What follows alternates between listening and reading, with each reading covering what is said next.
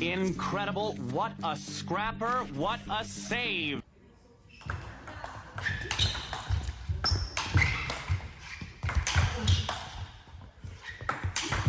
Gonna go do warbands.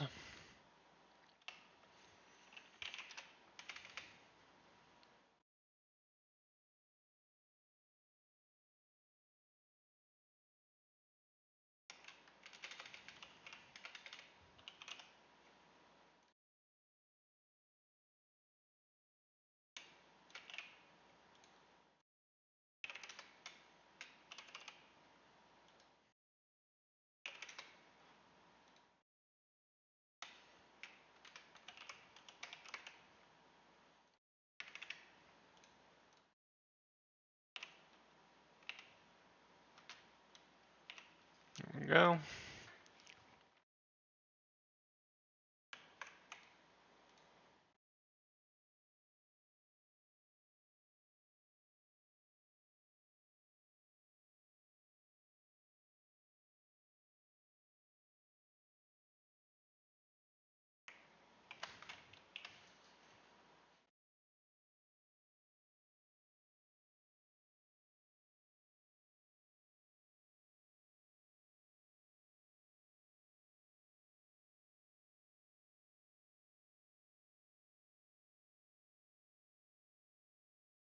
See.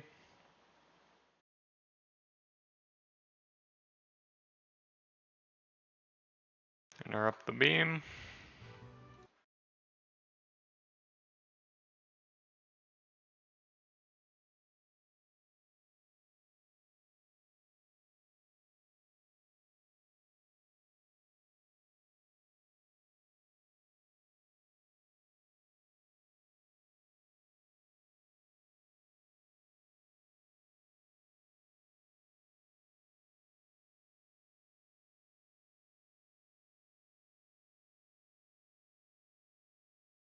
Bad.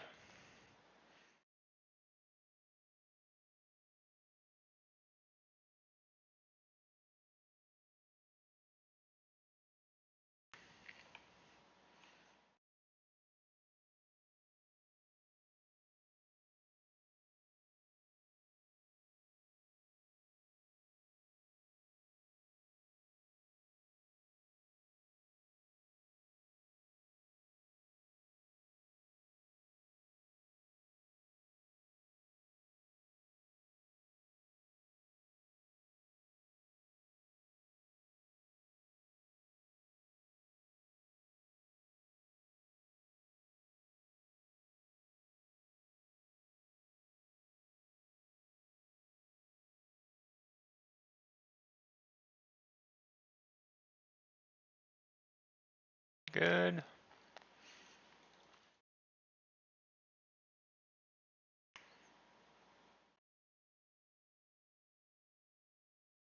We're done.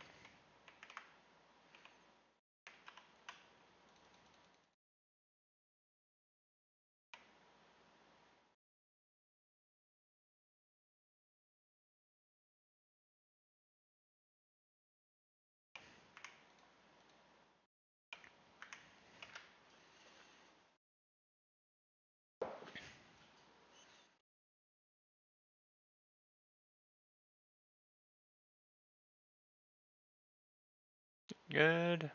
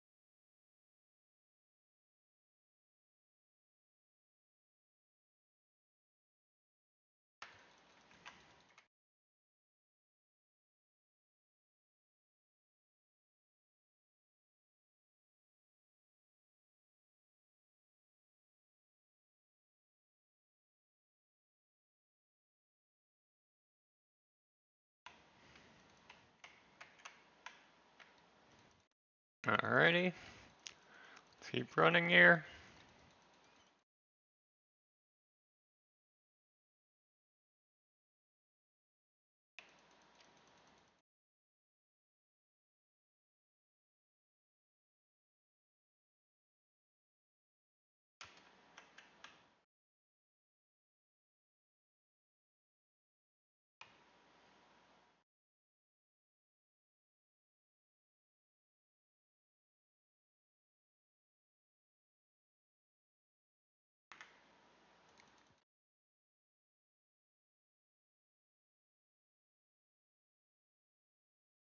Good.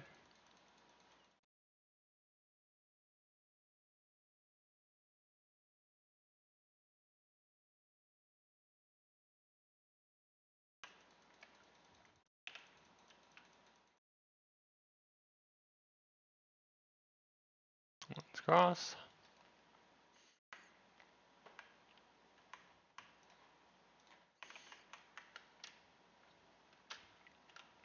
Yes. Let's do a quick toggle.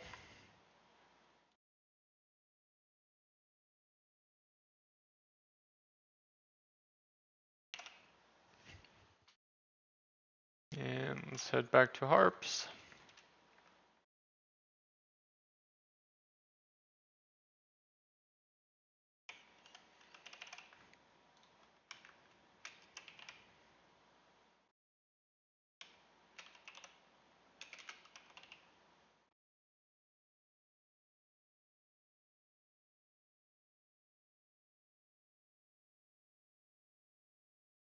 Go to Ithel.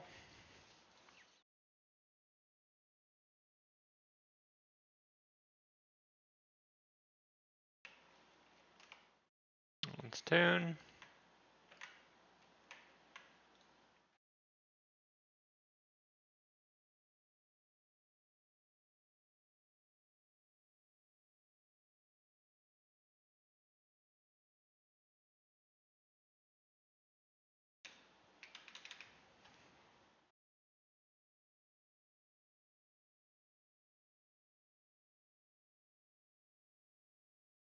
Good.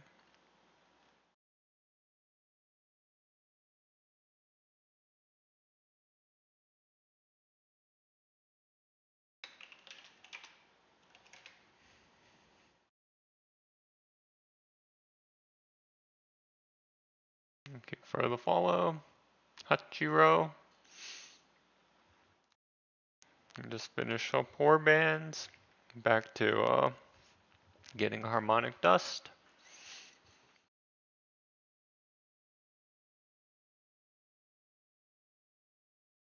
Glad to see you here.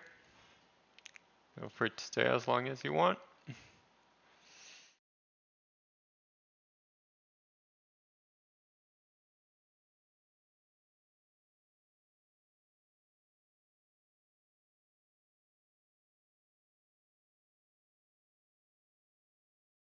Doing pretty well. Yep, we've just been kind of gathering harmonic dust all day.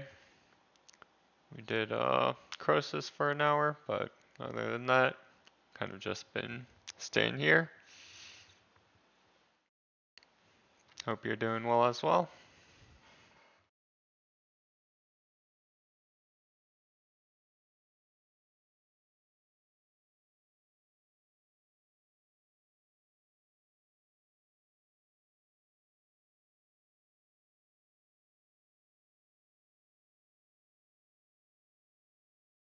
That's good.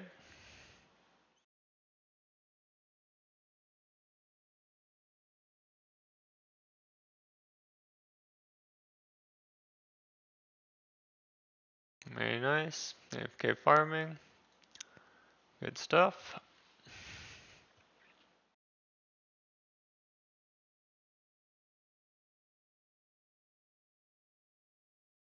Where do you AFK farm?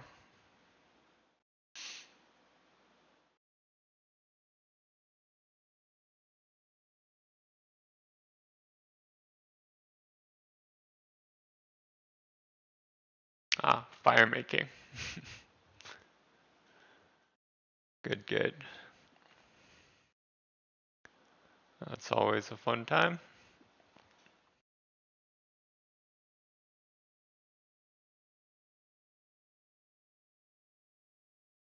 Got someone in our clan reached 99 herb lore. Congrats.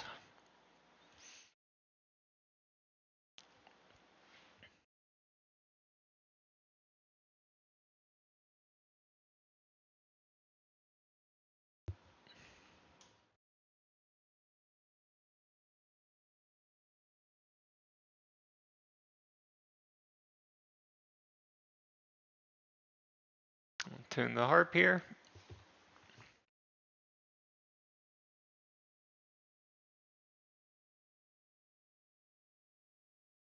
Grab this.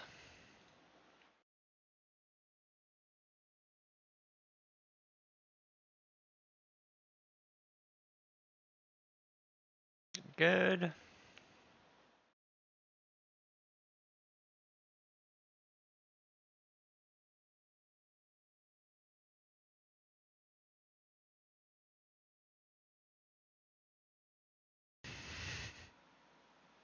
Oh, very nice. I have been playing basically for quite a bit, so yeah.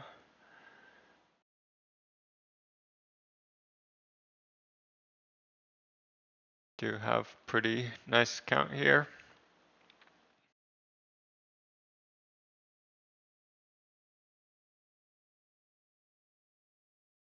I'm probably most main 120s I'm going for just invention, farming, probably prayer, probably do combat 120s as well once I get everything to 99.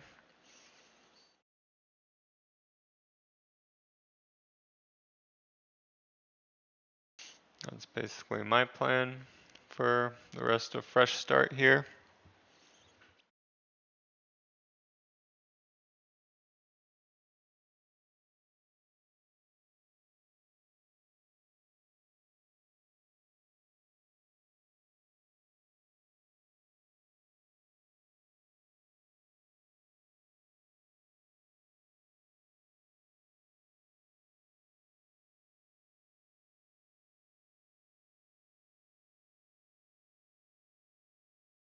Alright. No. Very nice. There's some nice 120s.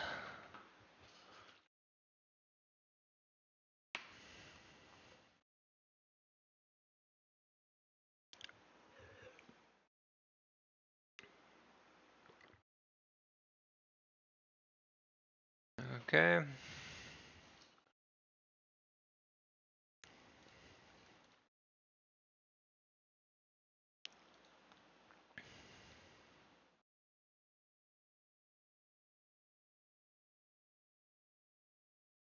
Alright. I'm gonna be watching some videos. Free to stay around if you want to watch with me. Just gonna watch until the midnight reset in the game to do dailies. So do that now.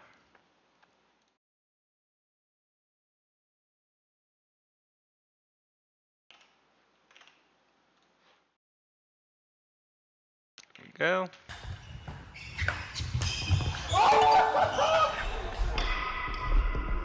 I'm very, very lucky. Oh, that was really lucky. That was close. Yes, it is. Oh, come on. Gain points.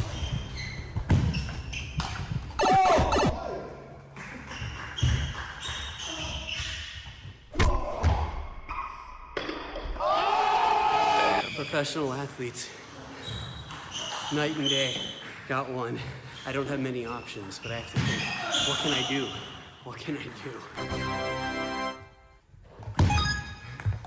Are you ready?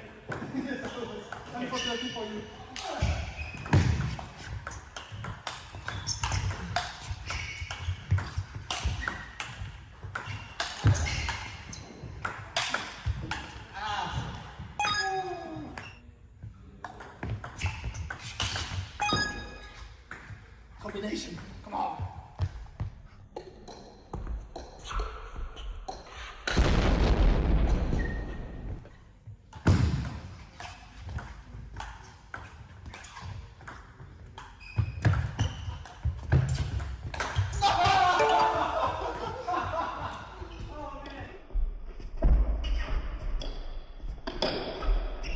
I can't believe you just did that.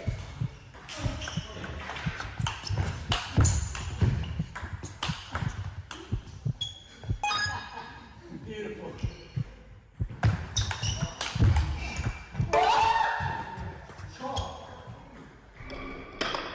That shot was crazy. Game point.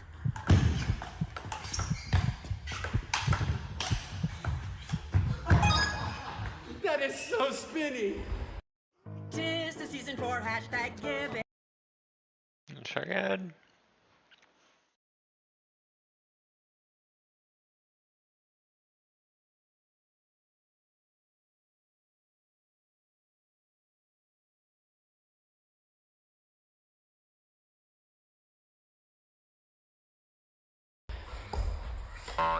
Game point.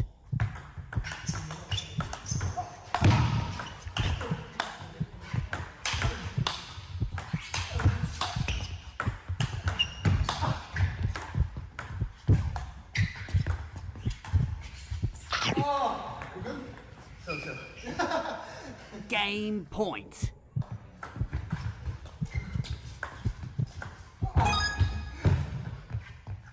Almost missed it.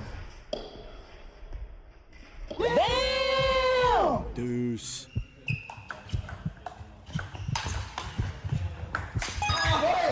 Game point.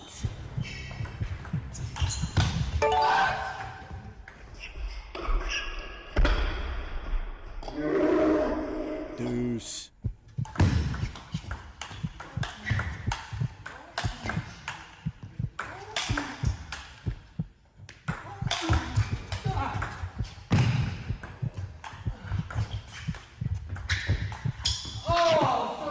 Game point.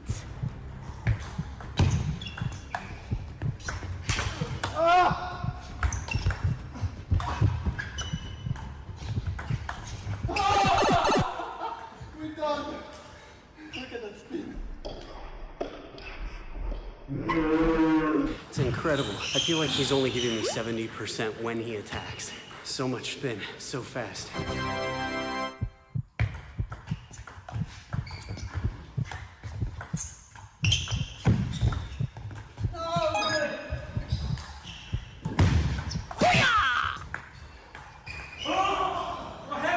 Game point.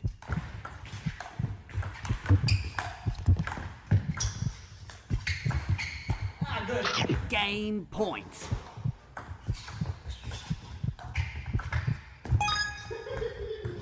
Clever.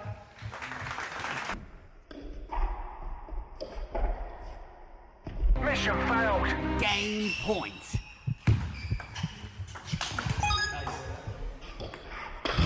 We have a liftoff. Game point.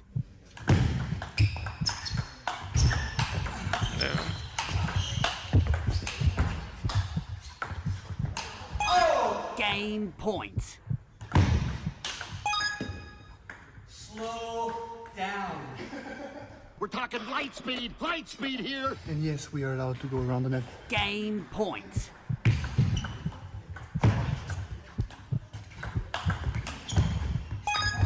Game point.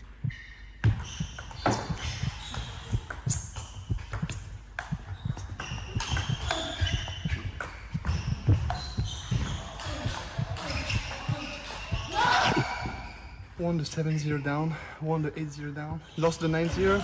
That's tough. Not allowed to do any mistakes. But I'm gonna do this. Let's do this.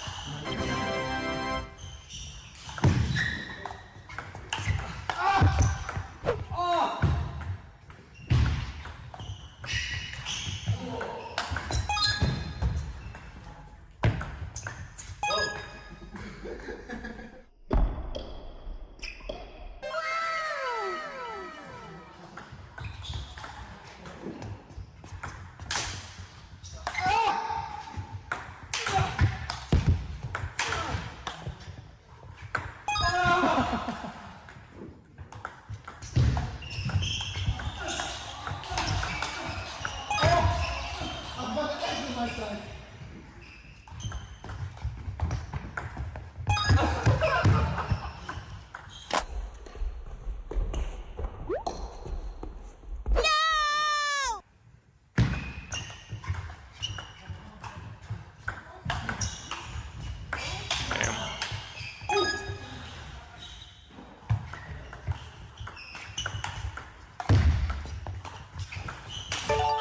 man! Tune.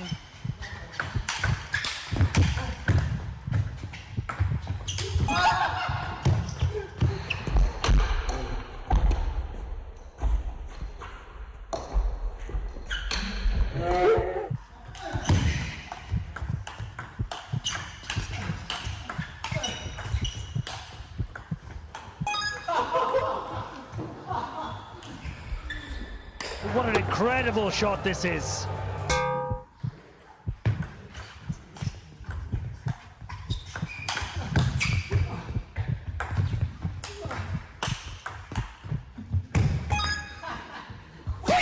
Match point.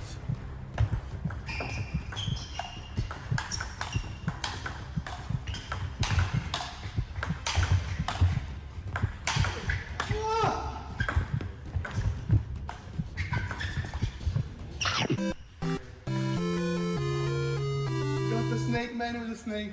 Great match.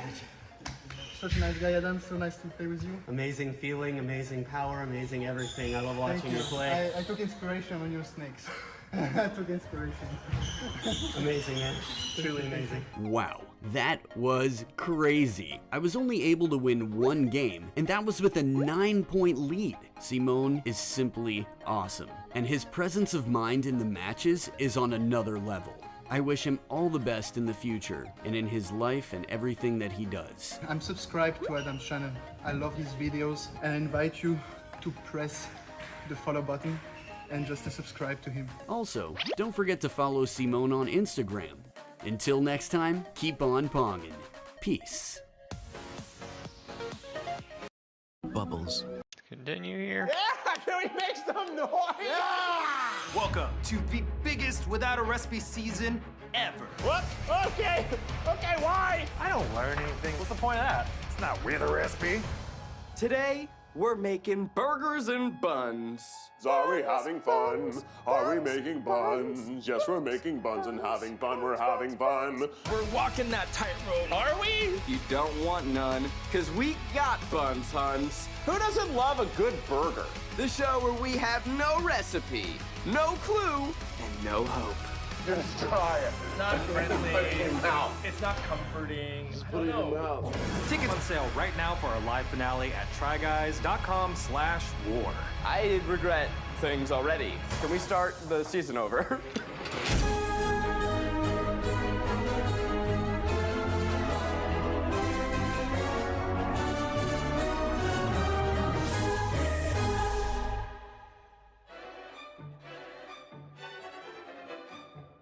The Try Guys are back in the kitchen for another episode of Without a Recipe.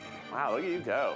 He's really dancing. This week, they're making burgers and buns. I think people like a really strong, briny, sea taste to their buns. Will the judges flip for their burgers? The Zach Sweep is off to a great start.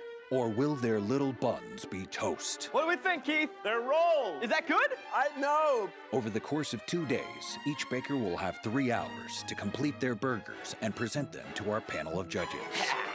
Welcome to the judging for burgers and buns. Hey everyone, I'm Rosanna Pansino, and I am the host of one of the most popular baking shows on YouTube. Hi, I'm Chef Sang Yoon of Father's Office in Los Angeles. Arguably the best burger in Los Angeles. on the West Coast. Hi everybody, I'm Sherry Yard. I have Bakery by the Yard and an author and resident bun expert. I've been on TV for 3 decades now. I've done everything from the Great American Baking Show to All-Star Sabotage Kitchen. I was actually the first woman, I was the sous chef, to Wolfgang Puck on Iron Chef. I have 3 James Beards, 1 for a lifetime in food. A classic hamburger bun should have a golden crust on the outside, spongy and fluffy in the inside. Have a little bit of sweetness, not too much. Oil adds to elasticity to make it easier to shape and also adds flavor. Every one of these ingredients has a job and a role in your bun. Please don't overcook your burgers because then it's dry, and half the point is that when it's nice and juicy, it soaks into the bun, and then the bun gets to do its job. My advice to anyone trying to make a bun at home without a recipe, don't do it. If you don't follow a recipe, then it's a recipe for disaster.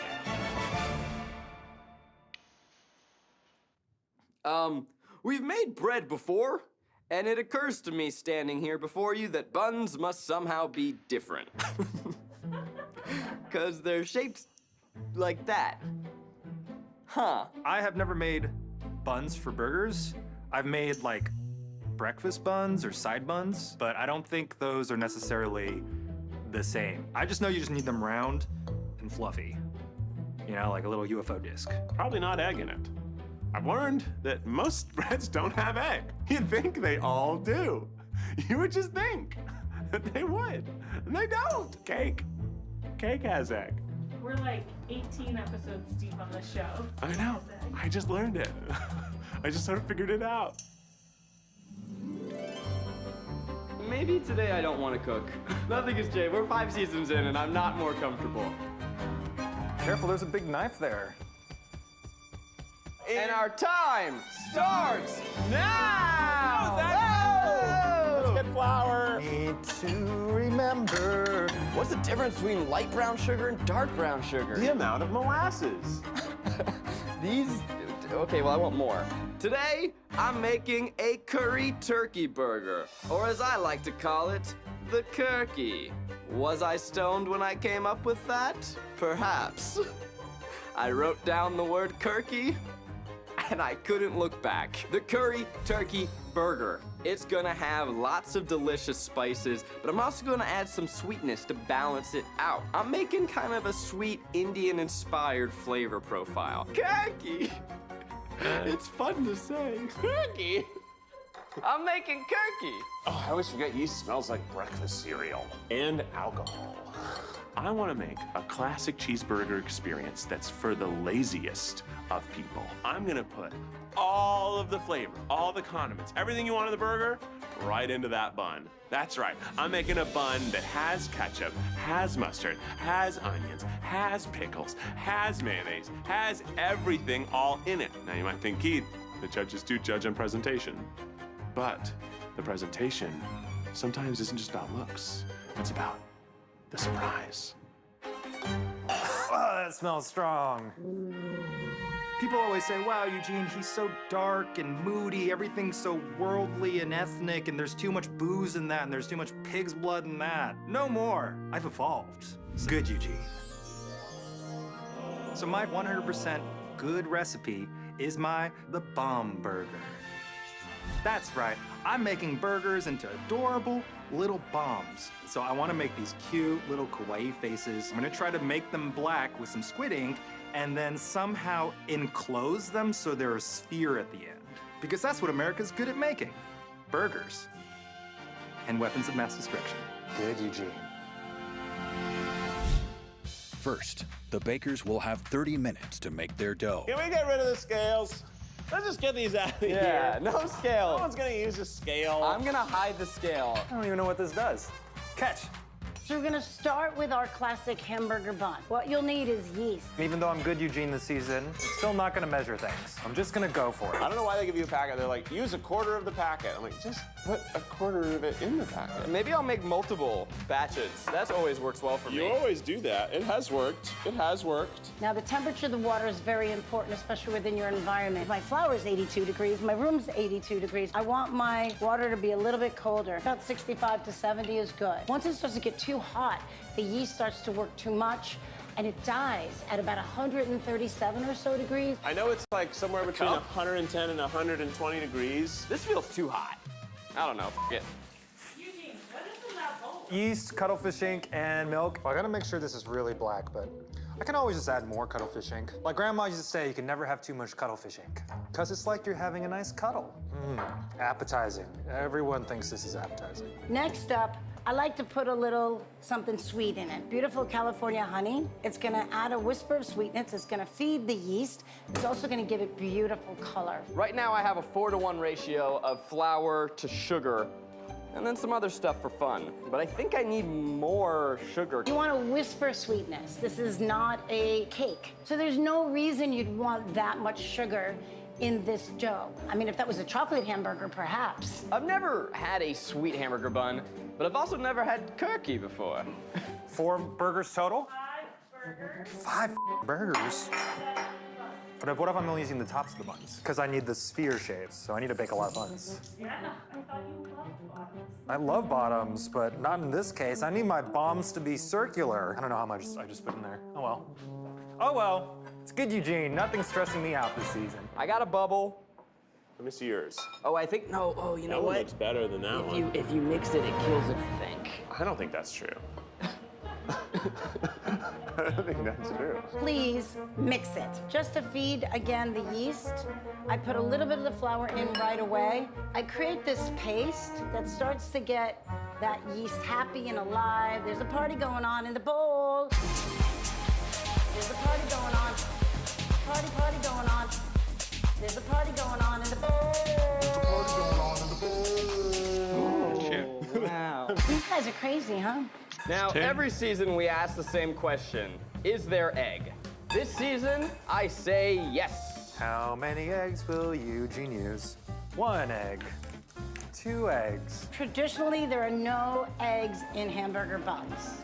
3 eggs. I definitely have way more flour than I thought, so I'm gonna use 4 eggs. As you start to add eggs and more enriching ingredients like butter, it is a brioche bun. Good Eugene is here for your grandmas and all your friends who like to be so morally righteous. At this point, I will put my salt over the top and then put my oil in. Maybe a little of this oil would be nice. I'm using sun-dried tomatoes for the tomato element. So you want like a nice crisp onion in your burger, put onions in it. You're putting onion in your bun? In the bun. In the bun? Yeah, I'm putting it all in the bun. So the assembly is just bun, Turn on meat, the light bun. here real quick. Be right back.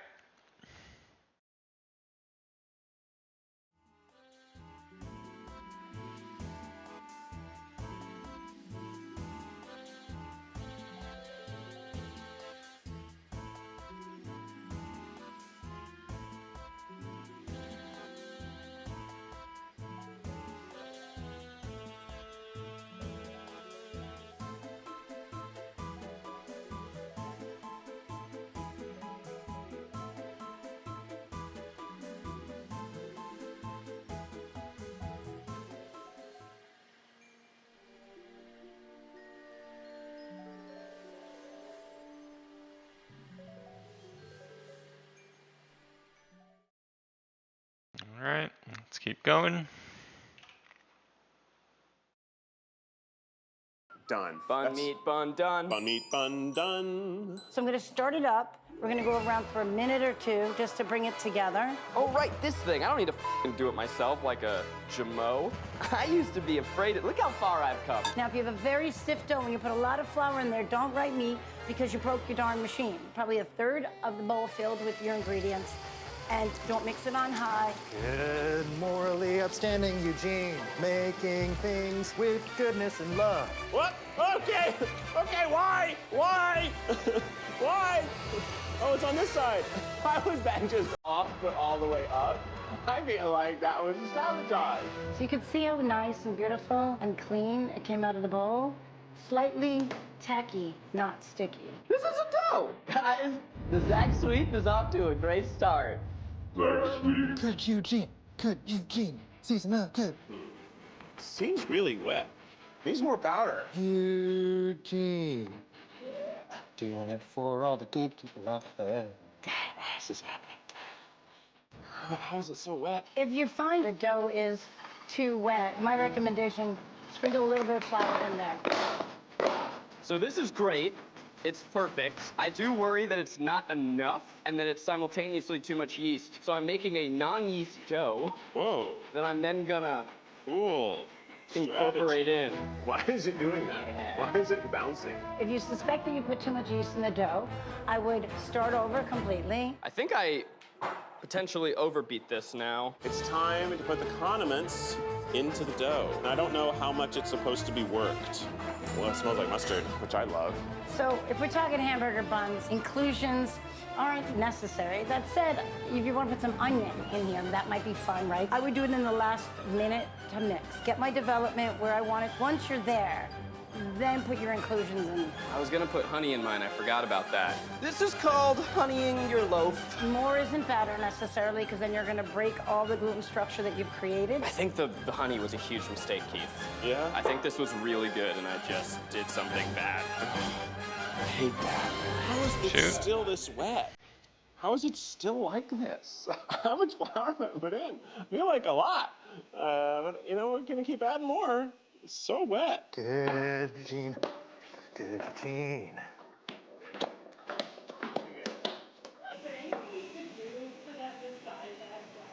I don't think so. I think I could work it, but I don't know if that's gonna make it drier. Dude. It's got mustard in it now. Who knows what's happening in there? I never know, Rachel, if you're trying to help us or throw us. Or just ask us questions to get dumber answers. Yeah, I don't think she has any intention here, but everything she asks us, I go, I don't know, more cloves. You're right. You're right, more cinnamon. I'm so sorry, Rachel.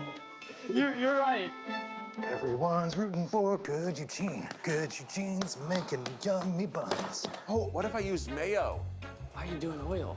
To line the bowl. What do you do? What are you using? I was gonna use this because this is what you do for like pizza dough.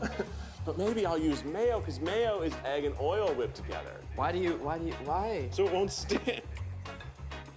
Lining your bowl with anything other than a whisper of oil is gilding a lily beyond belief. It's unnecessary. Giving your bowl a nice rim job. You really shouldn't be just doing the rim. You should get in there. Okay. Really plunge in. Yeah. So from here, we could let it rest for about a half an hour or so on the table. A little plastic wrap or a damp towel over the top. Other ways of resting your dough is to place it in a bowl with some oil, and just most important is to cover it, so this way it doesn't form a skin. Oh. I didn't put salt in my dough. Perfect.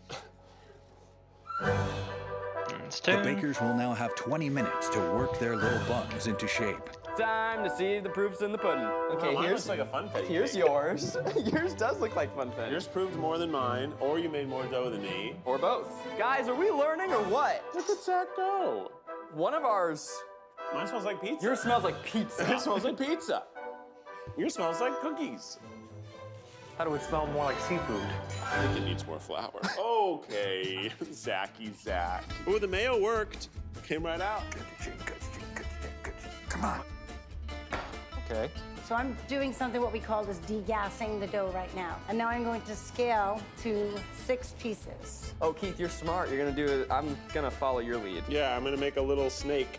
And cut them into little snake sections. I need to make bigger than normal buns, so I'm just gonna use all my dough, and I'm not gonna measure, I'm just gonna divide it.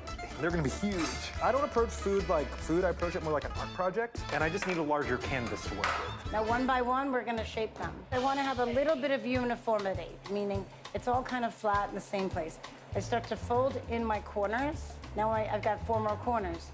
Pull those 4 corners in again, and now it looks like that. Zach's making. Buns, and he's gonna win. Zach is sweet. Sweet, Zach, sweet. Now that we folded in our 8 corners, you don't want to stop here. You want to keep going, place it back on the table, and now we're gonna use our hand and tuck and roll, almost like you're tucking your pants in. So now you want to see how round, and you have that little concaveness there, and you see how flat it is on the bottom. Are these too big? Good. Nice and uniform, no seams on the bottom at all. Okay. I hope they rise into little balls and not into little piles. You know what, Keith? I wonder if we should just be putting them back in the bowl. What if they all stick together? I think we shouldn't put them back in the bowl. Oh, hell yeah. Oh, yeah. Here we go. That's how the professionals do it. For professional bakeries and places like a McDonald's, they'll actually have trays that almost look like muffin top trays, which have a divot in them. Stand by, Keith. Beautiful. I'm smart. To place it in a bowl would possibly mimic it, except when you want to invert it, you risk it because the yeast is delicate and it will die and flatten out.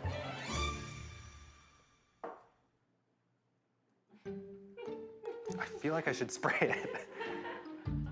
Tell me your inner monologue. My inner monologue is, when in doubt, wet it out. Better things not to stick than stick. Now, typically, you would brush it with butter. I'm planning on doing an egg wash. But what about mayonnaise? And I think it'll work because it is egg and oil, and you can actually make a grilled cheese with mayonnaise if you don't have butter, and it tastes really good. And now you're doing this before they proof more. Yeah, hell, why not? You know, the brush is here. Escape room rules. If it's there, maybe we use it. I'm doing an egg wash on my buns so they're nice and shiny. So here's my proof box. It gives it a nice warm environment to hang out in. So I'm putting these back in the oven to prove themselves. Until, I don't really know. They'll proof for anywhere from half an hour to 45 minutes. I think 10 minutes. They proof for an hour. The bakers will now have 40 minutes to bake their little buns. Oh, Keith, yours are perfect. Mine look pretty good. Yeah, look. Oh, yeah. Look at that. And the mayo, I mean, this one looks amazing. The Goldilocks proof is when your bun has just about doubled in size. When you go to poke it, it holds the indentation. Oh God, they're big. Damn, they're huge. You know what? That's exactly what I was going for. I'm gonna put the onions on this dummy one and go bake the dummy one. See how it goes, see if it burns. Oh. Can I put one on your one? Yeah, come on with me. We're outside. We're going to beautiful Burbank, California. Okay, so we're gonna give this like 10 minutes to see how it's going. Egg wash is essentially egg that is whipped up, and you brush the top of your bun or any pastry item. I like to use egg wash because it gives it a beautiful sheen of the bun over the top. I'm just gonna re-egg wash mine because I jumped the gun on that. These are some big boys. You left a lot of things out of these buns. Spinach, cheese. I didn't see them over there. I didn't open the fridge very often. Hey, there it is. This is Keith's special spinach. Why is it called that? My special spinach. Maybe I should work with a weed company and make Keith's special spinach. This is my special spinach. Yeah, and there's cheese here too. My totally normally colored buns of a normal size. Guys, look at these buns. Whoa, they're rolls. What do we think, Keith? They're rolls. Is that good? I know, but they're rolls. They're rolls. They're rolls. Huh. Oh, Keith, they're too hard. Yeah, they're hard. But what do we do at this point? Keith, they're rocks. Still a little raw, so it needs a little more time. What if we put it down to 325? In my convection oven, I'll bake them at about 365, 7-8 minutes, turn them around for another 4 minutes. They're probably the best bread I've ever made. Not a hamburger bun. Not even close. My bomb buns. Look how great they are. It's day 2. The guys will have 1 hour to press their hot, juicy meat into their fresh little buns. Look how big my black buns are. What are you starting with? I'm so glad you asked. I'm starting with Keith's special spinach. But I'm gonna process it down to be smaller so that I can integrate it into the meat. Oh, this cheese is like made for a food processor. Whoever cut this cheese? Who cut the cheese? Whoever cut this cheese, cut it real nice. Something's telling me the blade isn't in the right spot. I think this is a problem. Okay, that didn't work. Maybe we're just gonna have to go back to an old-fashioned chop it up. So I have to do all ingredients that will survive being shoved into a bun and not be open. So I'm caramelizing onions and peppers, kind of like a Southwest chili burger style, and making it really spicy. I'm trying to get as much as I can done with enough time to decorate, because I got a lot of decoration on these buns. I'm going to make my curry. Curry powder, I mean, that seems like a yes. Chili pepper, I don't like that. That smells bad. Coriander, you're out of here. You don't like coriander? Nah, it smells like butthole. Whoa, coriander's delicious. I apologize for the Cory slander. Oh, I get it. Pepper, salt, pepper, chili pepper, paprika. Do you think there's such thing as too many spices? Yes. Me neither. Oh. I did about a quarter cup of each. Whoa. A quarter cup? I really want to pack this with flavor. You know, I guess I could have tried that before. Let's try that if I make it real spicy. It tastes like nothing. This tastes like oh, it's paprika. That's why. Fun fact about paprika, it's crushed up bell peppers. Bell peppers make me poop weird. As of late, eating paprika makes me vomit. Stay tuned. Whoa, that's a wild update in your health. Yeah. Jalapenos. Ooh, serrano chili peppers? Yeah. The seeds make things spicier, huh? Just gonna keep those in. All right, I'm gonna make the babiest burger that ever was. Every time I touch this, I have to wash my hands, huh? Life is unfair. Look at this little burger, it's adorable. Turkey. Unbelievably salty. Can't take that back. Salt. This is dirty hand. Dirty little hand. Why do they do this to me? Why can't the pepper not just be ground already? I'm afraid that I've made it bad. I'm not gonna be able to use that pepper grinder. You can wash under my soap. Yeah, here, I'll get underneath you. Perfect. That's clean, babe. Yeah. Now we just gotta mix it all together. The amount of liquid is really gonna cook interesting. So I might have to put some breadcrumbs in this because it's wet, wet, wet. He's got the itty bitty cookie in his hands. He's got the itty bitty Come on now. in his hands. He's got the itty bitty cookie in his hands. He's got the whole cookie in his hands. Cookie. 30 minutes remain. Jesus Christ. All right, here we go. Let's go for it. I gotta toast these buns, because the buns, I don't think they're good. Also, they feel a little wet. It's kind of like playing a game of Simon. Bun, top, bottom, right. Top, bottom, right, right. I might do a little bit of the Habersberger method and toast them? No, give them a little circumcision. That wouldn't be the Habersberger method.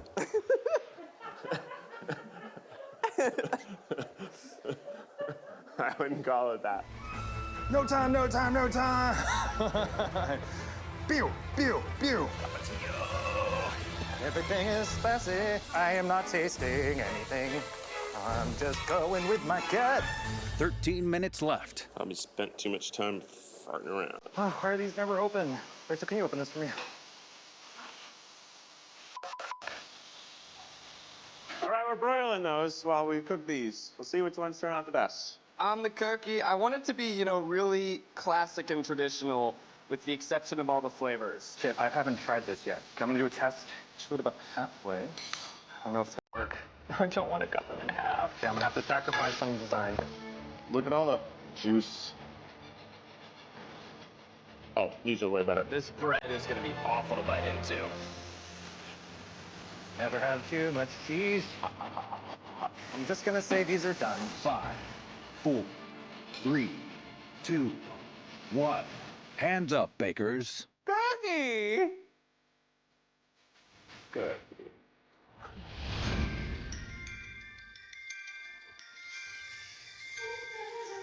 Welcome to the judging for burgers and buns. The judging criteria today is going to be taste, creativity, presentation, and is it a burger? The places you could go that could go terribly wrong, or you could kill off your yeast. If you don't allow enough time, then it won't have time to proof and give us this light, pillowy, fluffy bun. And then last but not least, in the oven, not enough high of a temperature. If you try and eat it, it's tasteless. First and foremost thing I look for in a burger is comfort. How does it make you feel on that first bite? And the bun is the first thing that touches your mouth. It needs like a friendly texture. We like the meat to be cooked. Has it not always been cooked? I'll send you a link. Okay. Judges, Kirky. Kirky! Cookie? Kirky. I proudly present the world's first Kirky burger. What you have before you is a curry turkey burger. Kirky.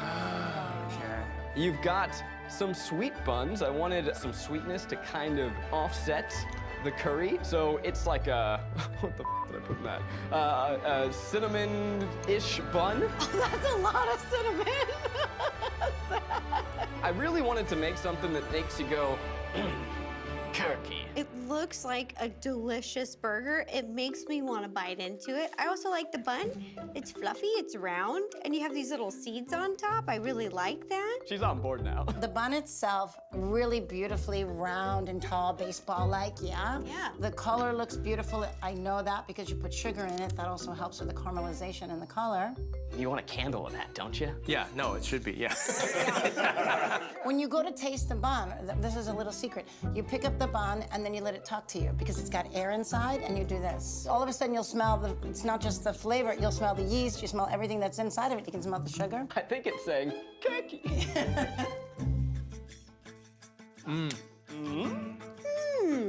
Jack, what's the burger made out of again? Turkey. Sorry? Turkey. Are you serious, Rosanna? All turkey? Are you serious? Turkey. Can you All tell us about turkey?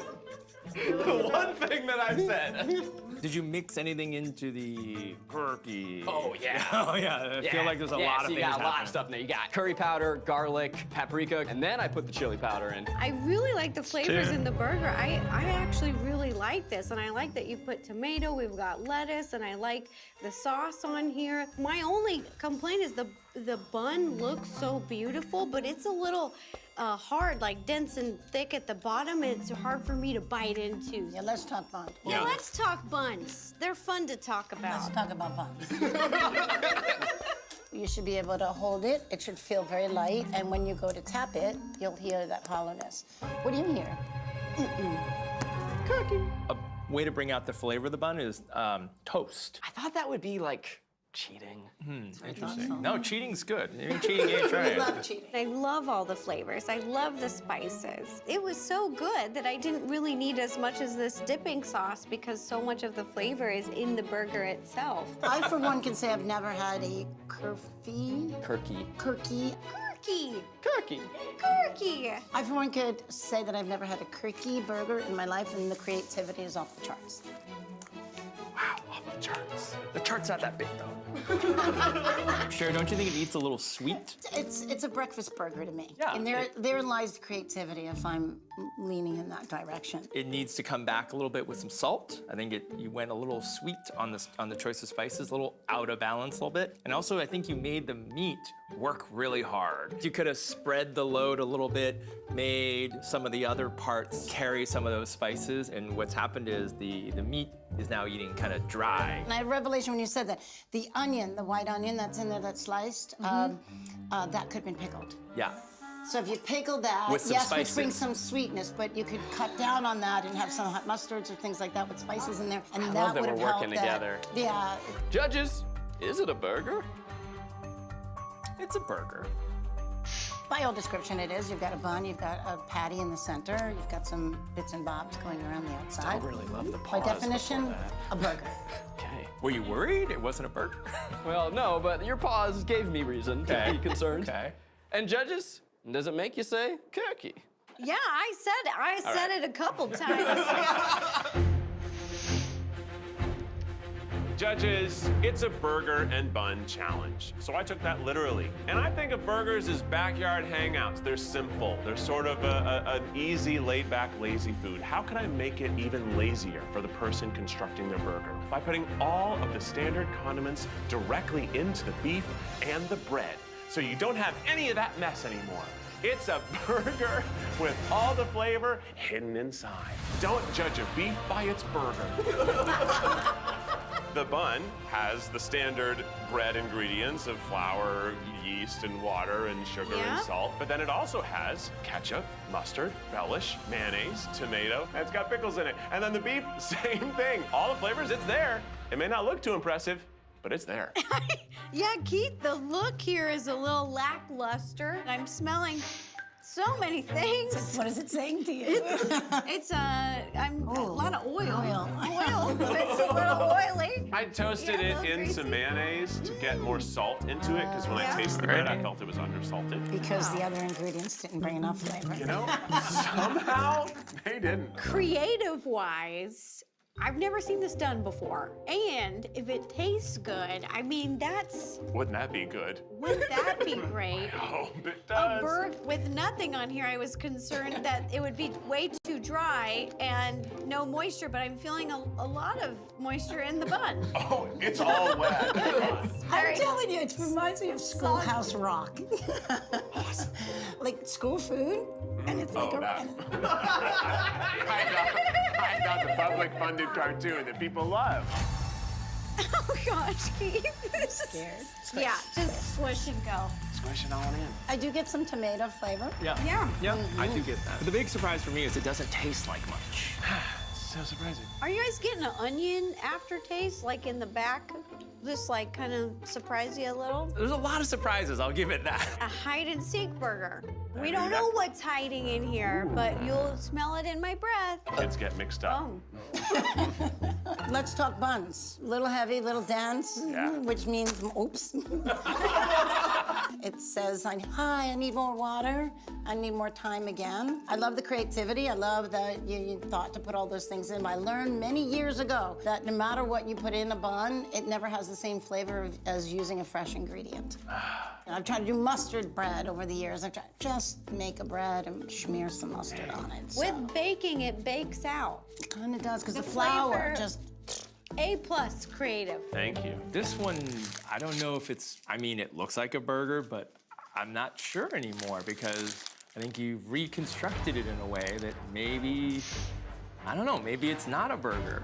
This one like might... a meat sandwich. No. Well, no, we're not playing this game. You Well- literally just for Zach said, well, it has a bun and it has a beef Well, patty. It's a I know, burger. but- that's what that. Don't make me start yelling before you've made me lose. Don't make me lose before the other guys have been judged, okay? Let's just agree it's a shitty burger and move on. But I think you were trying to challenge so a notion of a burger. I I think you're was walking trying to that put all fine the line. flavor and hide it in a burger. It's still a burger. We're walking that tightrope and... Are we? This was a dangerous endeavor, just to... It was? He barely even tasted it. Rip it apart in the middle and take a big, satisfying bite right in the center. I'm just gonna look at He's it. still chewing. Try. Just try for me. Please. Please, just try. I mean, it's not friendly. Just try it. It's not friendly. Put it in your mouth. It's not comforting. I put don't it in your know. mouth. I don't think it meets the minimum requirements. It is, I'd say it's a very unique burger. But it's still a burger. It's a unique burger. Please. It's a unique burger. Back. Back, Keith, back. Let's just try it. Let me try it. Okay, Okay, there you definition, go. it's a The bun and bun. meat, right? Right, so it's a I meat got- sandwich. It's a meat sandwich. Can you call it a sandwich? Because if you turn it this way, it looks Meatball like a is a- meatball sub it does. sandwich without the sauce. It tastes more like meatloaf. Yeah, There you exactly. go. So we think it's a meatloaf It's a sandwich? meatloaf sandwich. Meatloaf burger. Creativity, again, Very off the small thoughtful. chart. Very small Very. chart. Judges, I hear you loud and clear. Let's all agree we need to sleep on it. Maybe it is a burger after all. Jury's out. Thank you, judges. Shoot. People know last season I was evil Eugene, all naughty and nasty. But this season, turned over a new leaf. It's good Eugene. Nice, adorable, and all-American. Judges, I proudly present the Burger Bomb. Oh my gosh, Eugene. Wow. These are my burger bombs. They represent all the countries that happen to have nuclear weapons. They have a nice sheen of black from the squid ink. And then the burgers themselves are inspired by like Santa Fe, New Mexico, hot chili pit flavors, because that's also where the Manhattan Project was. You get sort of a spicy, big old bite of Americana. You've incorporated a little of Kauai on the top of these buns. So this is the adorableness. And then they're kind of badass. That's the biggest meat patty I've ever seen in my life. This thing has its own zip code. Oh my gosh. Eugene, is this cheese? Yeah, so there's also big chunks of cheddar and It's a huge pepper jack. cheese. Yeah, because Americans love cheese. But I'm scared to take a bite because looks-wise, fun. Functionally, how you... It's bigger than your head. I'm cutting into frames. Tally ho. A lot of pepper. I can't even get to the meat. I wanted to see, because just like cake, you want a nice, good slice. Oh, that's a good idea. And now I'll slice for everyone. Whoa. Whoa. Ooh, hot. It's hot. It's spicy. I like spice, but this is hot. The burger itself, a lot of heat.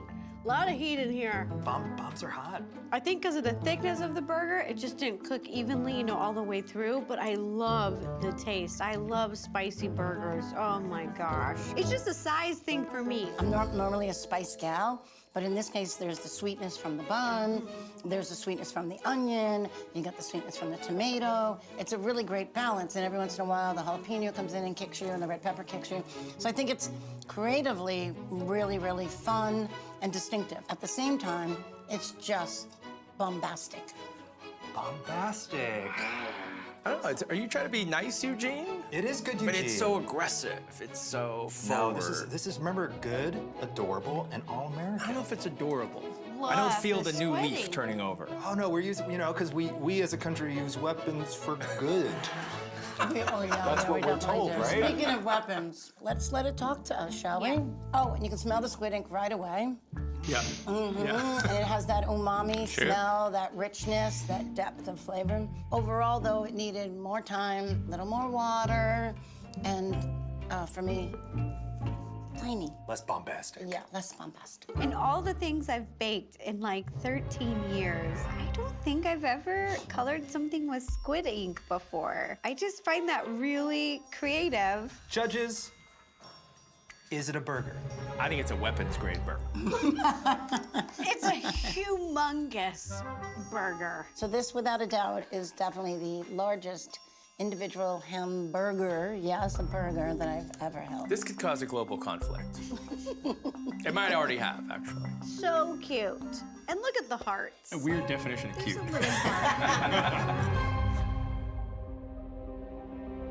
Guys, I couldn't believe that you made buns without a recipe at all. An apprentice doesn't do that. You know, that takes years of skill to be able to do that. So overall, I was incredibly impressed with your buns. Our fourth place burger today was, I thought, off the charts creative. It was classic looking, it was cute, but it just wasn't the best burger today. I'm so sorry, monkey. Ow. All right, so in third place, this burger was very creative. A masterful blend of just a zillion flavors. So much happening, so much going on, but maybe had a fatal flaw or two or three. Tough decision, but Keith. I understand that today's loss means that I did really good, but the other guys just did really, really good. And for that, it still feels like a victory, and I thank you for your feedback.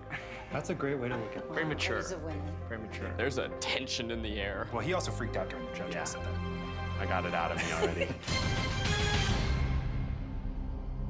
Overall, it was very difficult to judge these because it's apples and oranges and onions and pears and peppers and squid inks. So you made it very difficult on us. As we know, there can only be one winner, and that person is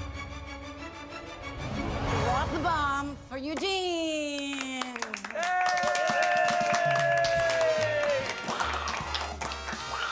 See what being good can do? Good Eugene prevailed? Yes, indeed. Good. Very, very, very good. With nothing satirical under any of this at all. Zero. Just let me hear you say it one more time. Quirky. Thank you, Judge. And tickets still on sale for our live finale, so make sure you head on over to tryguys.com/war without a recipe and get your tickets. Shoot. Next time on Without a Recipe, tacos. I don't know why the tortillas are bad. God, now it feels too dry.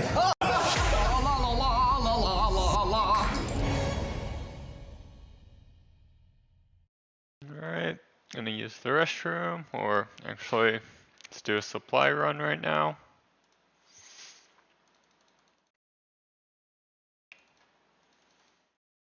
Head to Lumbridge. Or actually, let's grab Excalibur real quick.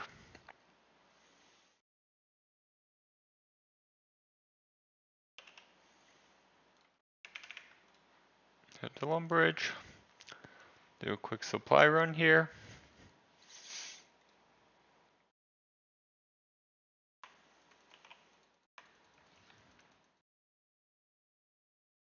Okay.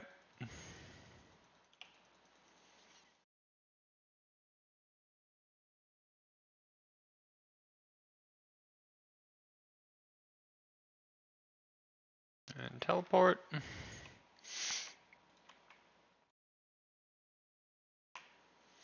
Come up here.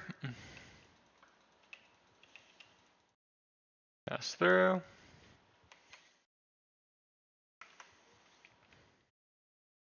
Let's do a supply run here.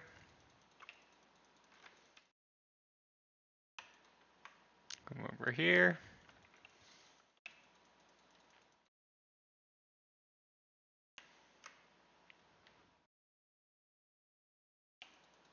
Boom. Let's take the supplies. Gotta hop out real quick. Do a reset. Now we should be able to take the supplies.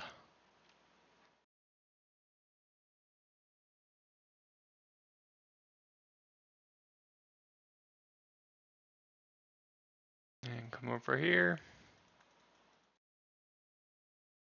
Whoops. Messed that up. Let's search here. Another search. Completed dive here. Search again.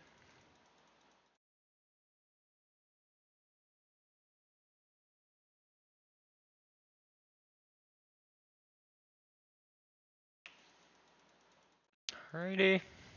Down here.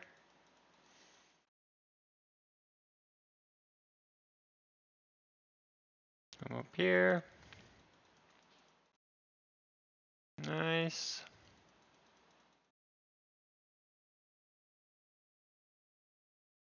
Make our way through.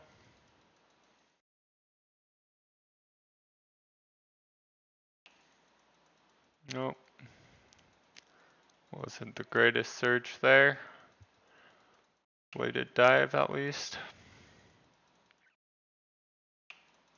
Alright, now we're good.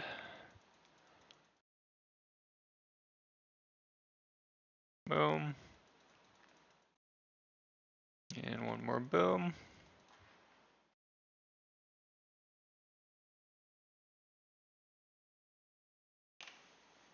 And let's talk.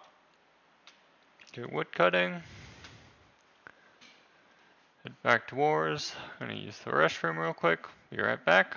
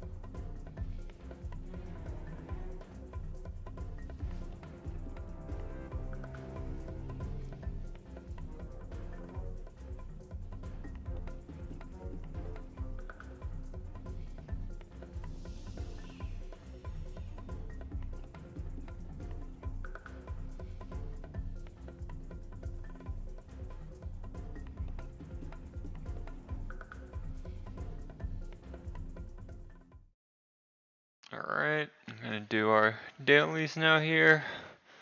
Let's go get a Reaper task.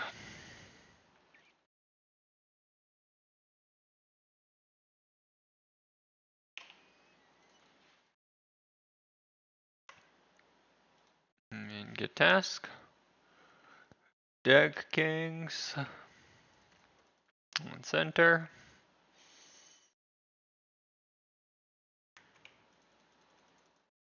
Let's see.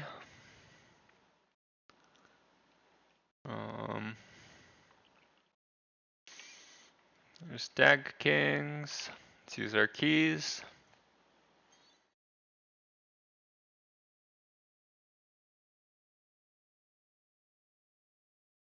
There we go.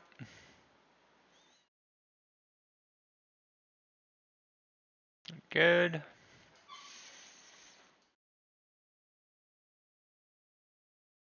Not bad.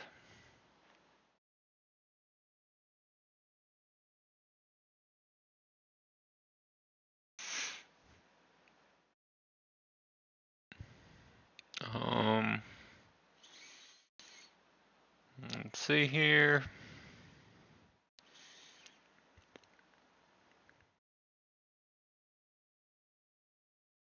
Let's claim.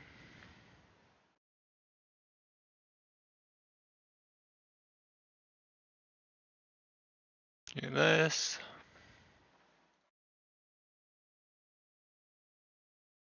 All right. One more. Let's see here. What's a good option?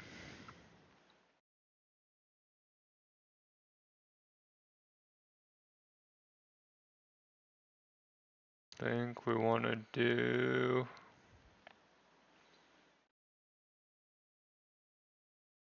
Let's put some into crafting. Or maybe let's start doing fletching. Seems like a good idea.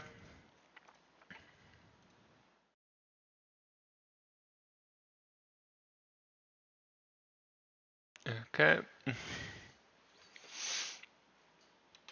It's all done.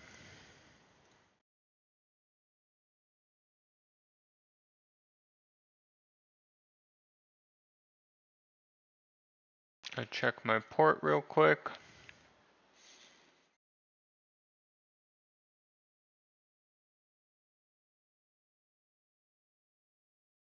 Go through the portal.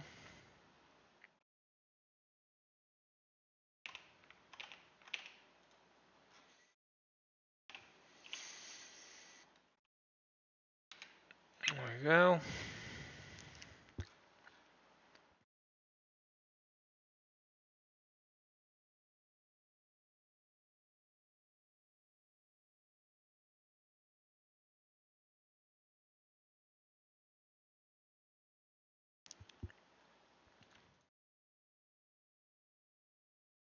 Okay.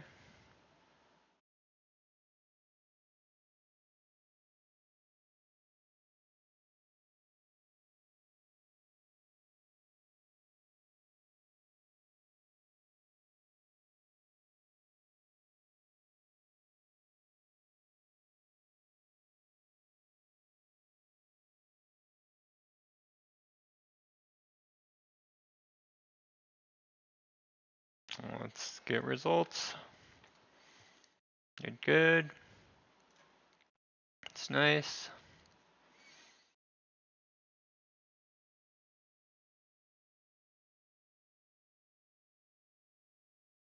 Let's grab one of these. Get rid of this. Get this.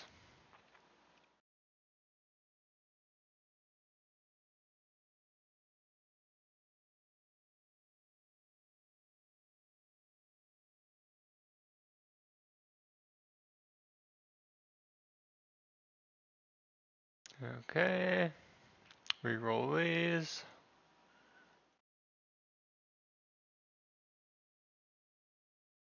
Keep re-rolling.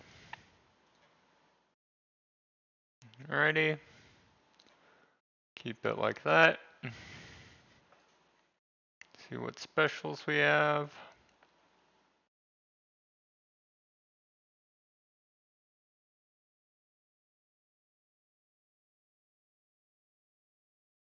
One more scrimshaw scroll.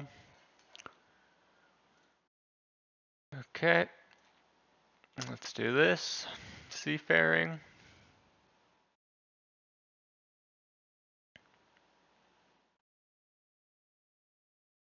Go all in.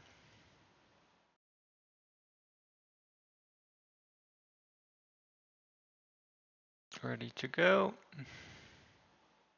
Let's start.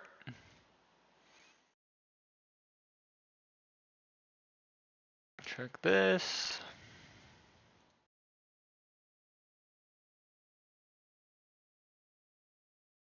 Let's do morale.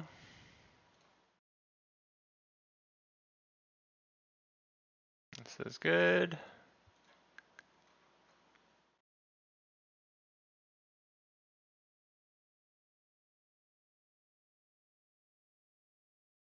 Change to all morale.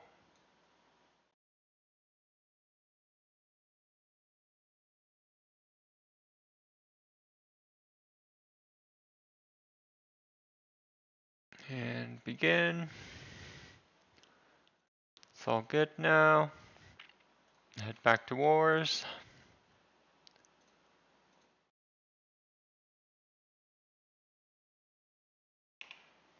Let's turn on Jack of Trades. And then do this. Whoops. Want this. Grab an overload.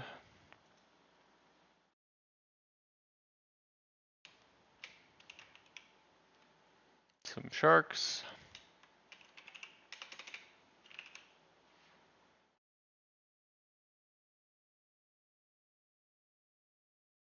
And a staff.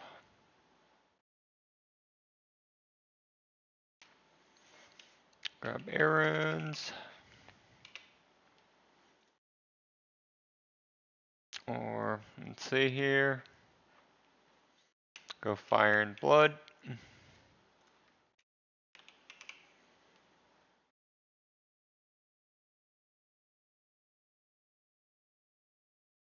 Let's try this.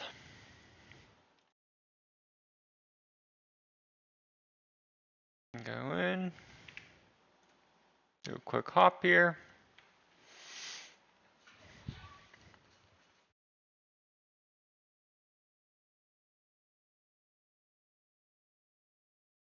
Go down.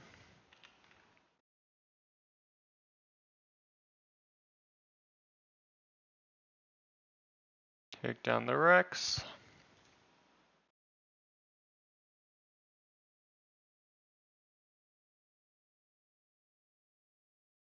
Let's go overload.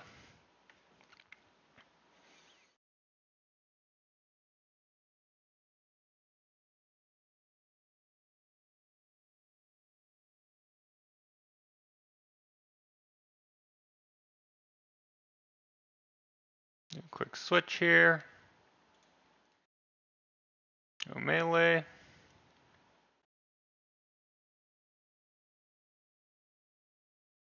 Let's eat real quick.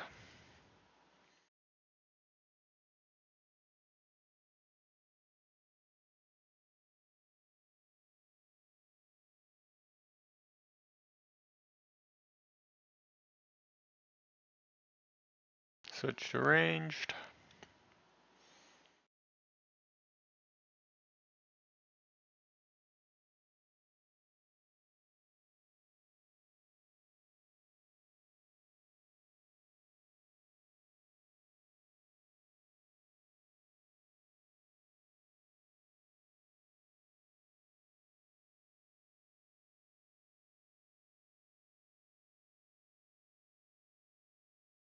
Alright, finish this up. Let's go obliteration.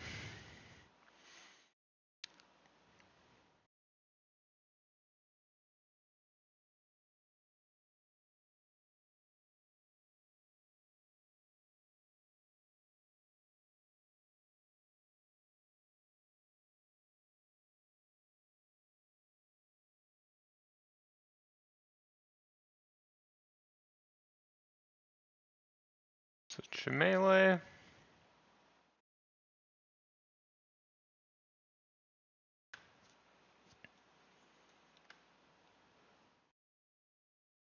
This is good.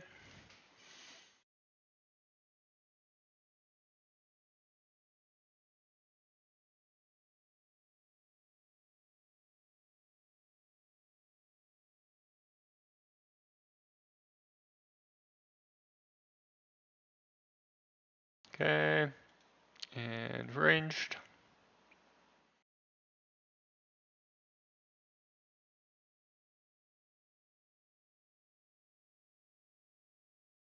Good.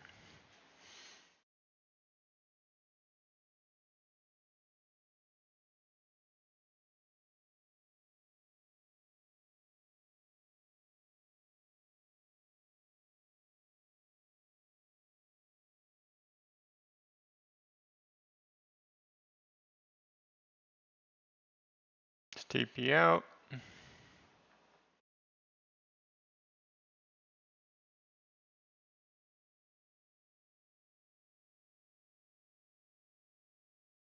Go back. Go through the portal.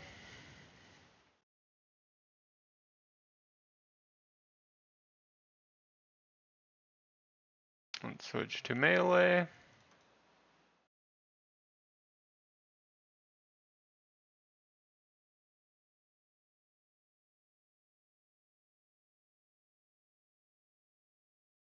And good.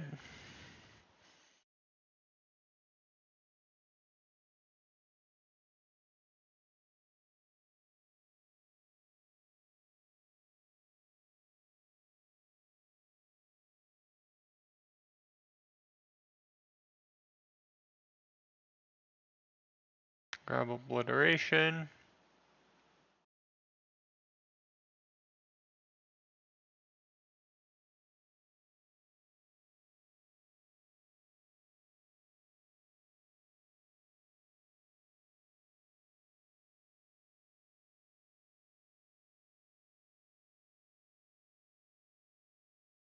Finish this.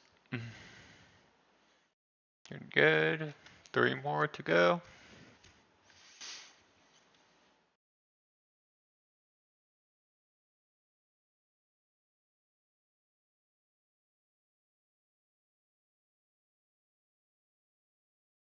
You're good. I'm gonna switch to melee.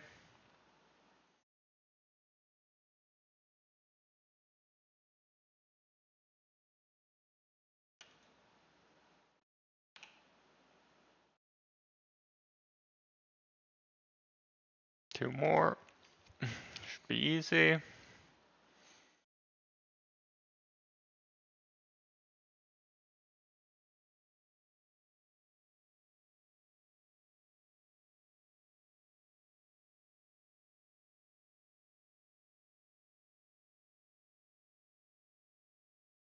We'll switch to obliteration.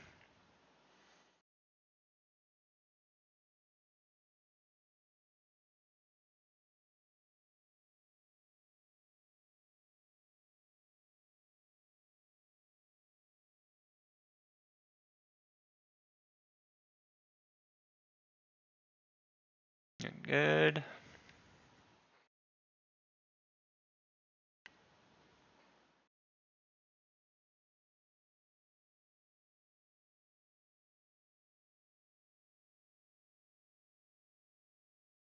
Take this down. Now I can leave.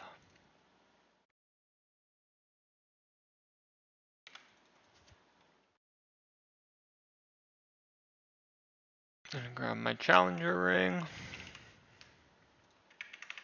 Head to Berthorpe.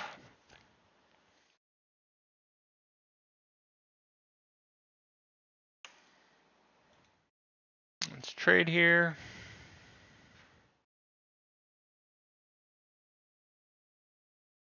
Grab these. And start disassembling.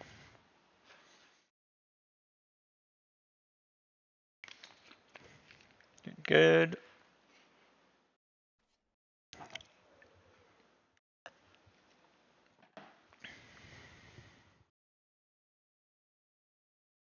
all good. Let's come here.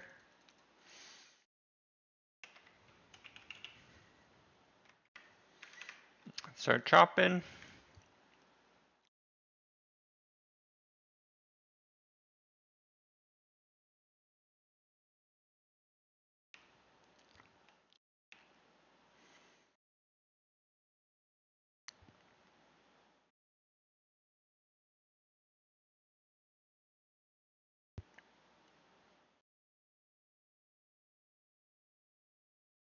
Good. Put this in. Any other divines? Doesn't look like it.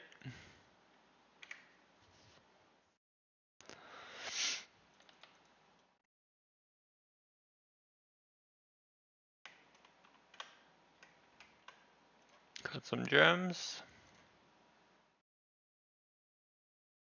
And as well.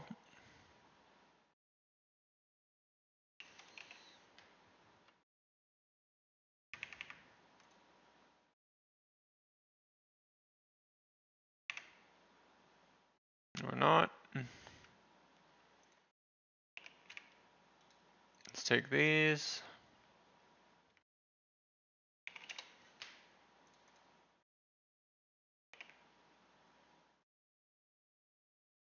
Do this.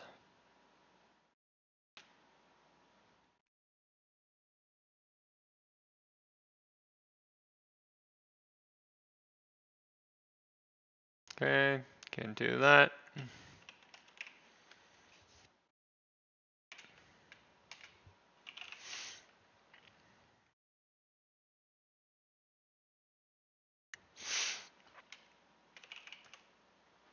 Okay, let's chop.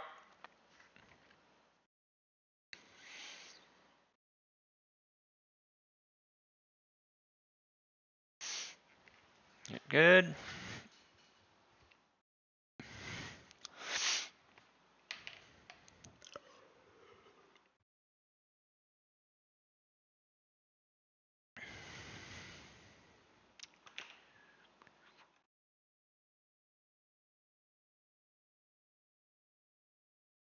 Put this in. Let's search.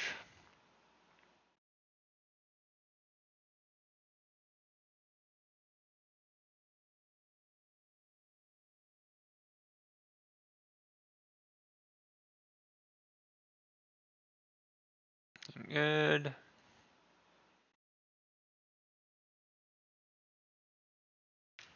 Let's start chopping.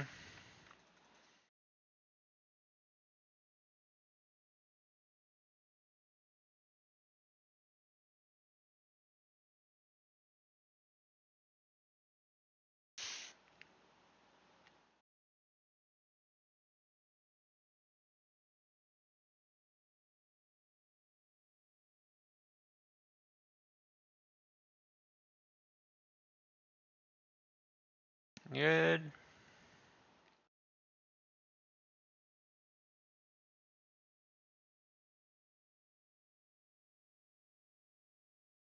Put this in.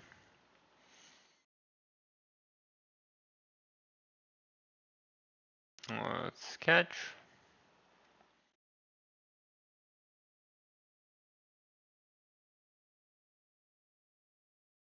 One more use.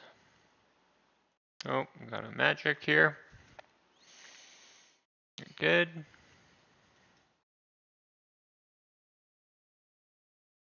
Down to sleep.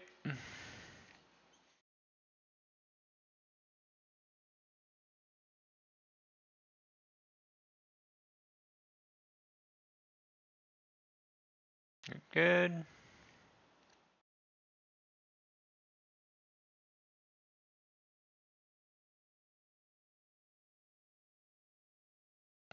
Let's wait again.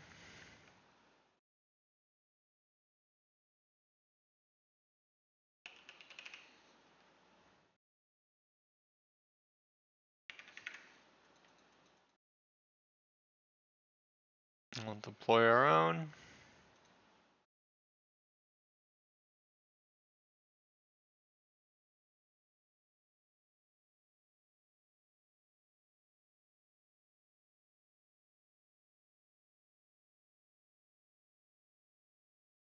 This is good.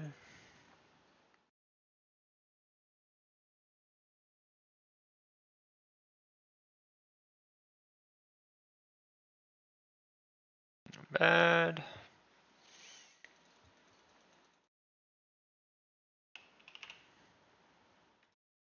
Want to deploy another.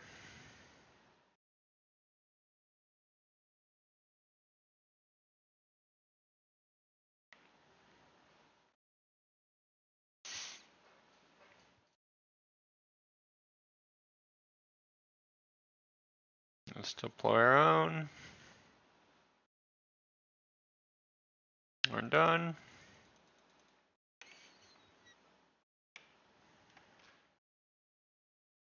Let's see.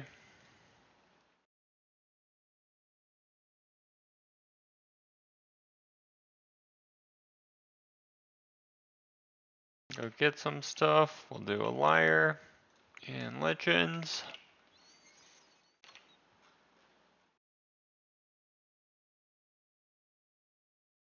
Some easy gathering, or let's actually do this.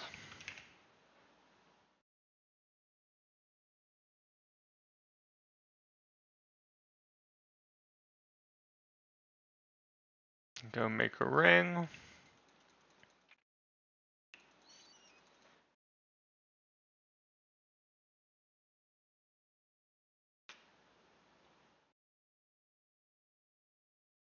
We'll enchant it. Oops.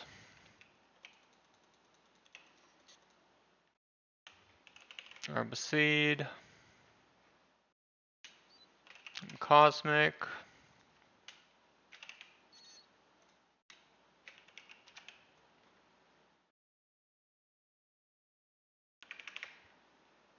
Okay. Head to Cairn.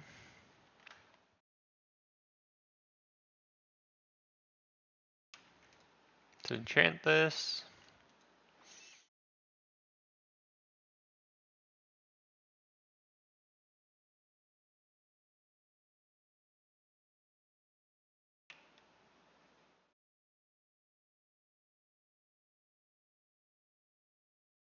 Nice.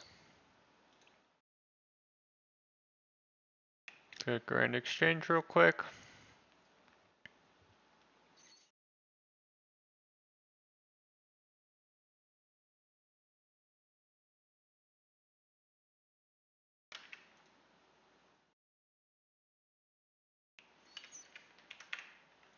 Let's check our resonant anima.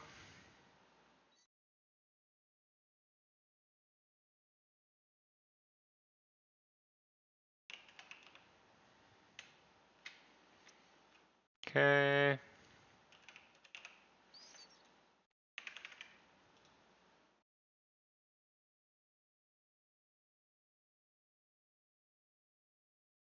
Got Jas.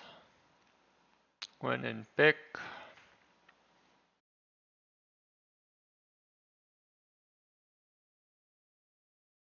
Good.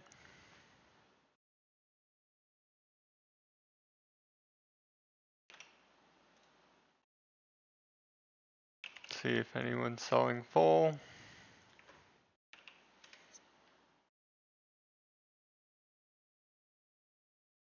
Nope, nothing. I'll just wait on it, I guess.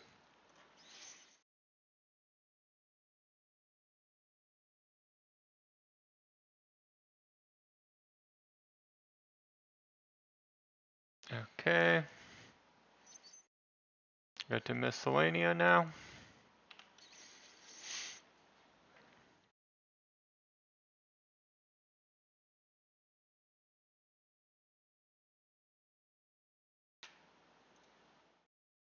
Put one into farm. And collect. Take these. Bank everything else.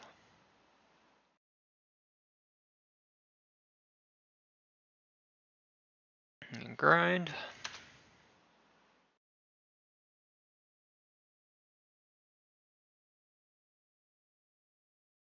Fix the audio real quick.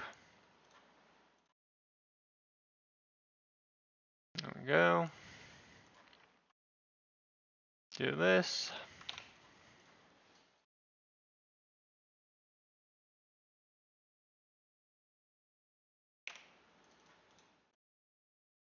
Gonna get some potato cactus.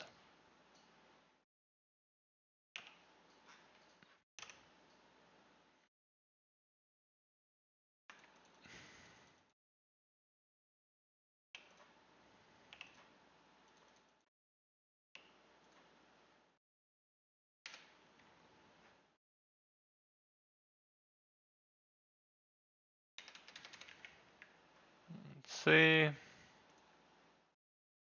what's going on here.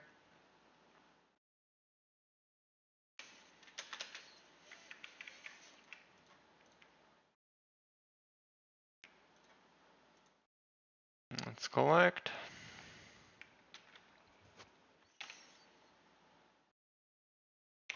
And go to Ithel.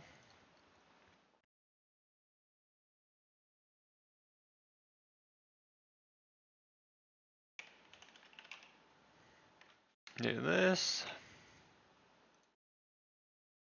Make some flasks.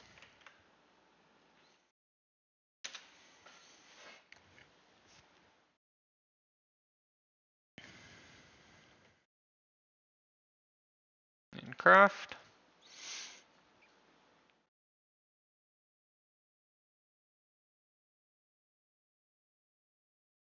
Not bad.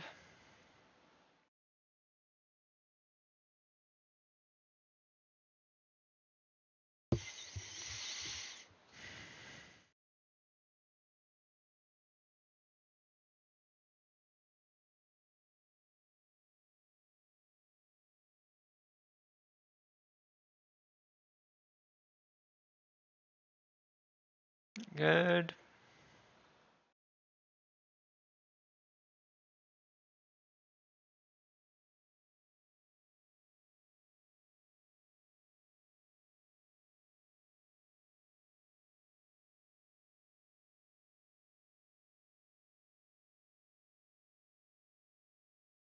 Let's deposit this. Grab some more sandstone. And fill.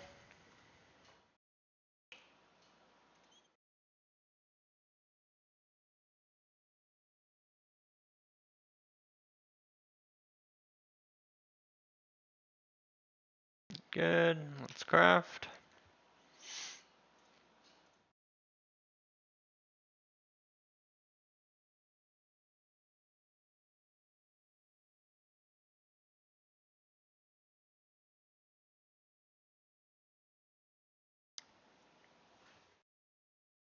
Alright. This is good.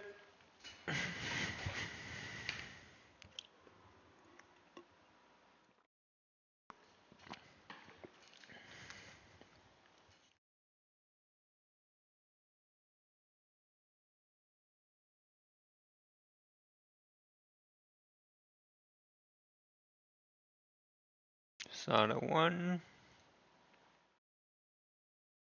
Not bad.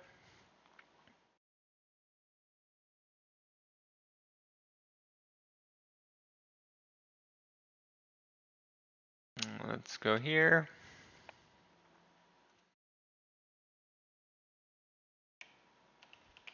Sandstone.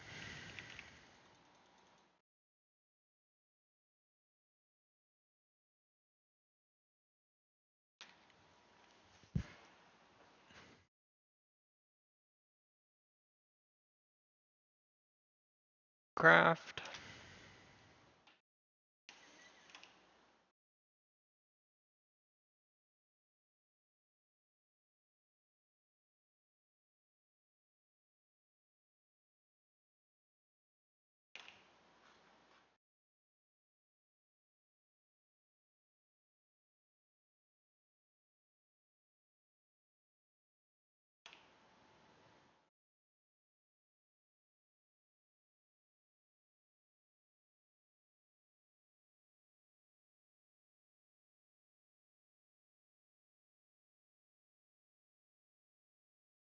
Okay, and let's mine.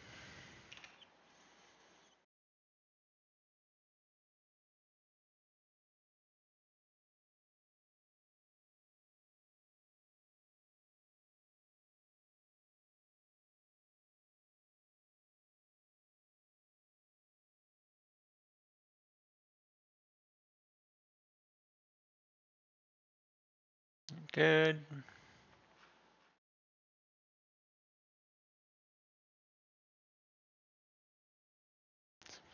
Siphon. All good.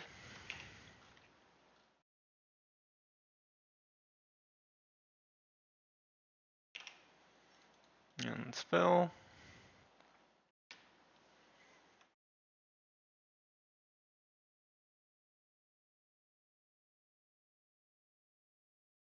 And craft.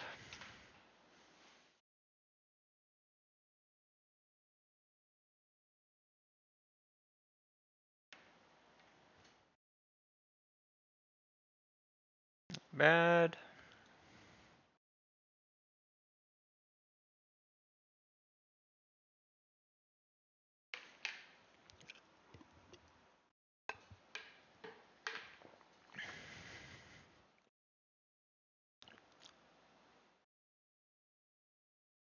Good.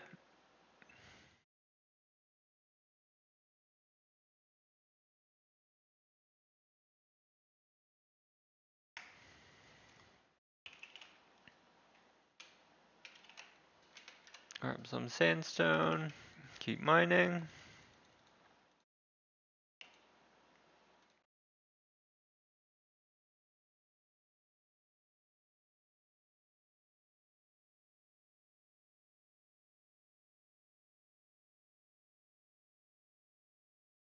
Good. Mining and fishing.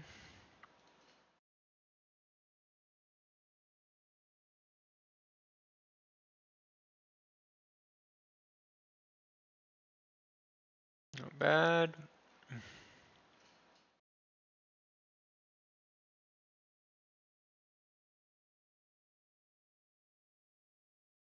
Okay.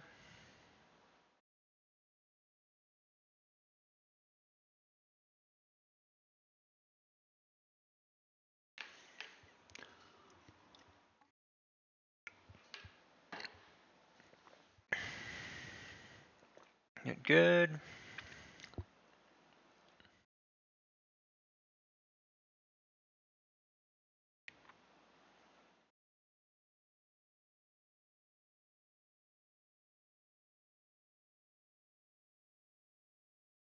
And let's fill.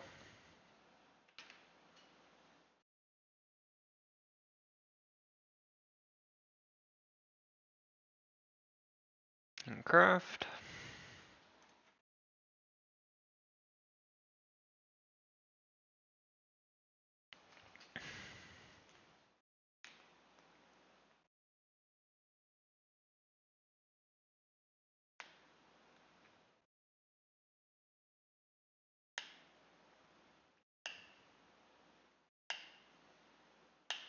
Good. Siphon.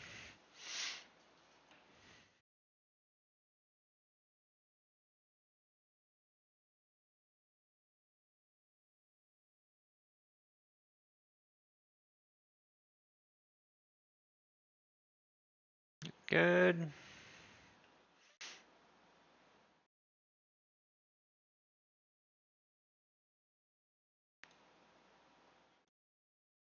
Let's bank this.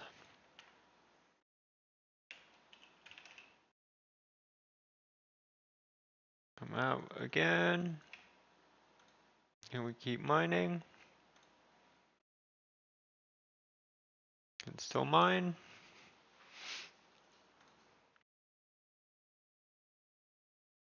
Alright, let's fill.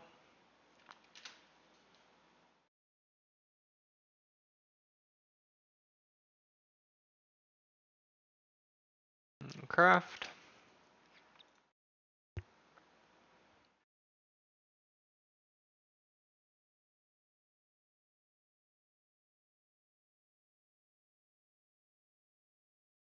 Good.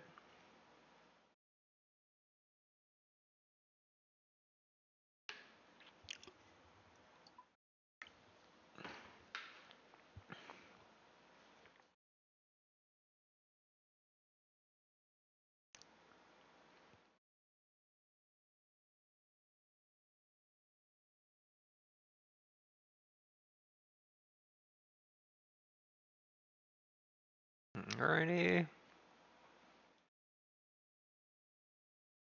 That's all good.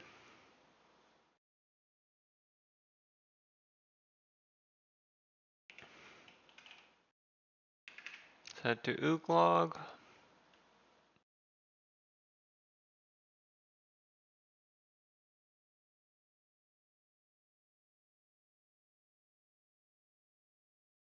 Boom.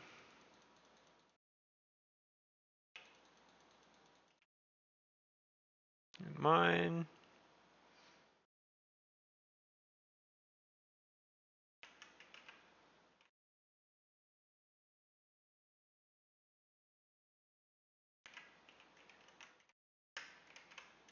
Good.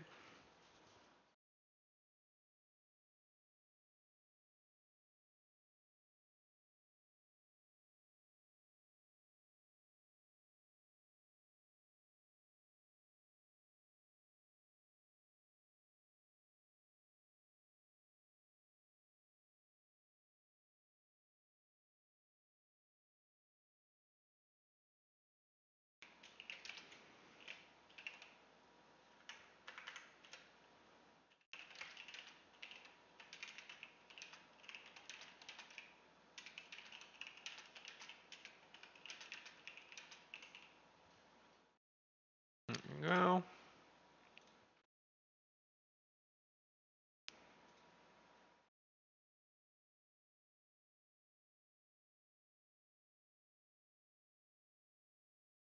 Good.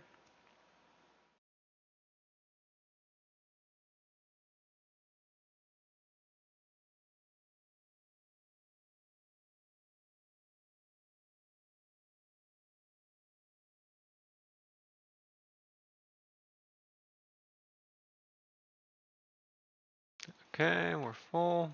Let's go through here.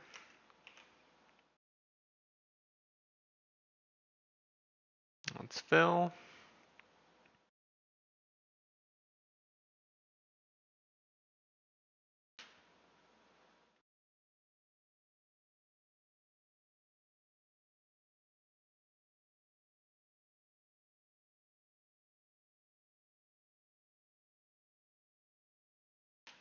There you go.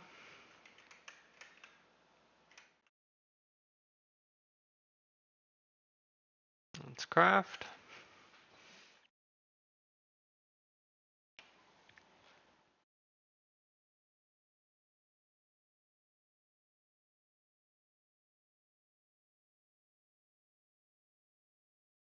Good.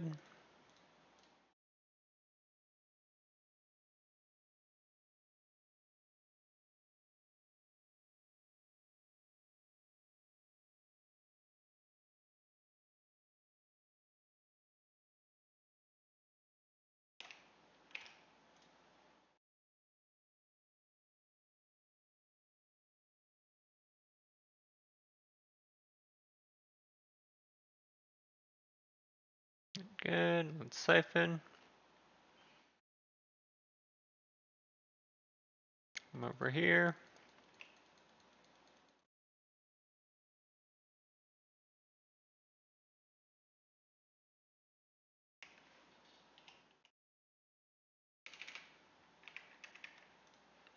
See here.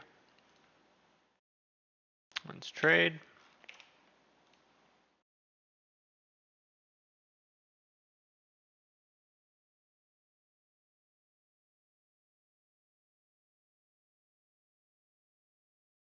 Okay, open these.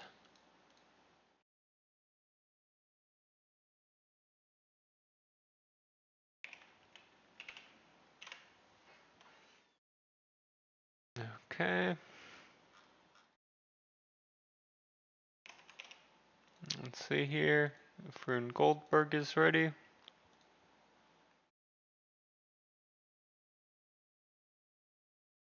Okay, we're going to be using alts today. Let's extend these. Do a farm run.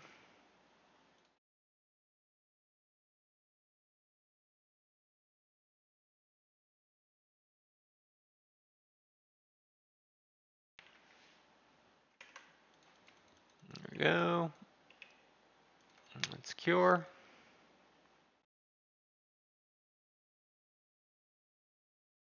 Grab some super compost and pick.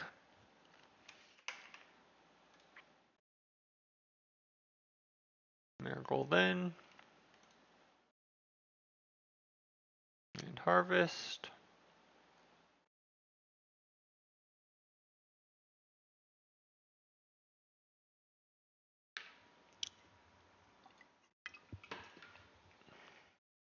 Good, good.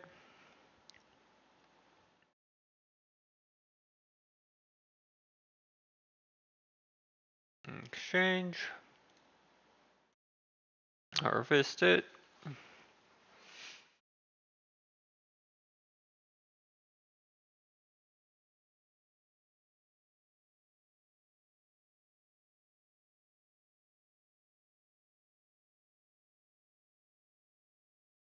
Good. Let's siphon.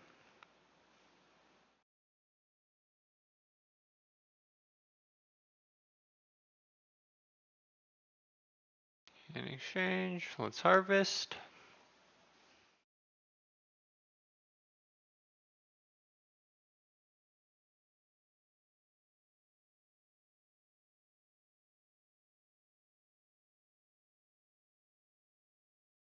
Okay. Put this in.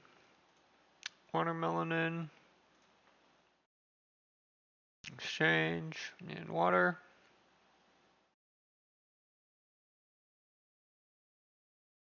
And harvest. Nice. Put this in.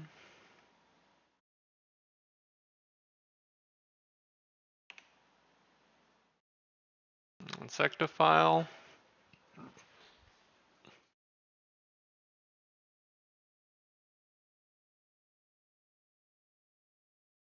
Come over here.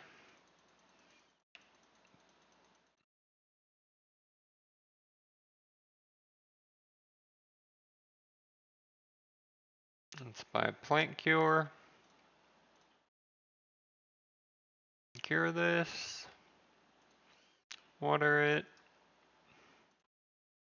Exchange. Let's pick. Put this in. In exchange.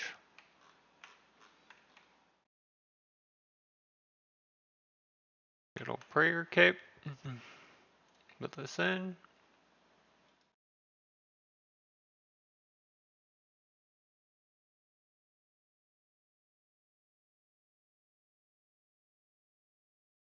And this goes in. With coup arm.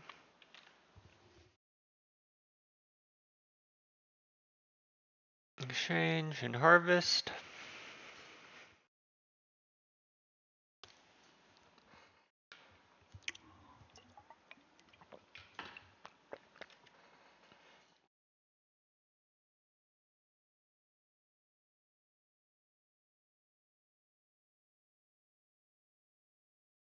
And exchange.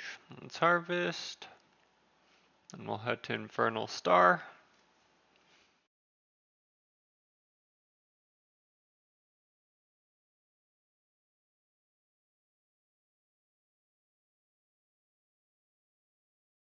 Hopefully.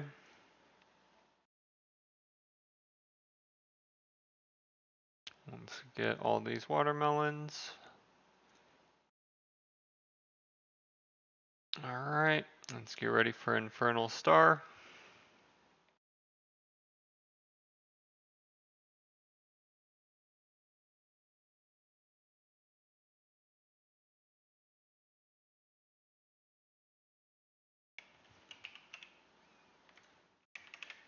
Let's go.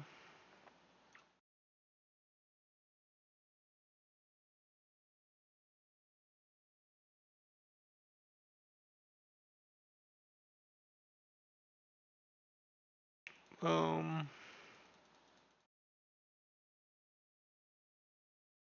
And boom.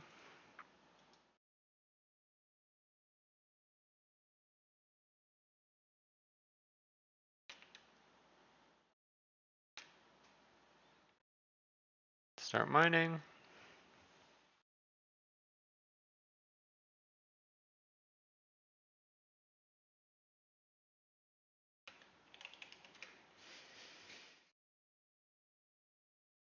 These.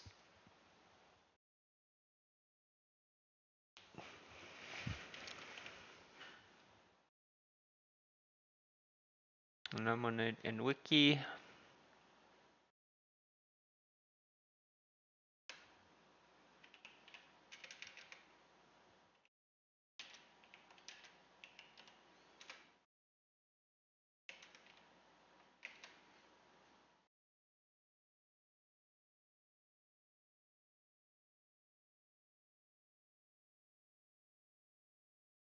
Good.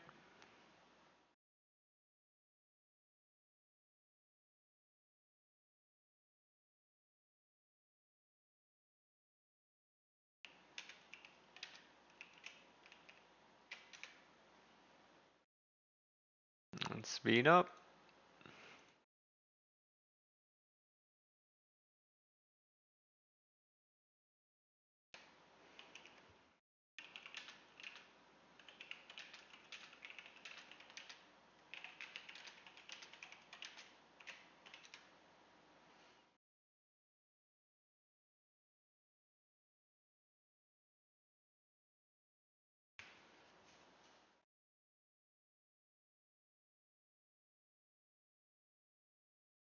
Good.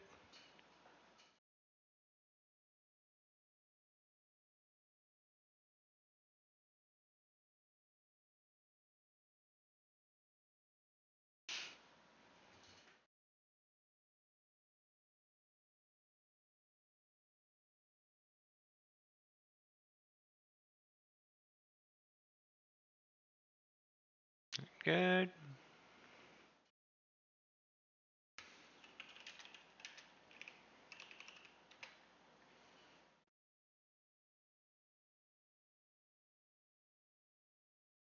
Let's run away though.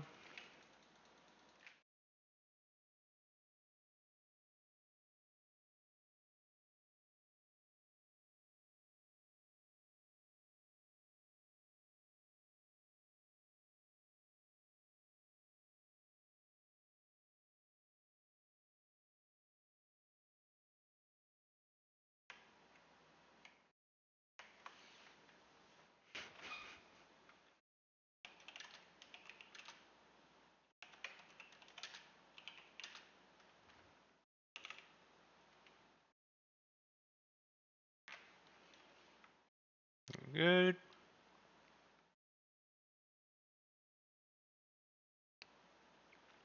Let's take these fire fiends down now.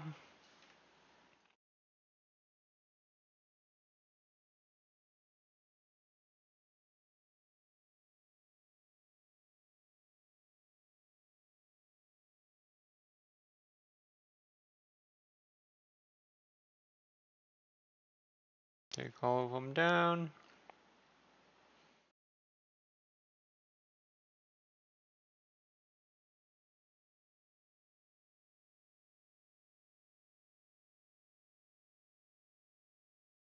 Take this down.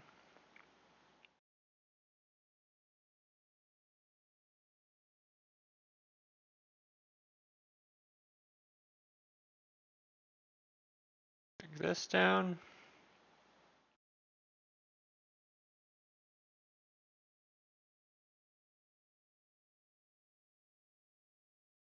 This down.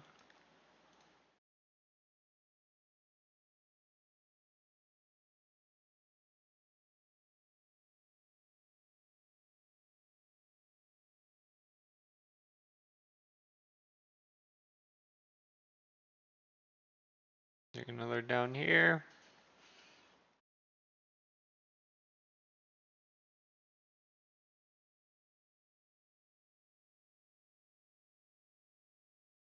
Good.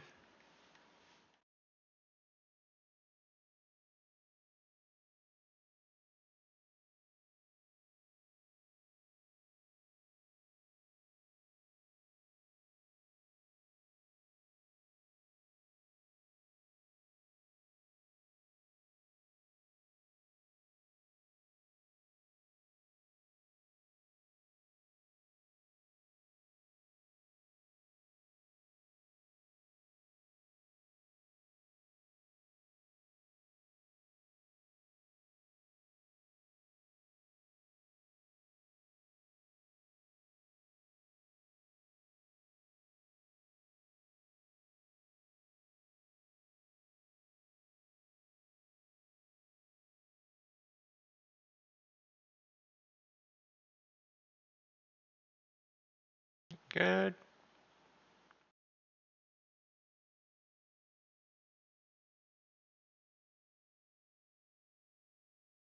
Boom.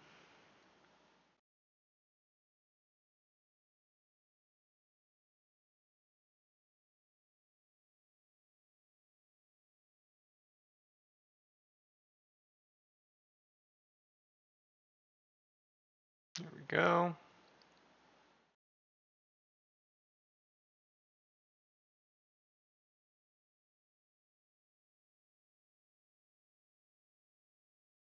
Good.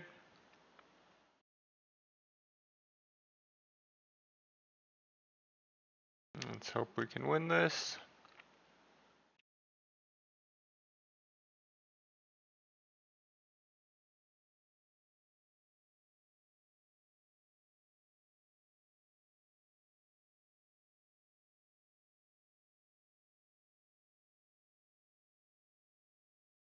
Nice try.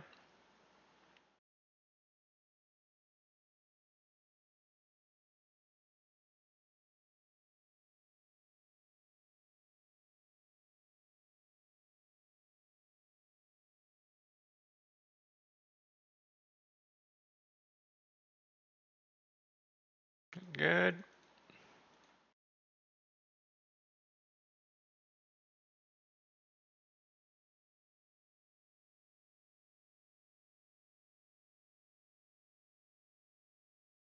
Take this down.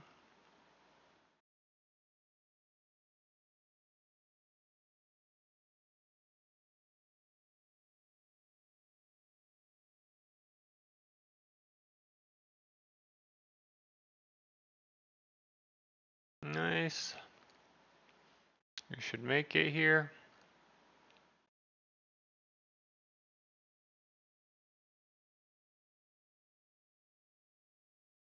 Let's TP out. Do ranged.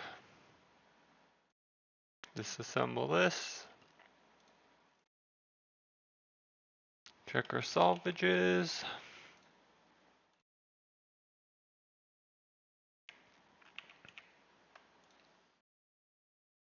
Grab fire. Whoops. In nature.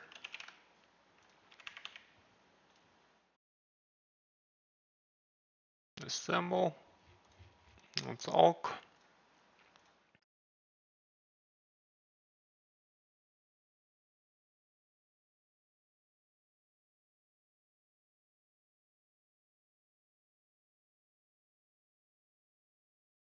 Good.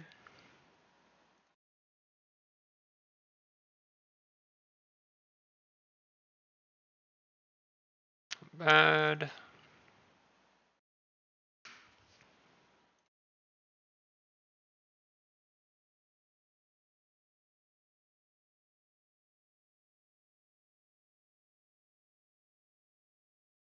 It's all done.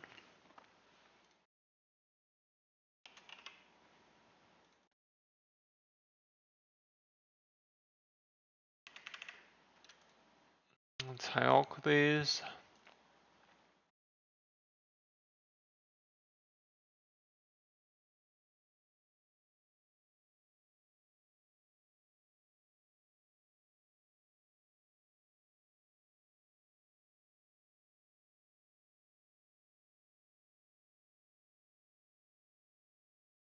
Good.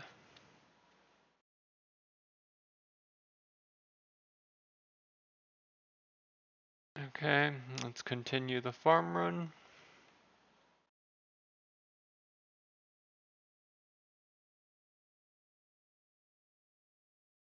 Go to Catherby.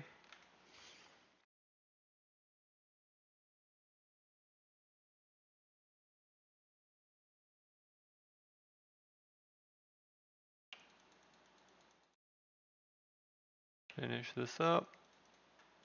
Trade. Let's cure.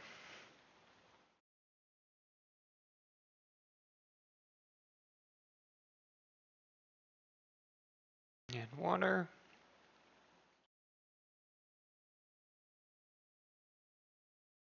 And let's pick. And siphon.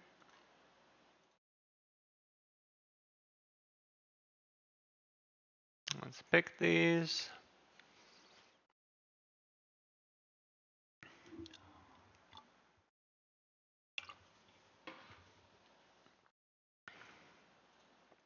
Exchange, put this in.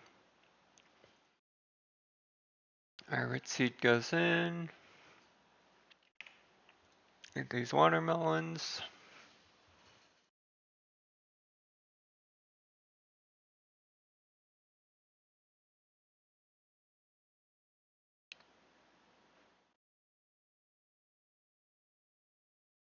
Good.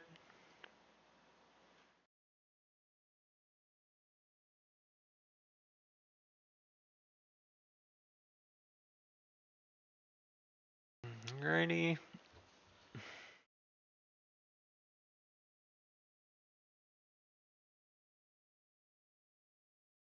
Let's water. Put this in.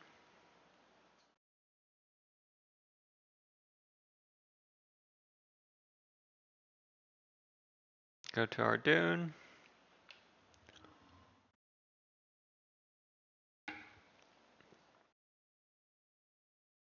Come up here.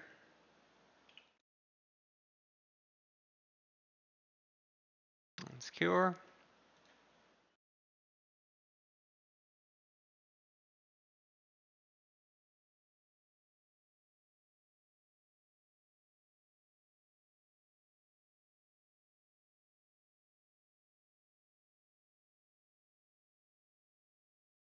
Put this in.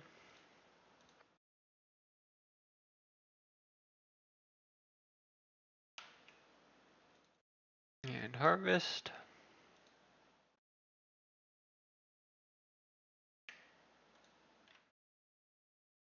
Okay.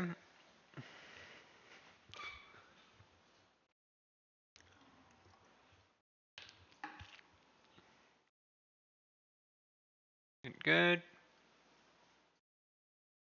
Super compost in. Watermelon in. And harvest.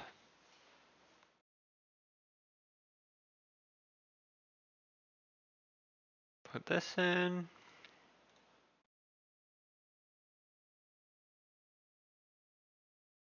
And watermelon in. Pick up our bucket.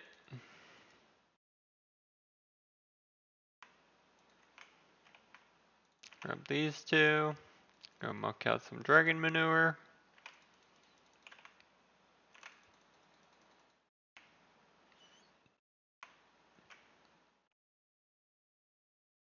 Here we go.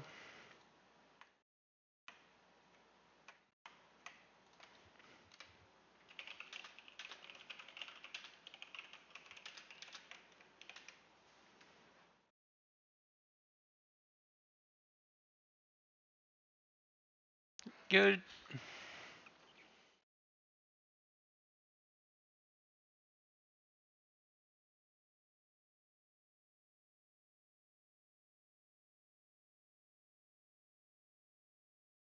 Let's muck out.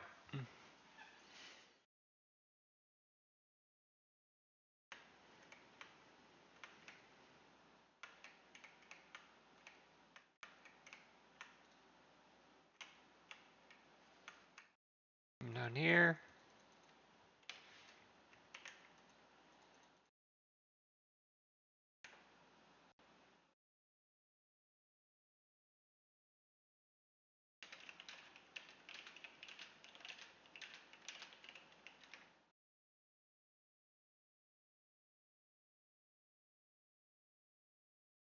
Good.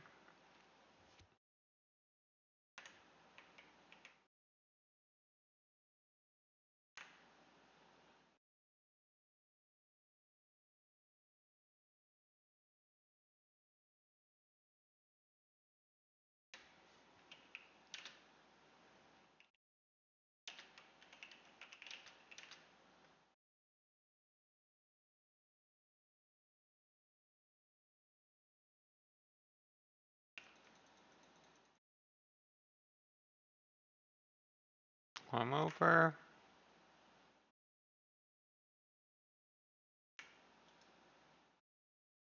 Move. Let's muck out.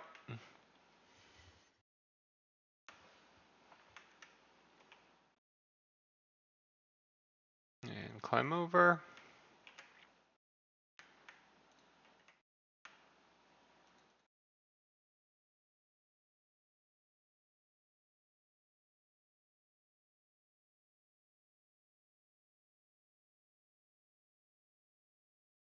Put this in. And let's grab wood leaves. And marigolds.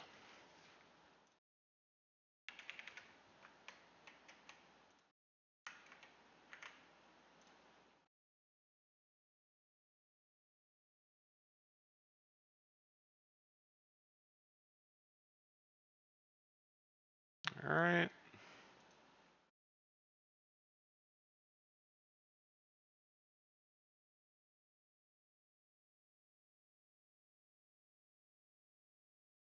Grab that.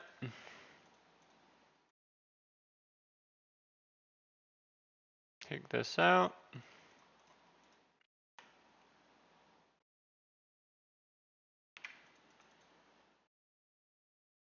Chinchompas, we're good. Let's collect here.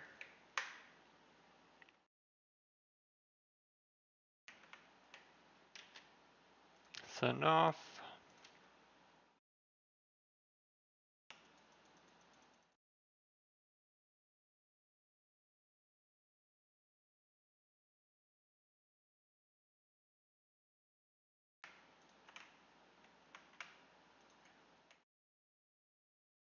Let's collect.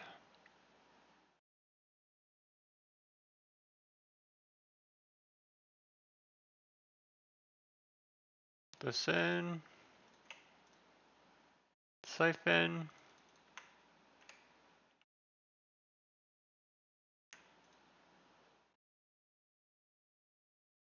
Alright.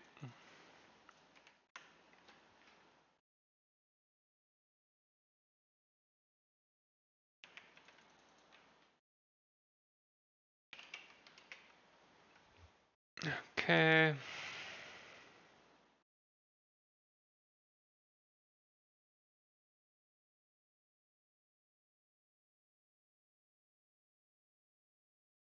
Let's leave it like this.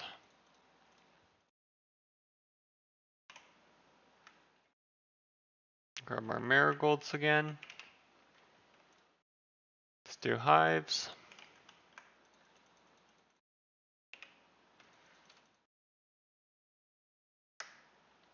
And check.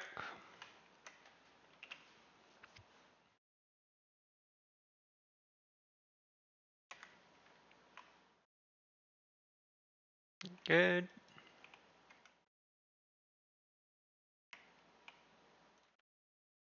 Put this in.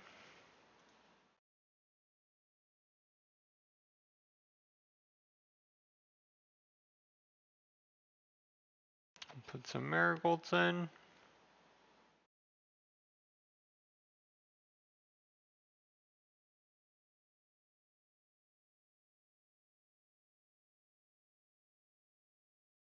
And check here.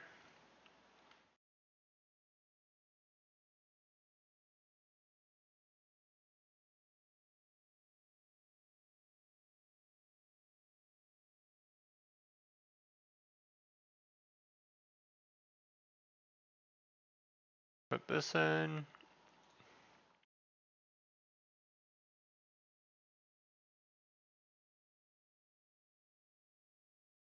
Wood leaves in.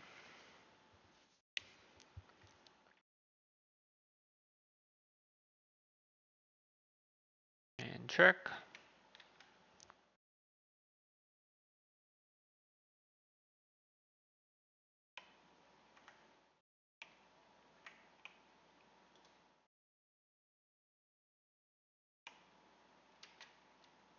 Wood leaves in.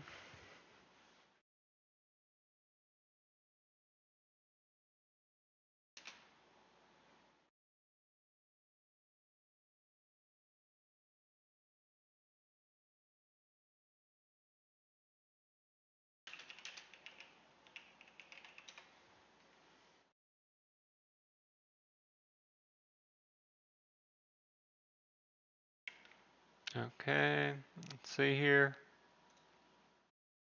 We overdid it. Let's check.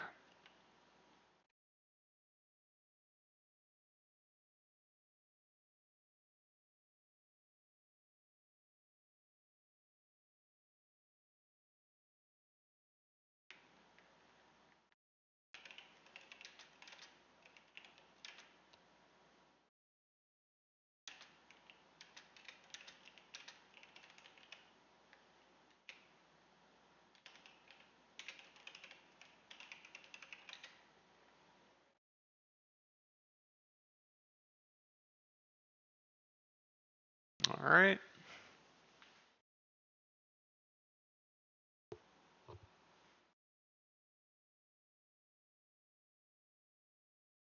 Let's do 8.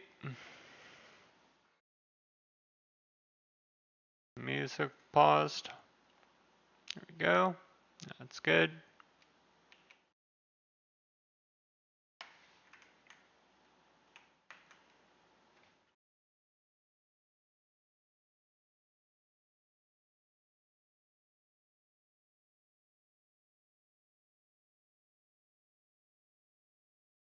Put this in.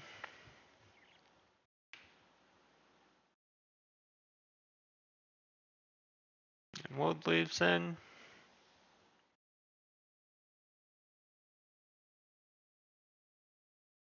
Good.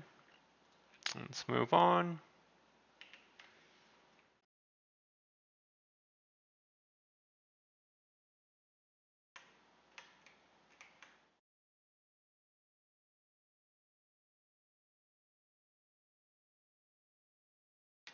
Wood leaf in.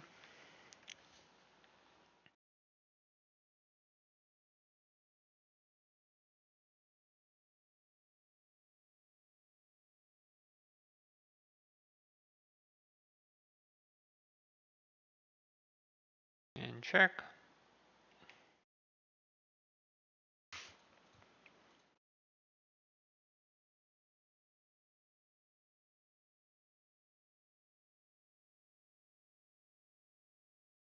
Good. Put marigolds in.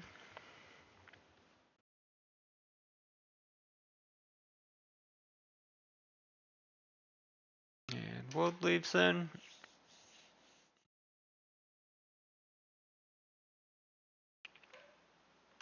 It's all good now.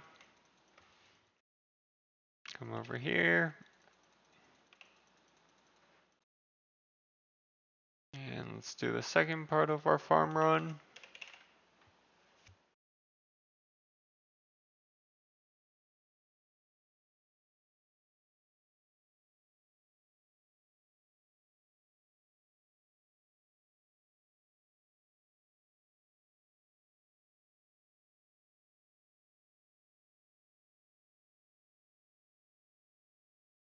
Good.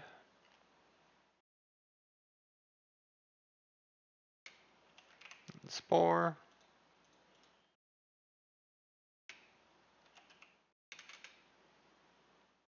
And legends.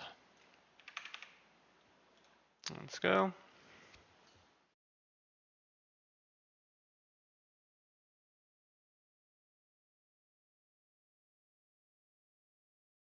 Into Canifis.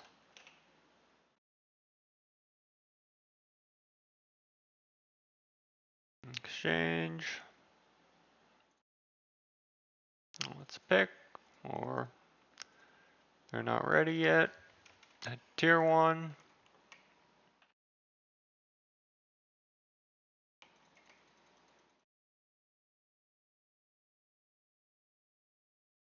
Okay, let's head to Crywis.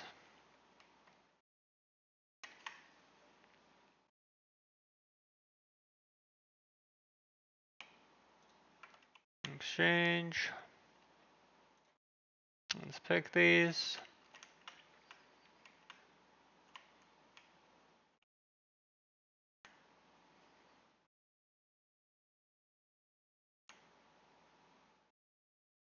Good. Put this in. We'll put dwarf wheat in. And check. Pick these. And clear. Put this in.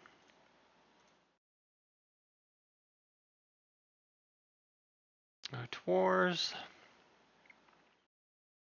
The cave nightshade check.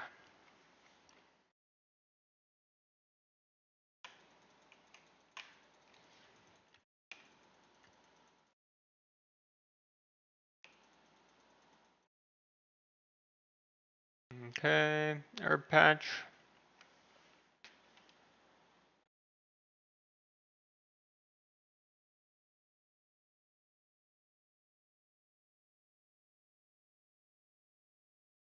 Pick.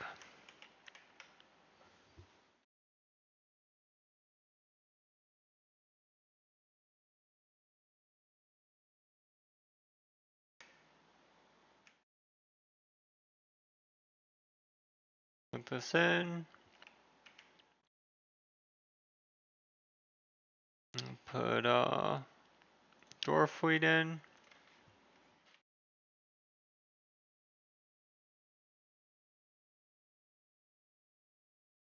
Come over here.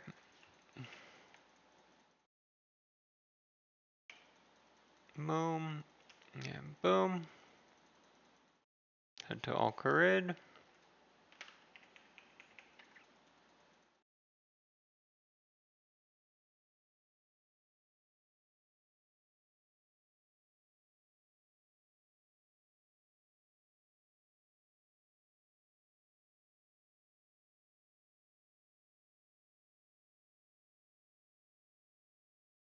Alright. Al-Kharid time.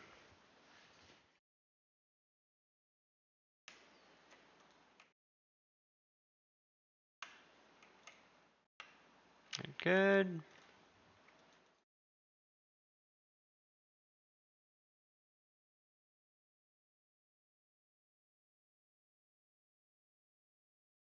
Alright, make our way up here.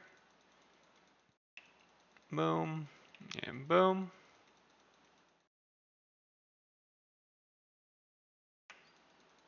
And let's pick here.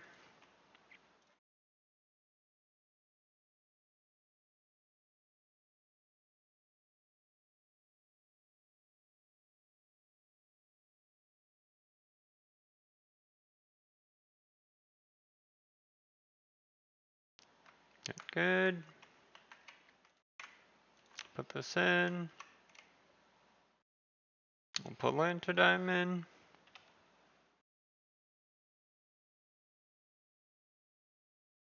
Let's check the shop. Okay. That's it for farming. Gonna do some agility.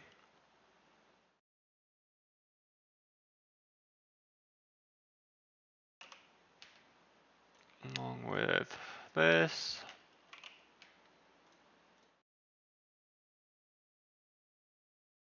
Okay, let's go. I need games necklace.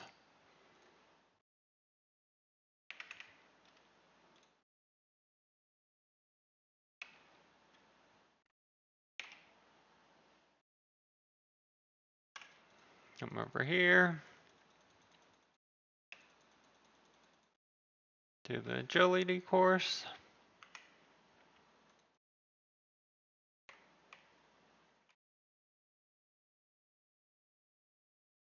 And swing. And walk across.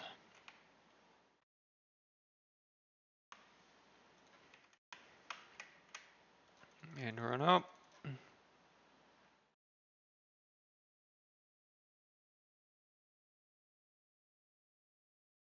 Climb up. And fire.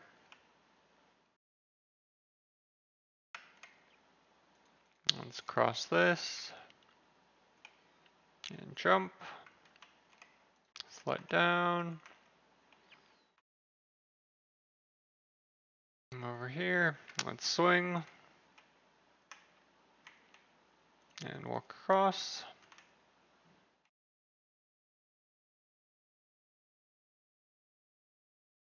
Run up.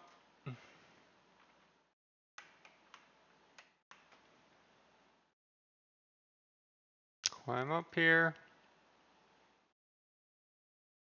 And fire. Let's cross.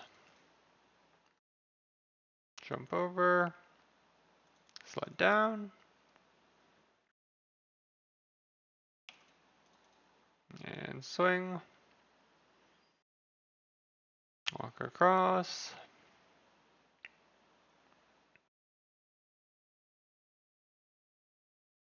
Run up.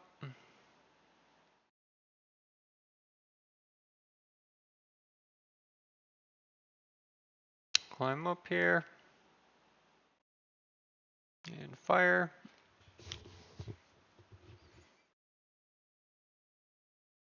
Let's cross. Jump over. And slide down. Let's swing. And walk across.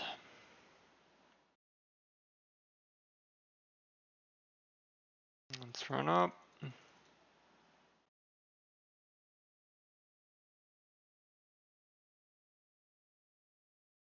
And climb up here. And fire.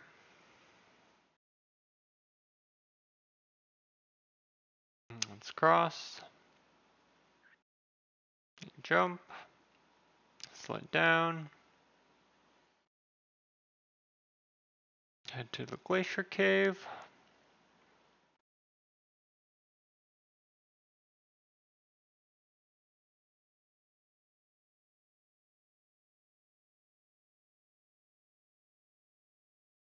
Do some mining. Here we go.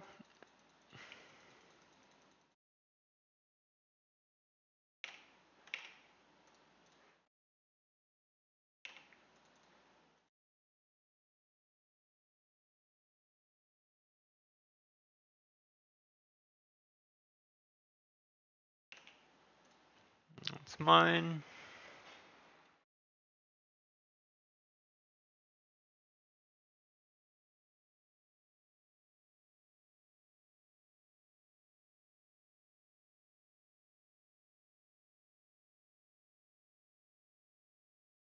Good.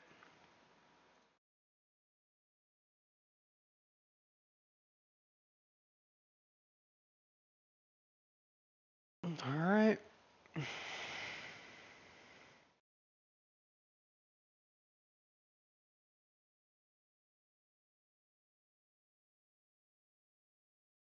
Good.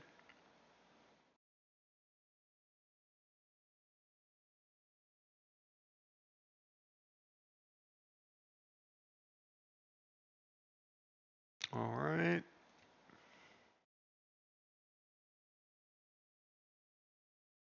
It's mine here.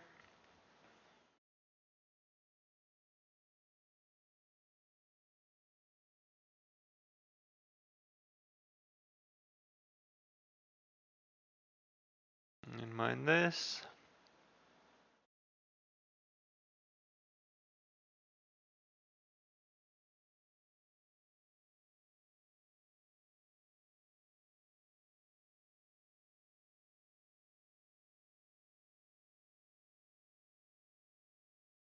Good.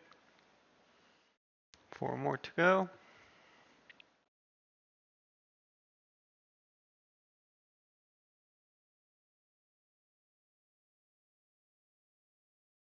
Three more. Let's keep mining.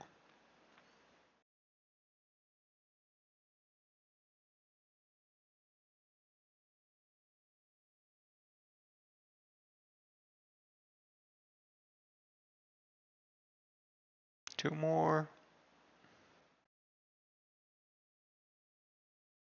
And good.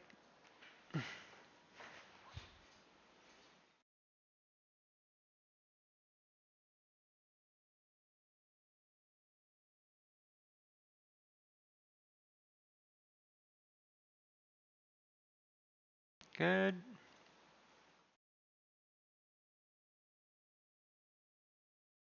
We're done. Let's head to Edgeville real quick.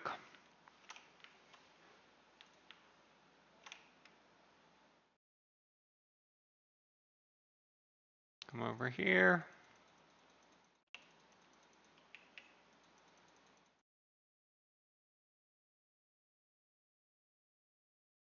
Do smithing real quick.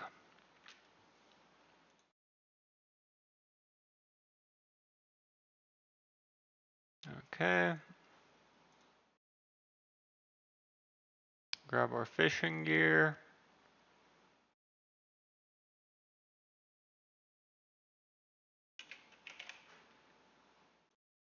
Do some cooking.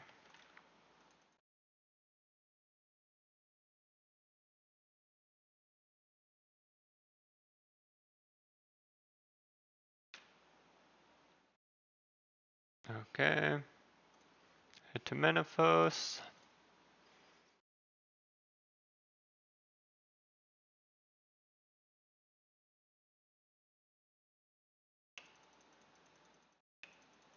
Boom. Go through.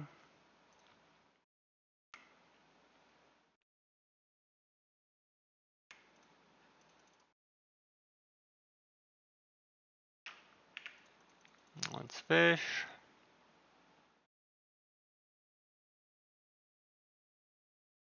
Cut the tree.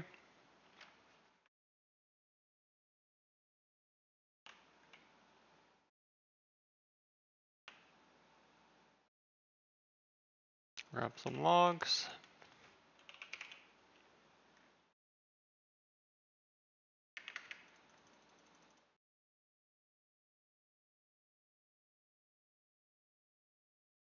Craft these.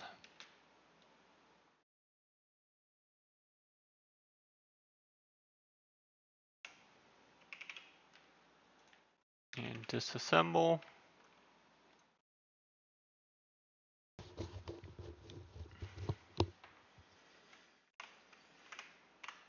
Okay.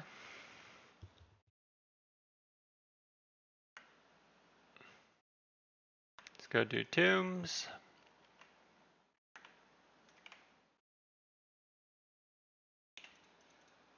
Come down here.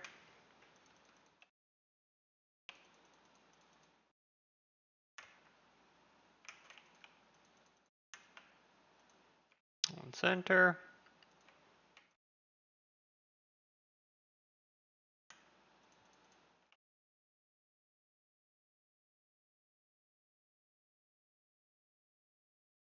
Do solo.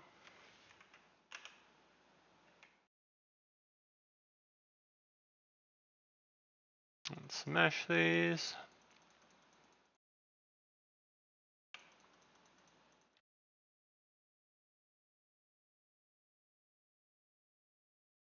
Okay, take care of these.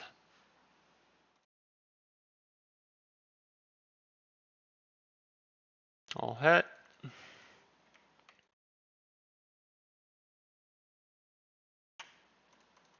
And what's over here? Your Ampekin, Krondis, Indicthlarin.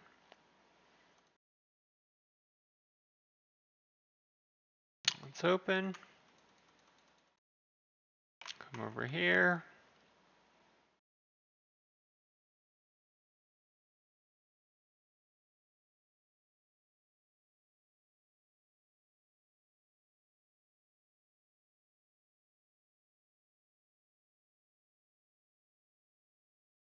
Come over here. Do this sarcophagus and then leave.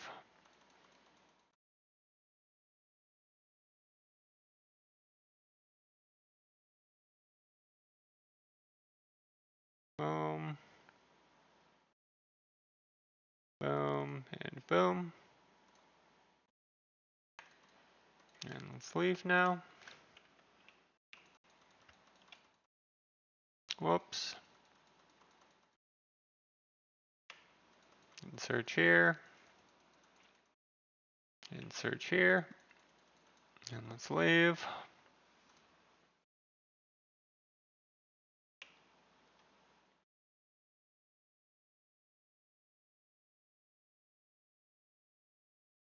Okay, we're done. Head to Berthorpe.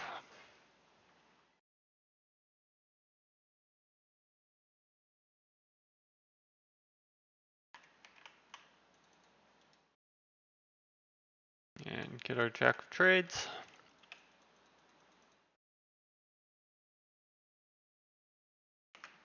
Get the reward.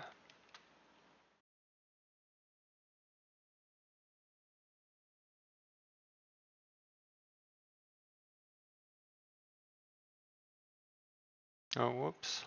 Got to deactivate. Now we can get the reward.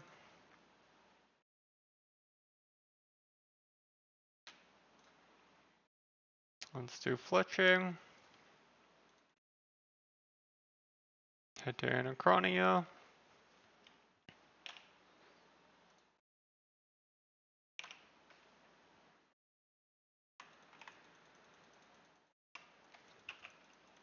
Come up here. Let's trade.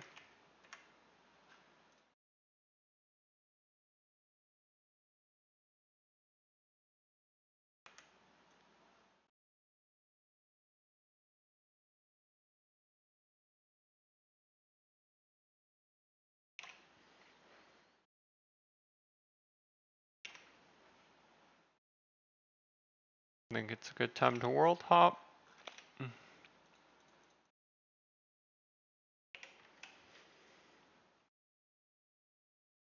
Store everything. Let's hop here.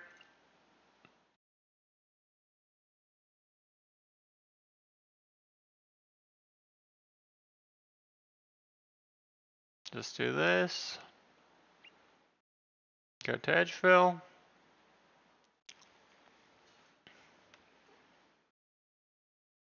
Come over here.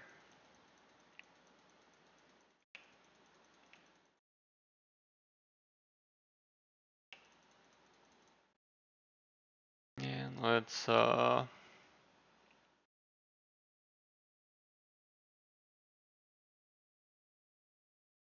check something here. Alright. Let's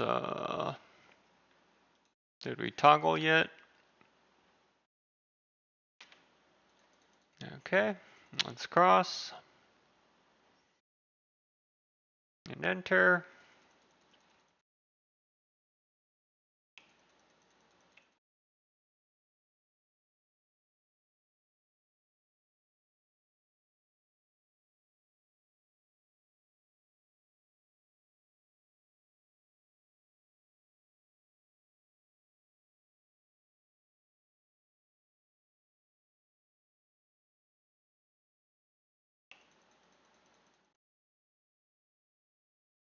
Come up here.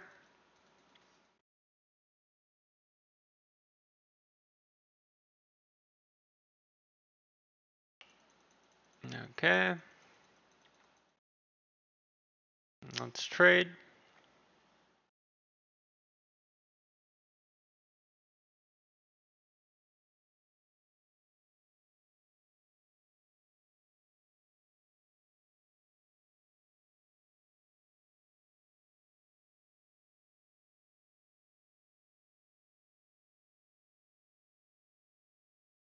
Okay. That's all done there. Boom. Head back to wars.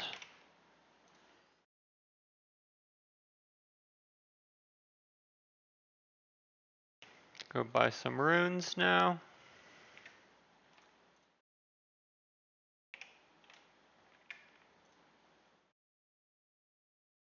Lunar Isle.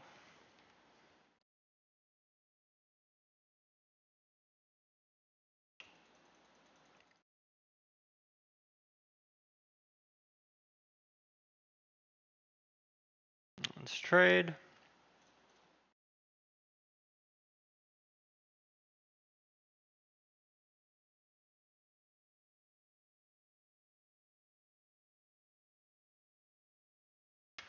Do you mind?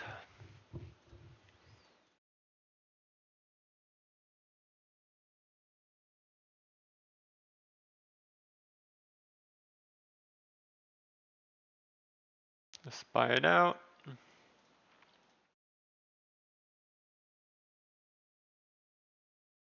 Okay.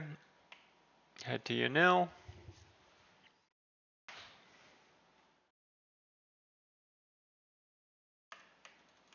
Come over here.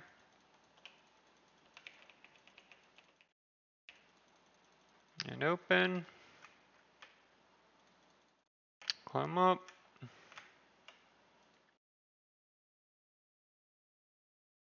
Let's trade.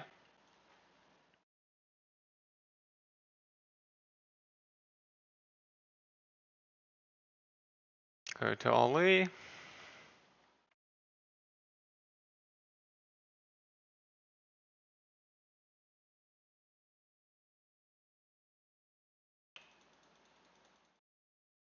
Grab some cosmics.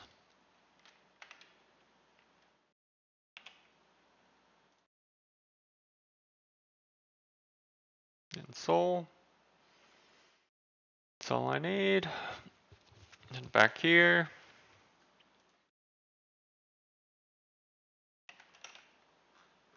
Think we're good for now.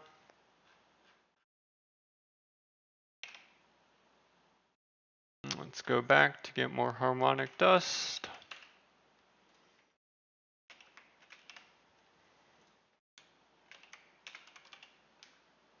I'm gonna use the restroom.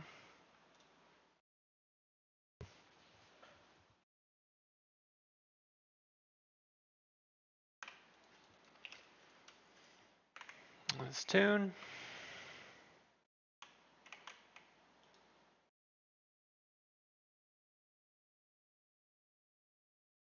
Not bad.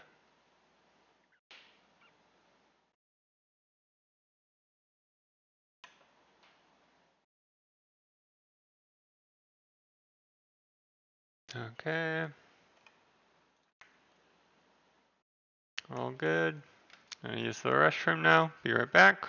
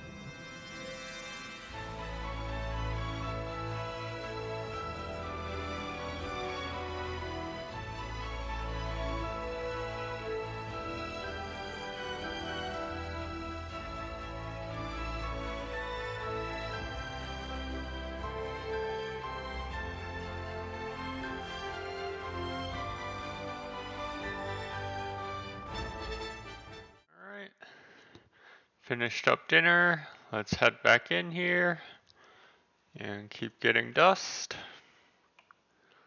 Probably have about an hour left. Get enough dust here.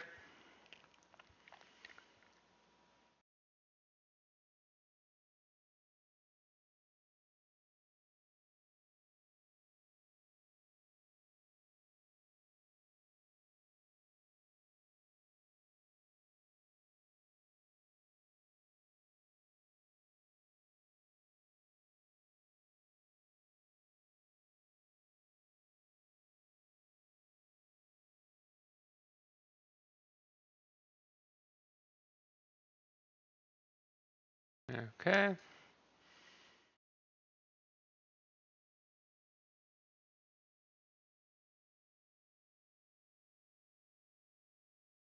Good.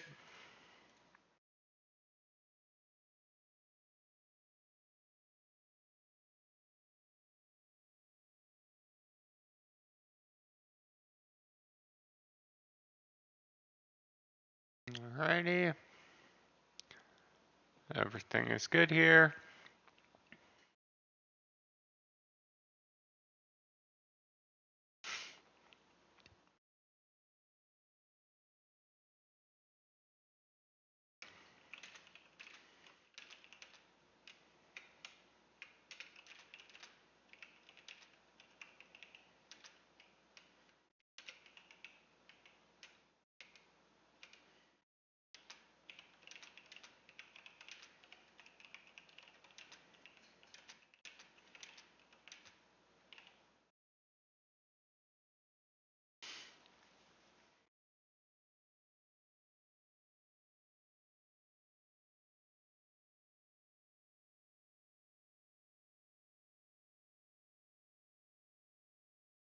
Okay.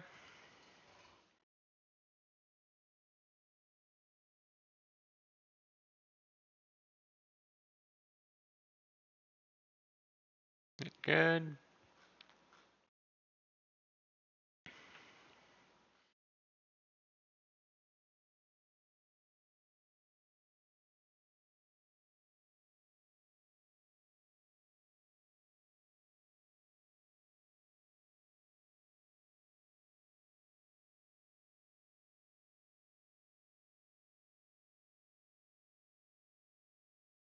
Good.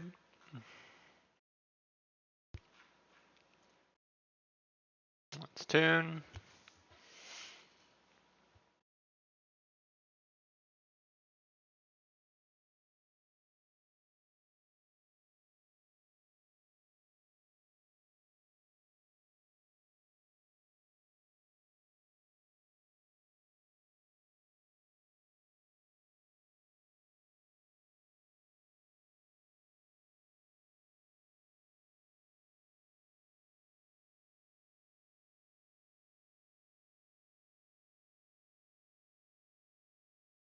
Good.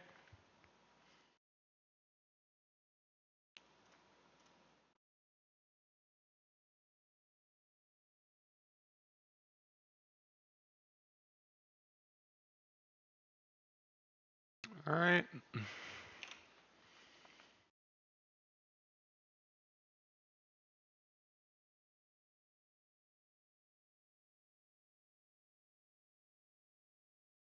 Not bad.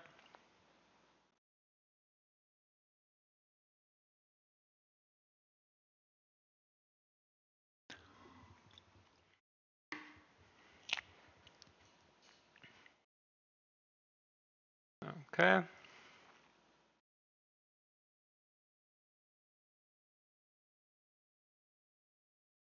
Let's start watching some videos.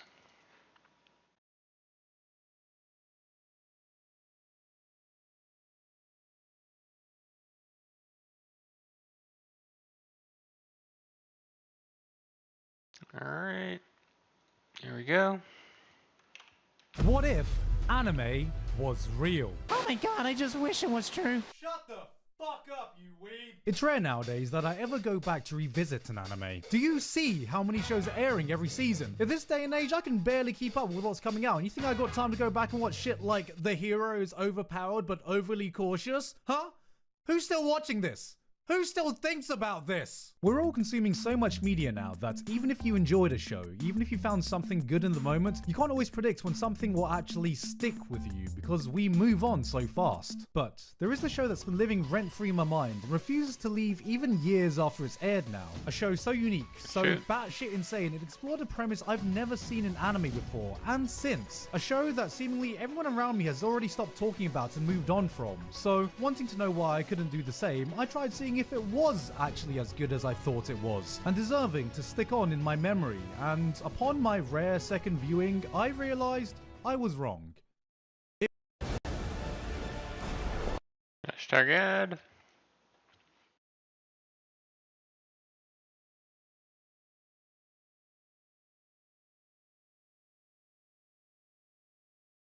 This tune. Wells Fargo has donated. Whoops.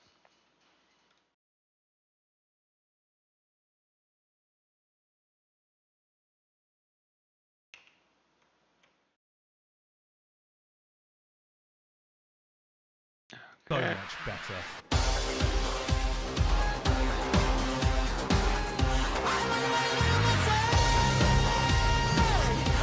But I'm getting ahead of myself because first, it's sponsor time. This video is brought to you by NeuroCloud. Set when I 5 and 5 making the and chat function every animation, nothing more than the girls, the set person, they and star units. Thank you very much today. Also, make Cloud for sponsoring me today. Back to the video. What would the world be like if fiction became reality? 1秒あれば世界は変わるのだ。 This is a question Sota unexpectedly has to deal with when one day he gets transported right into an anime that he's watching. But wait, hold on. He gets transported back and finds out that the anime characters have come with him. Suddenly, characters from all sorts of anime, games, manga, genres start appearing in the real world and start duking it out. It's an all-out brawl. The fantasy knight starts flying around in our reality. This mage summons Gate of Babylon except it's got bloody rocket launchers. Fucking magical girl appears. How cool is this concept? Now, I know what you're thinking. Gigak talking about another isekai. Yes. But actually, no. Look, yes, we can keep up the meme and call this an isekai, but the premise and appeal is not even in the same galaxy as your standard isekai. So no, I don't like this because it's an isekai.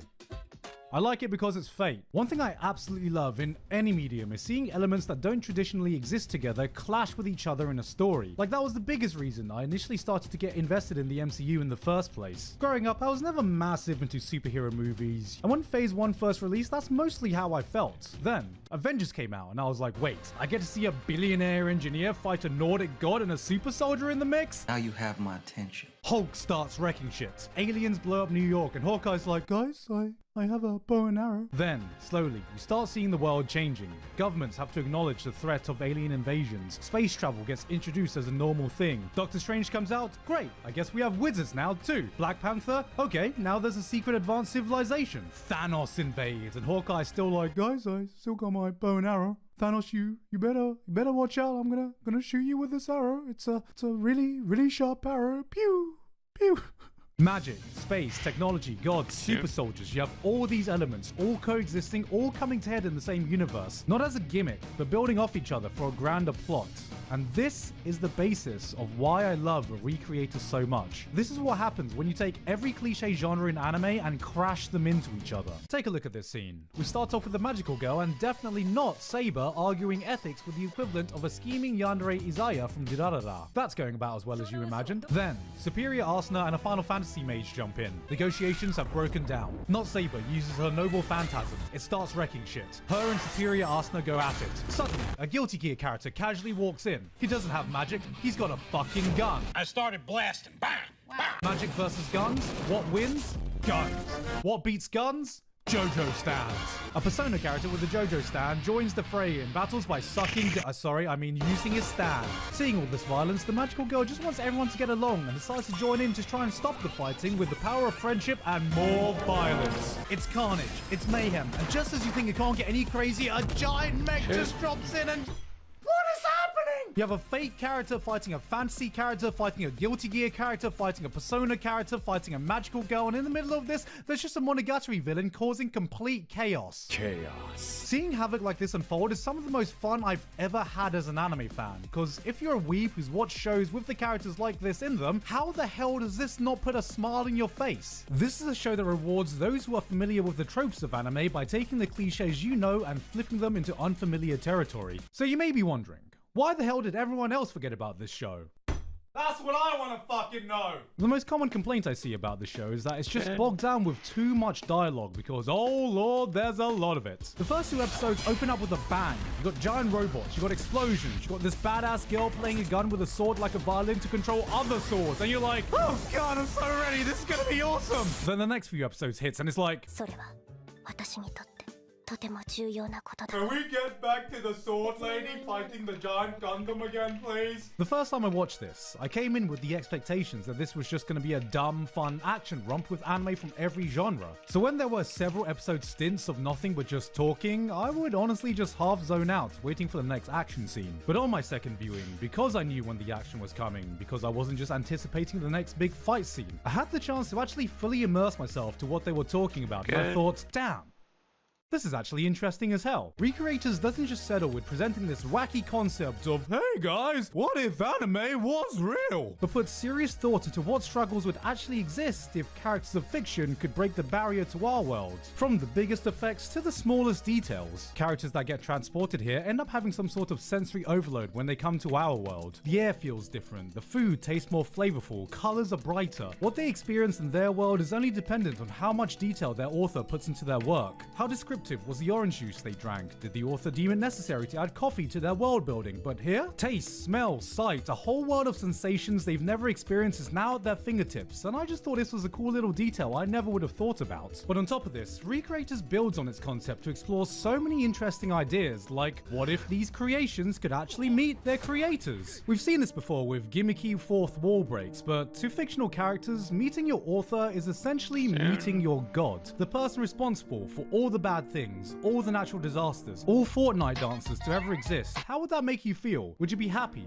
in awe, angry, knowing they allowed Sasuke to do this? How would you feel if your god didn't even care about their own story and only did it for money? How would you feel if your god was a pervert and you were only created as an object of sexual desire? How would you feel if you met your god only to find out they were a devil, knowing that you were a character in a tragedy? Seeing these creations cope with the fact that their god was not a god, but in fact so disappointingly mortal, and their entire lives were just stories played out for entertainment, was an aspect that added so many fascinating angles. Every creation shares a different dynamic with their creator. Some came to resent their creators, some formed a pseudo-parent-child bond, some just chose to ignore it and take a deep puff of some of that good copium. And this took the archetypes these characters were based on in so many interesting directions. Take Mamika, the magical girl. Right in episode 2, we find out magical girls are packing some heat. Her family-friendly magic starts fucking shit up. Buildings are erupting, there are explosions everywhere, she almost kills a guy. People are fucked. Then afterwards, she looks around and is like, oh my god, who did this? You did this! I think we should explore a few... Oh, not so good. All this collateral damage. What the fuck is collateral damage? She comes from a children's show where there is no violence and every problem is solved by the power of friendship. So when she finds out she can cause serious harm and not all conflicts can be solved by telling people to get along, she's just like,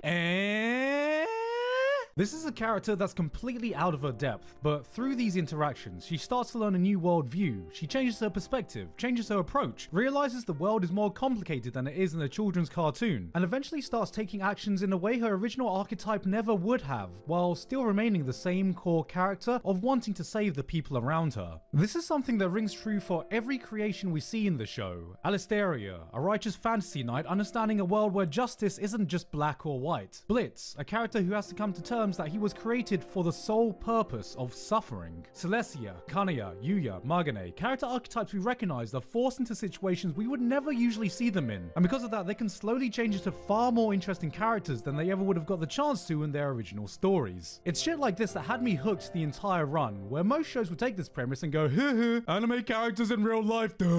Recreator sits down and goes, okay, what if that one person was like this, or that character was like that? How would they react? How does that change the dynamic? And that's spawns another idea, then another. The show is bursting with so many unique concepts that takes advantage of its insane premise. The action can be high-octane, turbo-fisto fun, but at the same time, it's a series that's not afraid to just sit down and spend some time chilling with the characters just struggling to live in the world. Does this make up for all the excessive dialogue?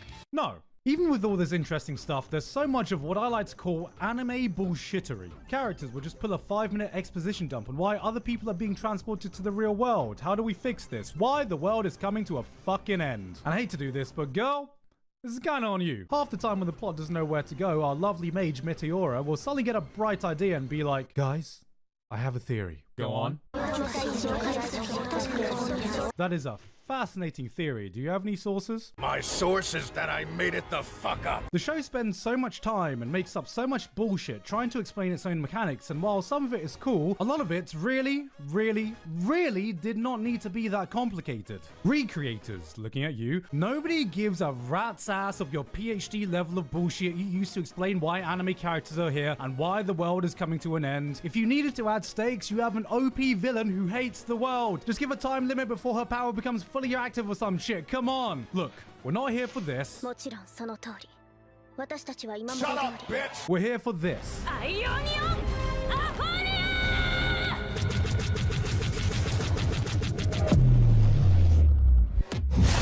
There are some other things as well, like Magane's power makes no sense and is just broken in every way. The final conclusion takes so much suspension of disbelief and it's just anime bullshittery shot up into the fucking stratosphere, but honestly, I don't really mind. The more time passes, the more I've just appreciated what this series tried to do, and watching it again made me rethink some of the things I thought I hated about it. I remember the first time I watched this, I absolutely despised Sota. Sota is a shriveled scrotum of a protagonist. Early on we find out that he knows the origin of the villain everyone's trying to find out about, and he just does nothing. Doesn't tell anyone, doesn't do anything. The plot goes on standstill just for him. And I remember the first time I watched this, I was fuming. Livid that this Shinji ass motherfucker was taking up valuable screen time when I could be watching a giant robot turbo fist a fucking flying knight. But then you find out the reason for it and I was like, oh, I think I get it now. Sota isn't a hero like the characters he's standing next to. He's just a normal dude who likes anime. Shy, socially awkward, living with his own trauma, afraid to face the problems in his life head on. Frustratingly afraid to take action, but frustratingly real. He's someone who needs the heroes you see in anime to give him something to aspire to be. And that's when I realized that Recreators is a story about stories. Why is it that fiction exists? Why do we need heroes, villains? Why do our stories require conflicts for our characters to overcome to be interesting? This is something that all the creations in the show have to come to terms with in their own way. Would Guts from Berserk be able to accept what's happened knowing his perseverance inspired thousands to push through their own struggles? Would Olga from Kurino react well knowing that she helped? Never mind. I love stories. I love stories so much I found a career talking about how much I love stories. And when I saw this series exploring the importance of fiction in our lives, I didn't just appreciate the very original way it went about it, but I also appreciated just how personal it felt to me. And then the show ended on a 4-episode balls to the wall action free-for-all, and I was happy again. Recreators is a fan fiction for anyone who's ever created something, a celebration of anime and the culture behind it, a look into the dangers of online toxicity, a boatload of fun, and a love letter to stories themselves. Can it be a little messy? Yeah. Is the dialogue a little bloated? Yeah. Is the pacing a bit off? Yeah, but now I've just come to value something that so specifically speaks to my tastes, even if the execution isn't perfect. A 7 or 8 out of 10 show that appeals to me is, in my opinion, more important than a perfectly crafted 10 out of 10 classic that doesn't. And that's why I'll always choose something like Tales of Arise over The Last of Us, Scott Pilgrim over The Godfather. Hell, it's why I'm so addicted to Genshin, even though I know I could clown on this game for fucking days. A show like this was never going to be super popular or go down as a critically acclaimed classic, but it's a series brimming with so many interesting ideas, so many original concepts, so many fun moments that never fail to put a smile on my face, and a core that speaks to my love of fiction. There is no other anime like Recreators, nothing else I can recommend to you. This was a batshit crazy idea for a show, and somehow someone was equally batshit crazy enough to approve it. Give me a choice of a popular, highly acclaimed anime like Jujutsu Kaisen or Recreators, and I choose Recreators every time. We've seen variations of this show before. They were called Bleach or Yu Yu Hakusho, and no, I'm not calling them the same show, but you know what I mean. Fuck, just look at the beginning of Chainsaw Man right now and tell me the premise and plot structure isn't almost identical. There's gonna be more Jujutsu Kaisens in the future, there's gonna be more My Hero Academias in the future, there's gonna be more Narutos in the future, but there's only ever been one Recreators.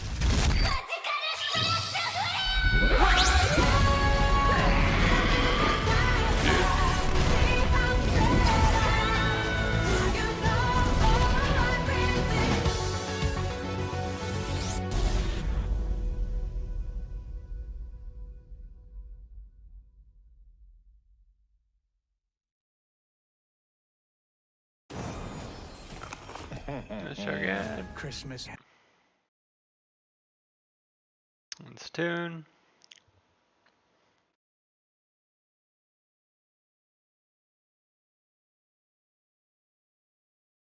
Oh man. Go grab some water now. Be right back.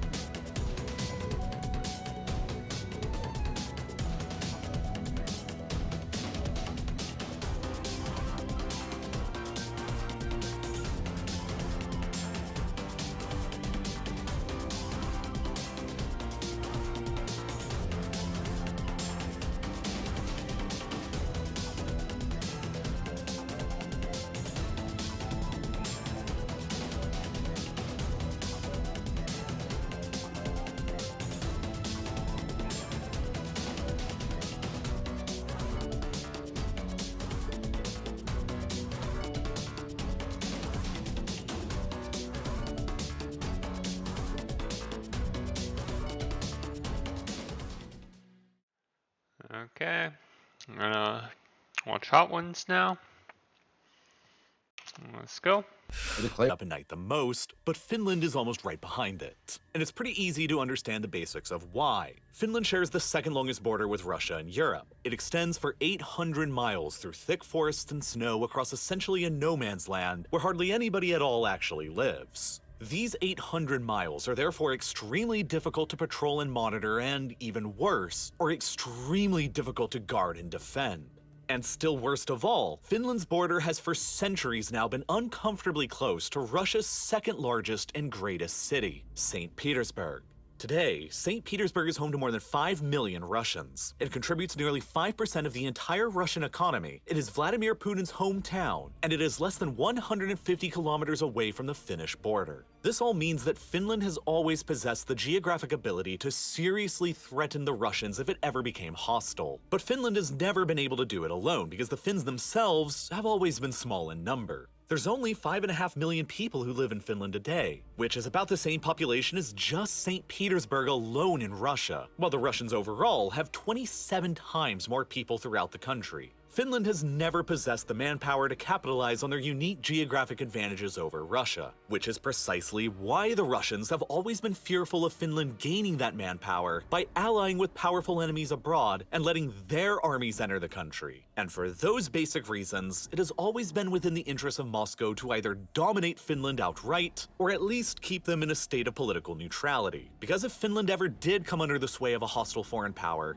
they could become the ones to capitalize on Finland's geography to threaten the survival of Russia. And so, for more than 200 years now since the days of Napoleon, the Russian strategy of pacifying Finland and preventing them from joining hostile military alliances more or less worked out. But in a matter of months, all of these centuries of careful Russian foreign policy and diplomacy in regards to Finland will come crashing down into ruins. Because Finland has finally decided to end its neutrality for good by joining the NATO alliance alongside the United States. It will cost the Russians dearly for generations to come by checkmating their ambitions in the north, and it is one of the most catastrophic foreign policy disasters for the Kremlin to have come from Putin's invasion of Ukraine. Russia's strategy of dominating Finland began more than 200 years ago, back in 1808. At the time, the Russian Empire had recently allied itself to Napoleonic France, and the biggest enemy they faced were the British and the Royal Navy. Sweden, who at the time controlled Finland, allied themselves to the British, and remember, Finland is uniquely posed to directly threaten St. Petersburg when they acquire manpower from abroad. And back then, this was even more important because St. Petersburg was the capital of the Russian Empire over Moscow. Fearful of the Royal Navy's ability to utilize Swedish and Finnish ports in the Baltic to threaten St. Petersburg, the Russians demanded that the Swedes shut down all of their ports to the British and close the Baltic Sea to them,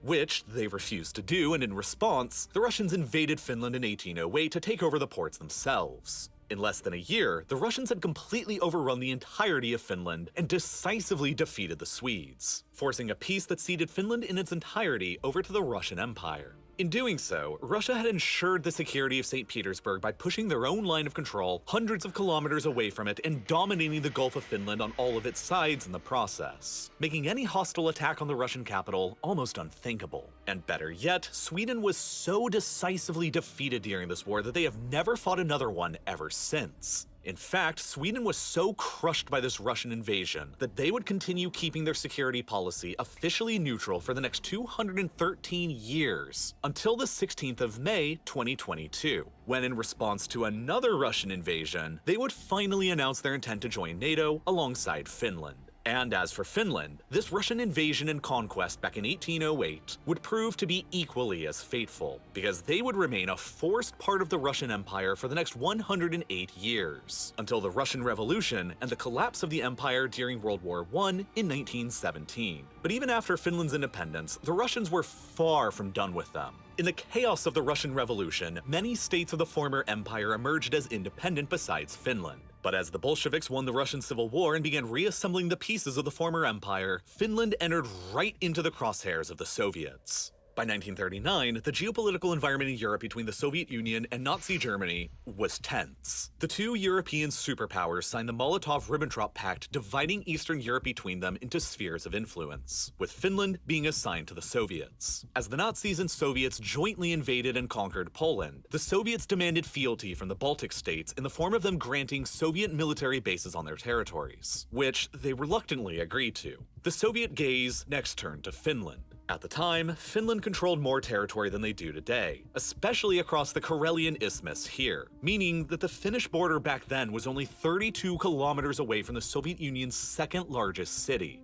Leningrad, modern-day St. Petersburg. Once again, ever fearful of Finland entering into a military alliance with a hostile foreign power and gaining the manpower to threaten Russia, in this case, an alliance with Nazi Germany, the Soviets presented the Finns with an ultimatum. They wanted Finland to cede territory in the Karelian Isthmus up to here so as to push the border further away from Leningrad, in addition to Finland ceding all their islands in the Gulf of Finland and allowing a Soviet military base to be built near the capital, Helsinki. In exchange, the Soviets would give Finland these territories further to the northeast to compensate them. But Finland refused and countered with an offer to cede a much smaller amount of territory down here in the south. The Soviets refused and countered again with a slightly less extreme demand for territory, which the Finns again refused and countered with a slightly more generous offer of territory. And at that, Stalin rejected diplomacy and ordered an all-out invasion of the country with 500,000 soldiers from the Red Army. That invasion turned into a quagmire for the Soviets as the Finns transformed their entire country towards fighting them off. The Soviets took more than 4 times as many casualties as the Finns during the invasion, with at least 320,000 killed and wounded, compared to just 70,000 for the Finns. Regardless, the Soviets managed to eke out a Pyrrhic victory and forced Finland into signing the Moscow Peace Treaty a few months after the invasion, in which Finland was pressed into ceding over 9% of their pre-war territory over to Russia, including the valuable city of Vyborg, which at the time was the second largest city in Finland, and which nearly a century later would become the starting point of Russia's Nord Stream pipeline to Germany. but Finland retained their overall independence. Russia's strategic depth around Leningrad was increased, but 15 months later, Nazi Germany launched their invasion of the Soviet Union, and Finland seized the opportunity to ally themselves to the Germans and go to war with the Soviets again in order to reclaim their lost territories. They didn't really have much else of a choice, though. The Soviets were their primary enemy who had just attacked them and taken over some of their land. Sweden was neutral, and the Western allies were allied to the Soviets. Thus, at the time, Nazi Germany was the only great power able and willing to support the Finns against the Russians. German troops were allowed to enter Finland, and the Finns assisted the Germans in the siege of Leningrad and the greater invasion of the country. Finland and the Soviets would go on to fight for another 3 years until September of 1944, when they signed another peace treaty that essentially confirmed the status quo of the older peace treaty.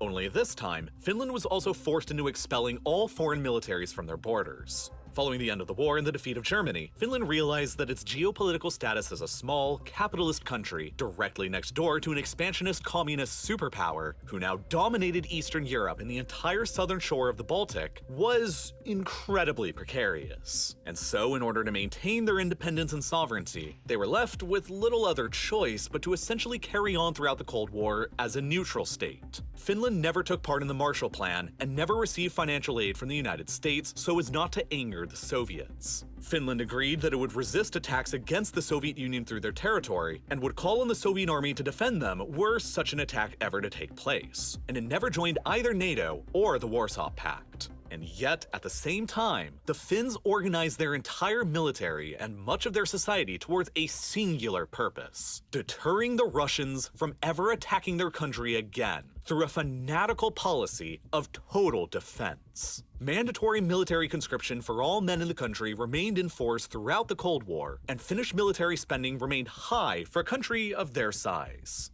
After the Soviet Union collapsed in 1991, the land borders between Finland and Russia remained unchanged. The only difference was that instead of the Soviet Union next door, the country was now called the Russian Federation. Finland proceeded into the post-Cold War world cautiously. They technically abandoned their stance of total neutrality alongside Sweden by joining the European Union in 1995, but they each maintained their military neutrality by avoiding membership in NATO, even as NATO expanded eastwards to cover many of the former Warsaw Pact and Soviet republics, who were understandably fearful of a resurgent Russia in the future who might want to take them back over again. Sweden temporarily abandoned their military conscription in 2010 and began transitioning towards a smaller, all-volunteer professional army. But Finland, with 800 miles of border with Russia and recent memories of the past, never changed course on their policy of total defense and mandatory conscription for men. Even today, 3/4 of all men in Finland continue to complete their mandatory military service and join the reserves. In the event of a war with Russia, Finland can rapidly mobilize around 280,000 men today to join the ranks of the army, and they have around 1 million men in total in the reserves that it can call upon if needed, representing more reserves than Germany, France, and Italy all combined, and representing nearly 1/5 of the entire Finnish population.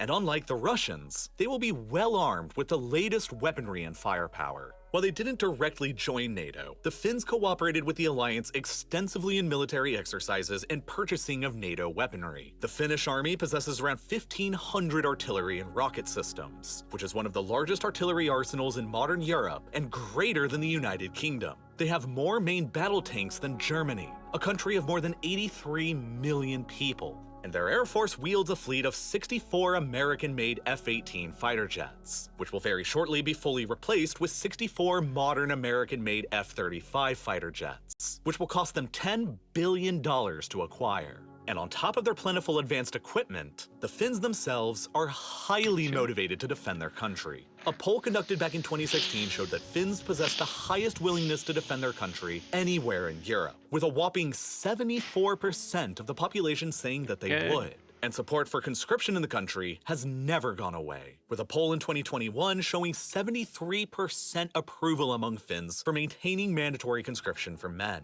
As I said before, Finland's military and society has been designed over the decades in a way to deter another Russian invasion as much as physically possible. And even after the collapse of the Soviet Union, they have never gotten too comfortable with their neighbor. But Finland's foreign policy continued to avoid joining NATO outright so as not to provoke Moscow too unnecessarily.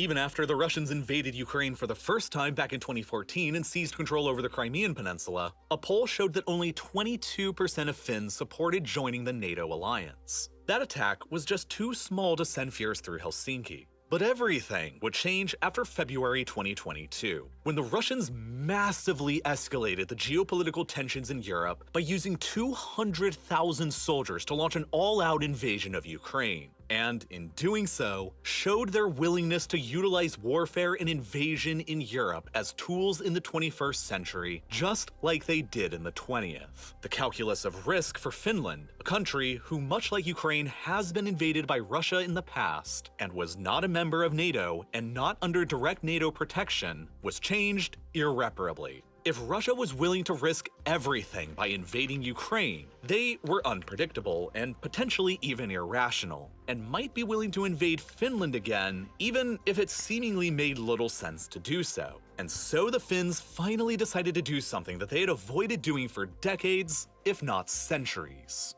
They applied to formally join a Western military alliance alongside Sweden, NATO. And now Russia has found itself in a catastrophic situation that it has largely managed to avoid ever since the Napoleonic era.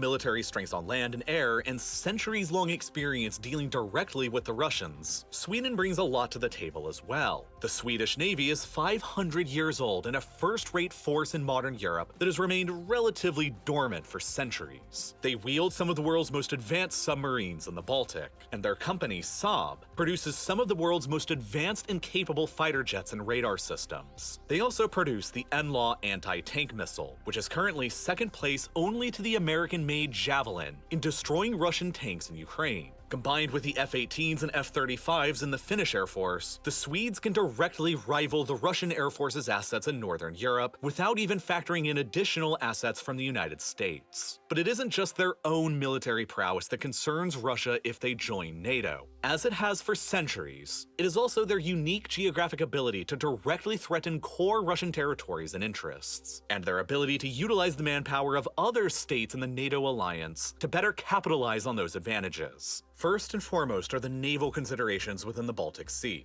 Finland and Sweden entering NATO will immediately transform the Baltic into a NATO-dominated lake, with the only Russian points of control left immediately around St. Petersburg in the Gulf of Finland and their exclave around Kaliningrad. With the northern and southern shores of the Gulf of Finland fully beneath the NATO umbrella, and the entire perimeter of the Danish Straits added with the entrance of Sweden, and considering that the Baltic itself is quite shallow with an average depth of only 54 meters, shared military intelligence and sonar will permanently prevent the Russian Baltic Fleet and its submarines from ever maintaining the element of surprise within the Baltic, and all of their movements will be able to be accurately tracked. Additionally, Sweden's control over the island of Gotland in the center of the Baltic will serve to grant NATO forces access to an unsinkable aircraft carrier that can be used to dominate the sea by air. Perhaps most importantly, these facts will mean that the security of the three Baltic states will be improved dramatically. Before the entrance of Sweden and Finland into the alliance, the Baltic states were widely regarded as the least defensible territory within NATO. The only way to reinforce them by land is through the narrow Suwalki Gap between Russia's highly militarized exclave in Europe, Kaliningrad, and Russian allied Belarus. A gap that is less than 70 kilometers wide across largely flat and difficult to defend terrain that the Russians would be theoretically capable of rapidly blocking in the event of a war, which would isolate the Baltics from the rest of NATO. A study made by the RAND Corporation back in 2016 suggested that in the event of a Russia-NATO conflict, Russian forces would be able to quickly close the Suwalki Gap and occupy the Estonian and Latvian capitals within 60 hours of the war beginning, leaving NATO in a difficult position to retaliate or liberate them. But that calculus is completely changed with Finland and Sweden in NATO. Any chance of Russian naval or air supremacy over the Baltic is essentially impossible, leaving NATO with the almost guaranteed ability to reinforce the Baltic states by sea and air rather than by piling troops through the 70-kilometer wide Suwalki Gap on land. Gotland will be especially valuable towards this objective, granting NATO warplanes and ships a forward operating base to conduct supply runs and attacks on Russian targets in the Baltic states from. But then, there's also Finland's 800-mile-long border with Russia itself. With the ability to mobilize and deploy forces faster on this front than the Americans or Western Europeans, Finnish and Swedish forces could directly threaten Russia's second largest city that lies almost immediately across this border, St. Petersburg. But that's hardly what's the most concerning thing to Russia here. Far more alarming to Moscow is their enormous concentration of military hardware and assets in the very far north of the Kola Peninsula, just to the east of Finland's northeastern border. The Kola Peninsula is one of the most heavily militarized locations on the planet, with a heavy concentration of Russia's nuclear weapons arsenal. There are multiple nuclear ICBM launch facilities dotted around here that have the range to strike anywhere in Europe or North America by flying over the Arctic Circle. There are also multiple bases here that are home to many of Russia's strategic bomber forces, including the Tu-160, the fastest operating bomber in the world that can travel twice the speed of sound and is capable of carrying nuclear bombs to most of Europe and North America by, again, flying over the Arctic Circle. And it is also crucially home to Murmansk, the largest city anywhere within the Arctic Circle and one of Russia's most significant ports because of the fact that it is Russia's only port facility on the Arctic Ocean that doesn't freeze over during the winter because of the polar jet stream.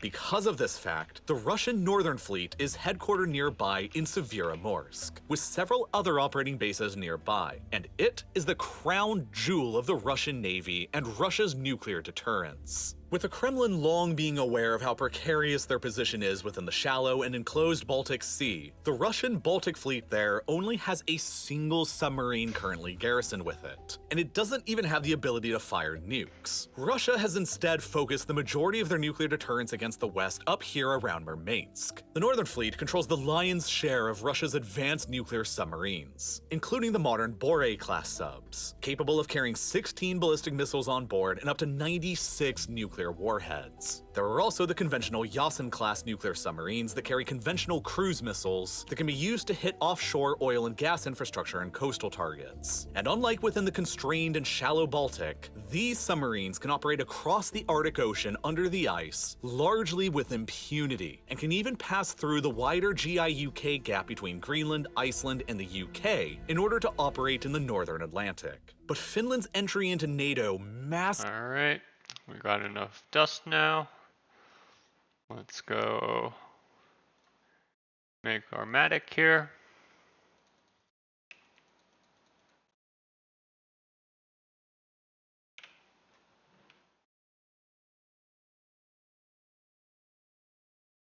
That's good. Let's make this. Talk to Ithel.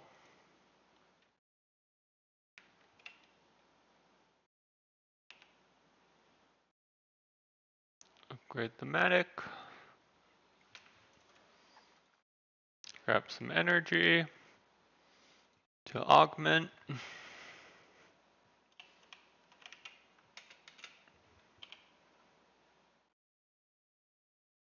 Okay.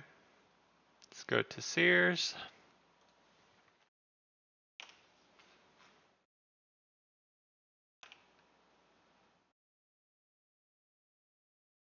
Boom. Let's discover or manufacture. Got an augmenter.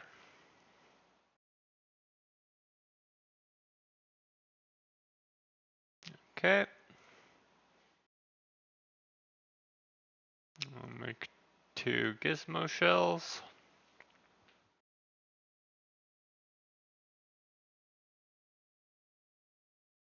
Let's do honed.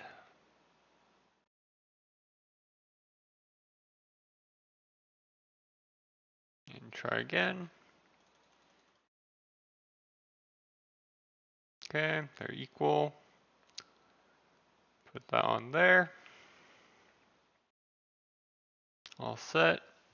Let's go do rune crafting once we go to Prif. And check our port.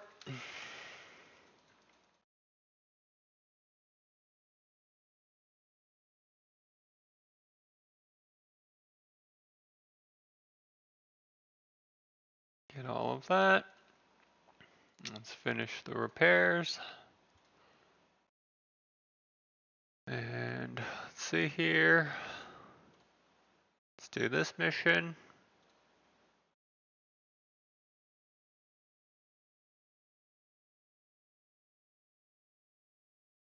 There we go.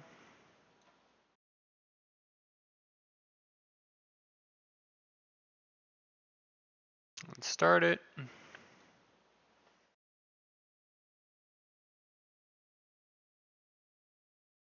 And let's recruit. This guy.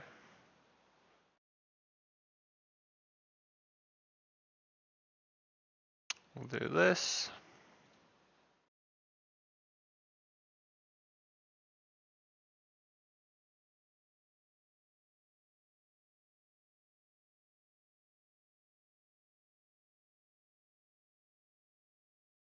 See here, new combat and seafaring.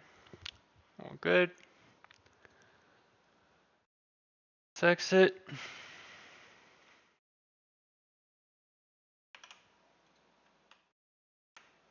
Still no resonant anima. So Jas.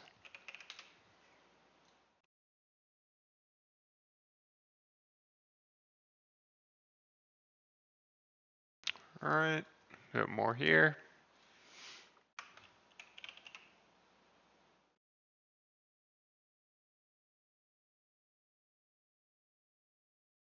Let's see here.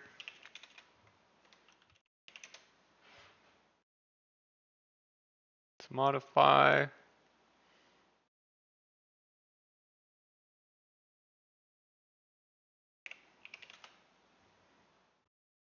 That's all we need.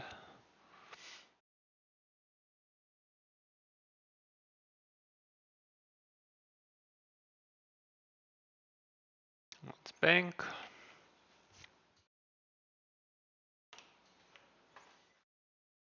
And what do we do now? Let's do rune crafting. Let's see here.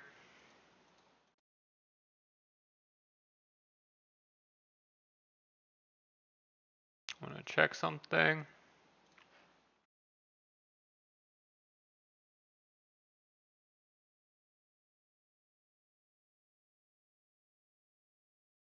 Okay.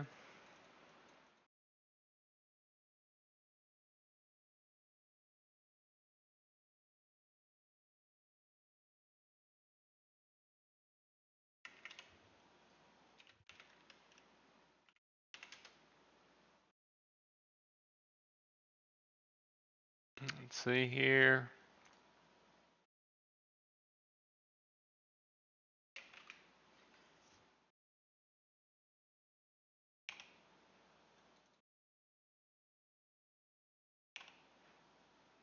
Okay. Should be fine. Find the rune crafting set.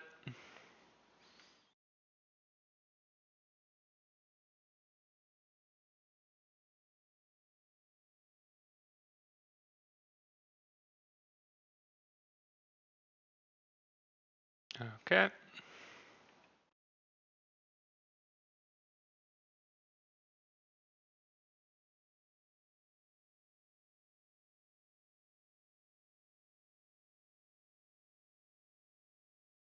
Let's fill these up.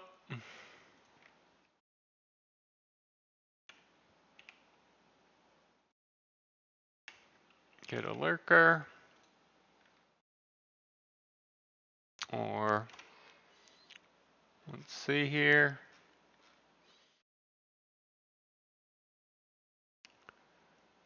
We can go Titan.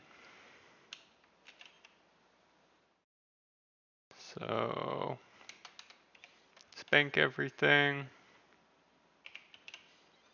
Grab these.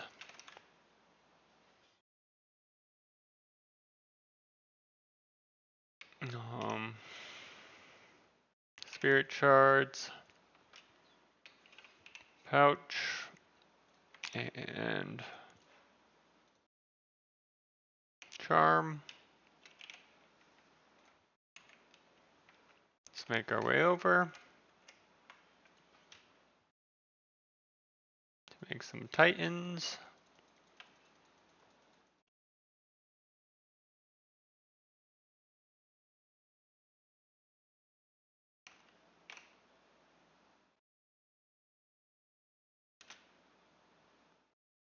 And head back.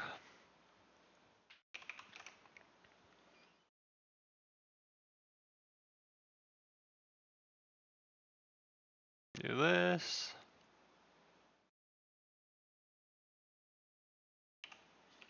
Grab a titan.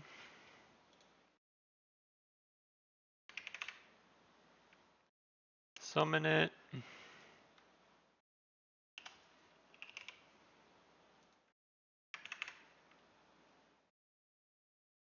In store.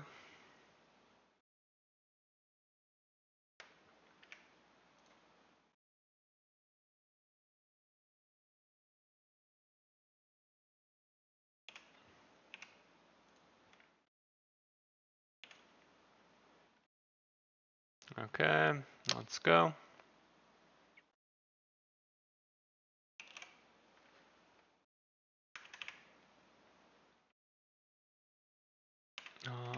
Let's hop. Oh, we're good.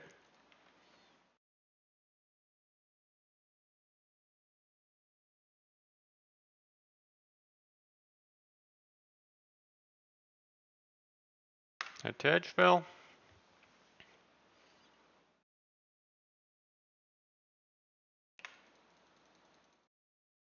Let's cross here.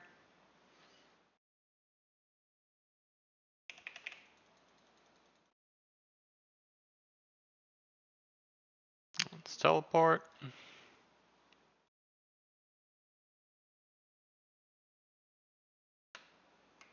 Go through the water.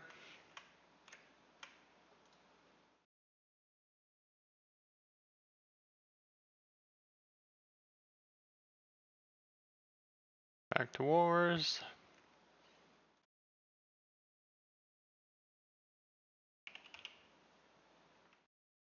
Okay. Let's load this up. Switch this.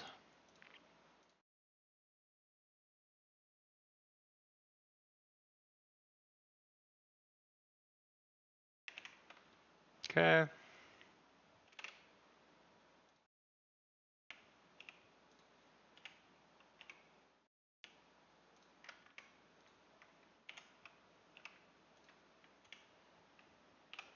There we go.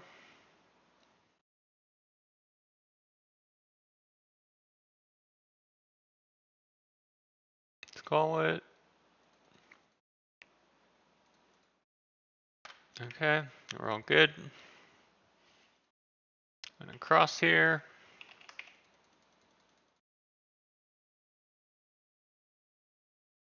And teleport.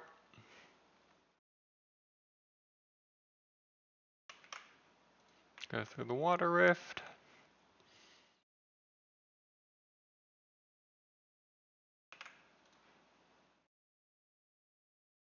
Whoops. Messed up there.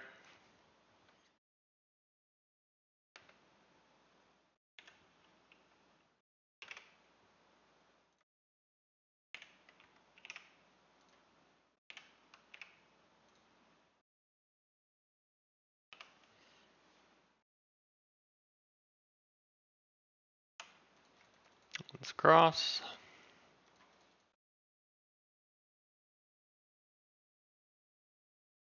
Boom. And boom.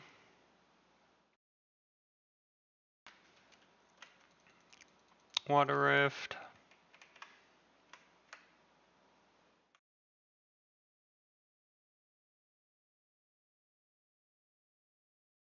There we go.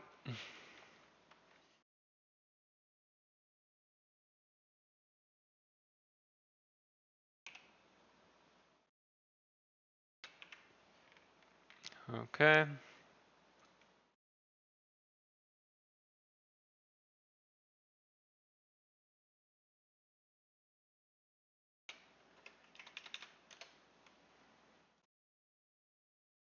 Good.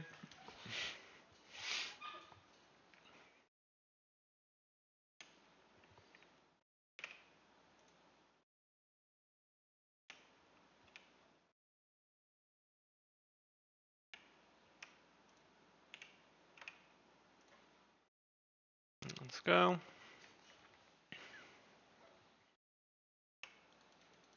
Cross.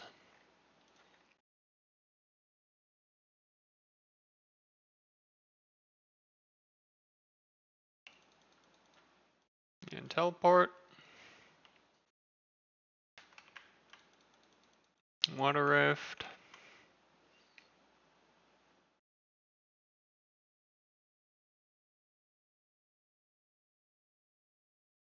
Back to wars.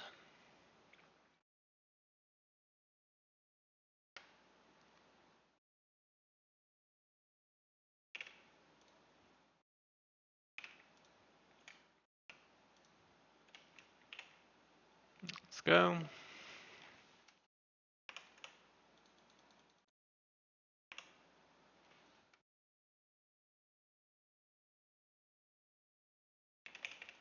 Boom.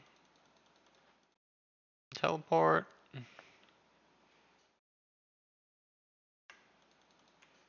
Let's exit.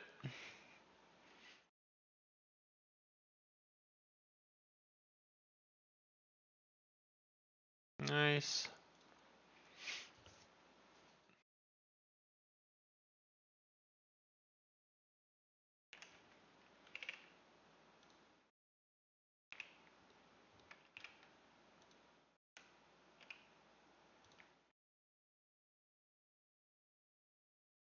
Alright, let's go.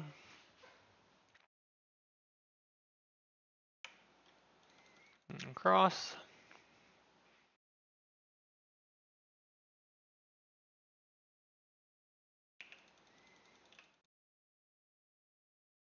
Teleport.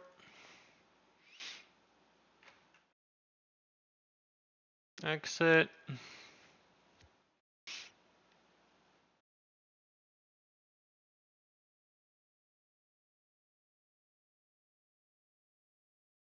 Good.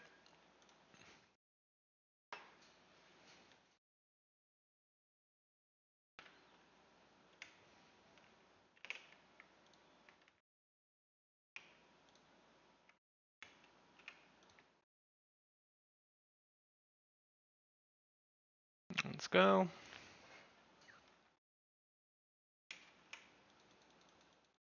And cross. Boom. Let's teleport.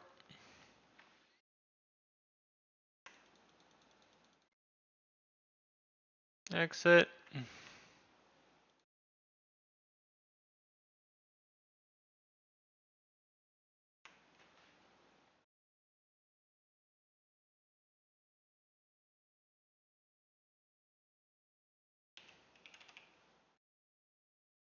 Okay.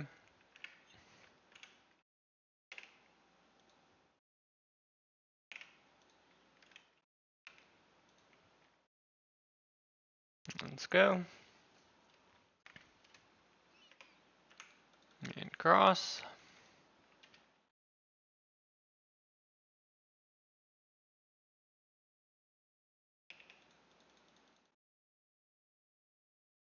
And teleport.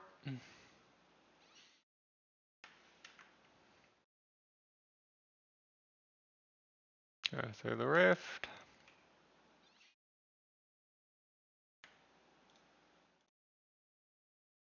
There we go.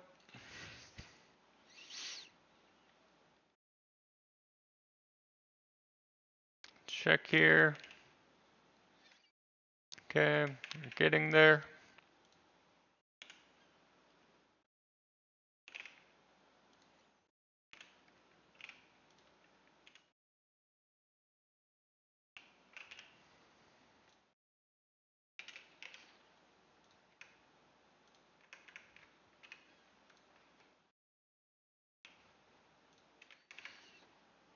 Let's go.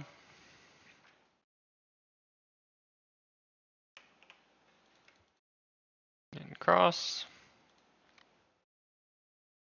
Have to repair here.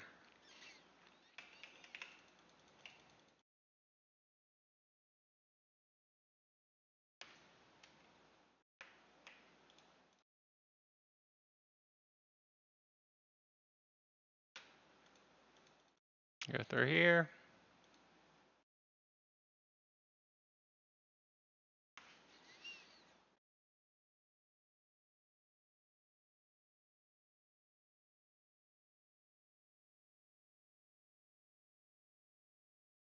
All right.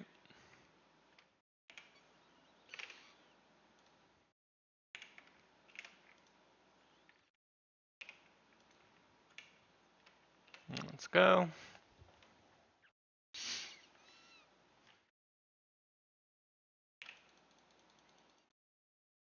Cross the wall. And teleport.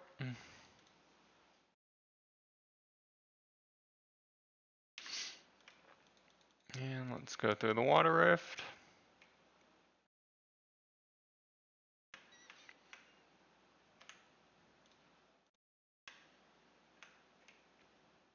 Whoops.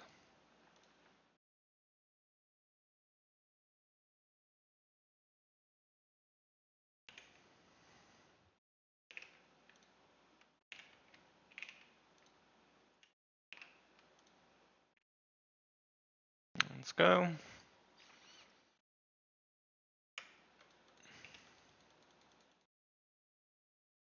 Cross the wall. And teleport.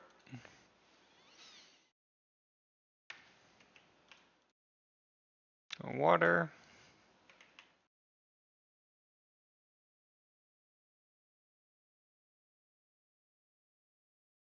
And back to wars.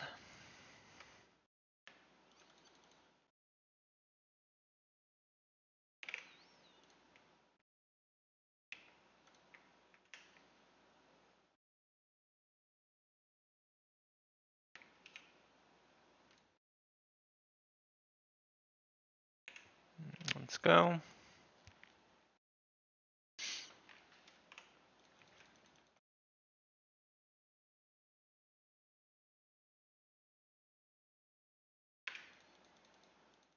Let's cross.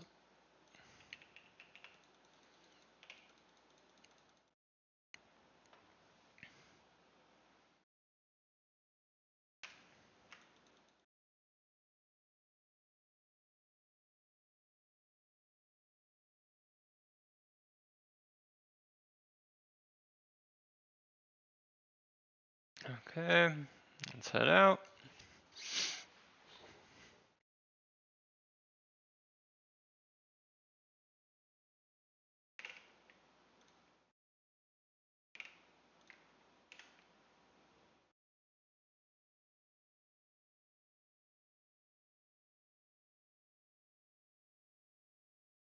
Whoops. Let's head back.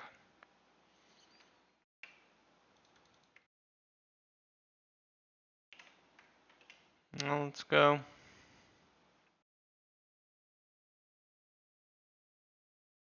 Whoops. Let's cross.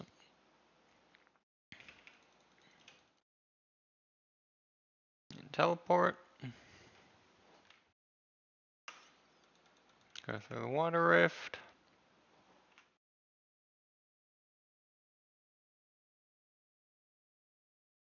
Quick exchange.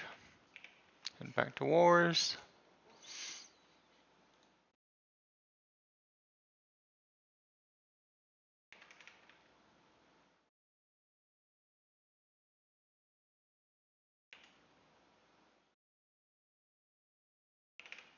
Alright.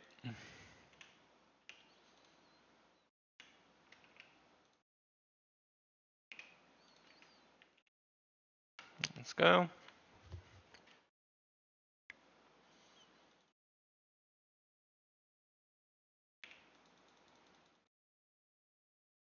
Cross the wall. And teleport.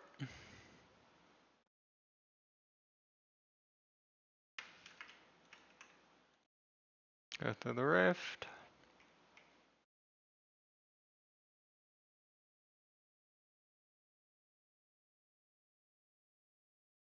Head back to wars.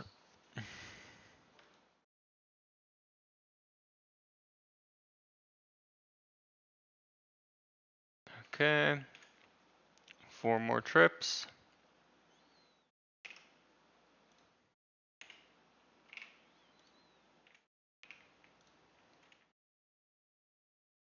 That's what we need.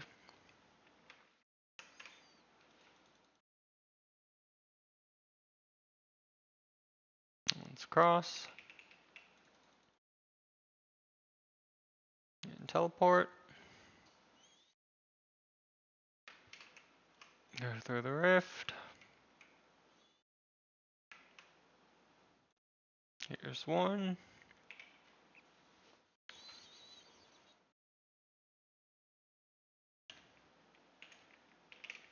Get all of this.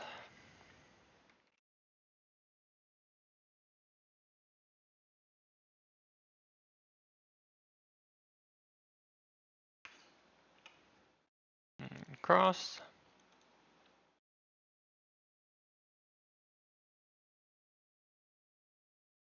Boom. Teleport.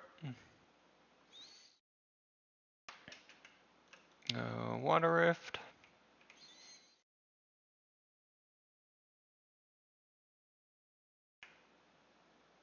And that. There's 2.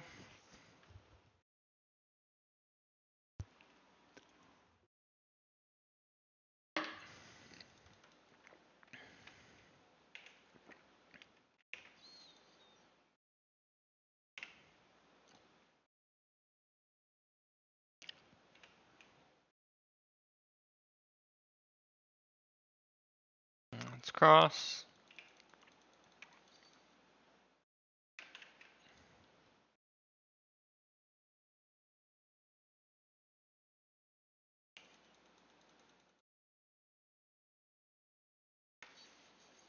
Here's 3.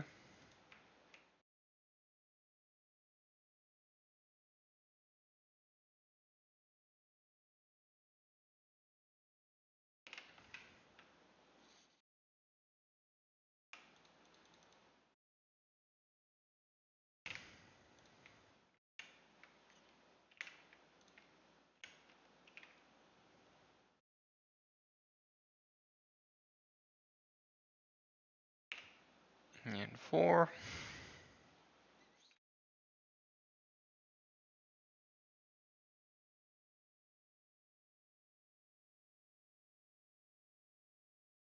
Boom. Let's teleport. Go through the water rift.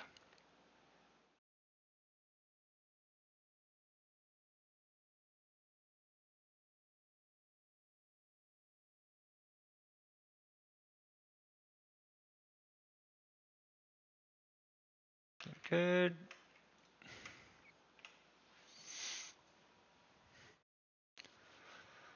I think that's all we need for mud runes.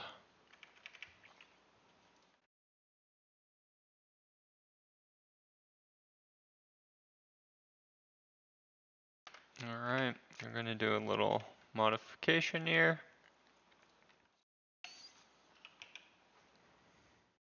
For our blood runes.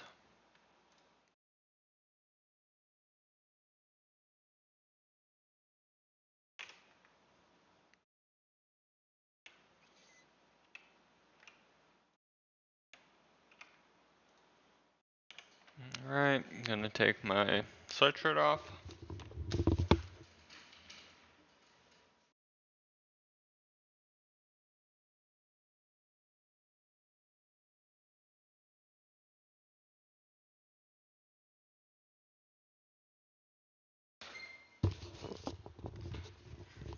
Okay, let's go. Make some blood runes here.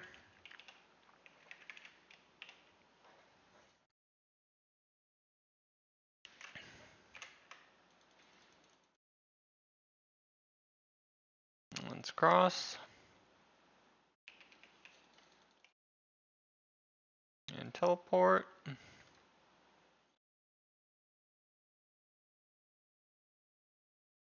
Go through the blood rift.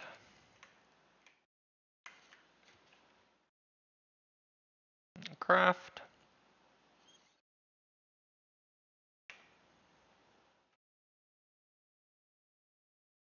Go here.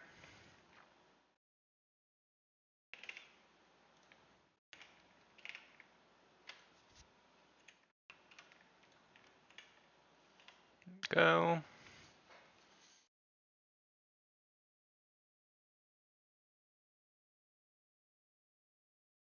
Whoops.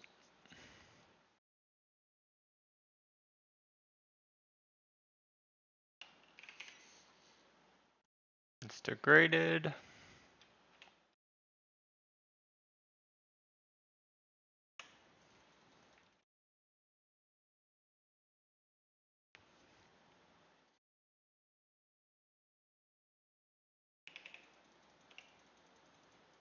And teleport.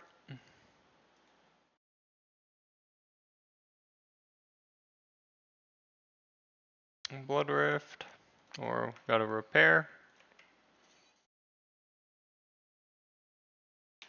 Let's go through the blood rift.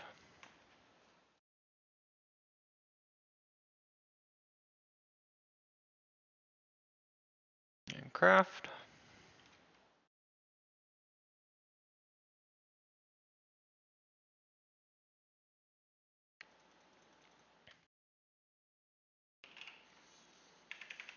Okay, let's see here.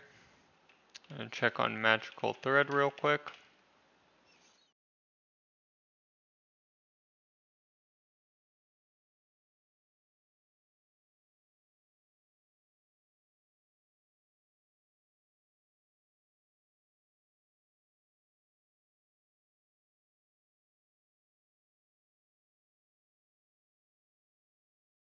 Alright.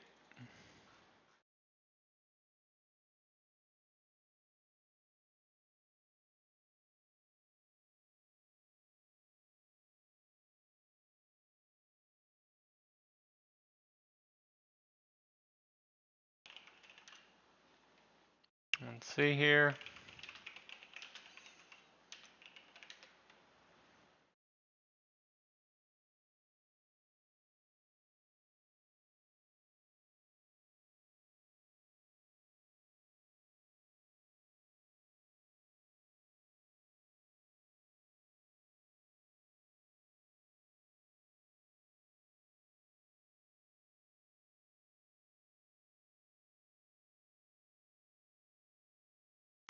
Okay, let's go.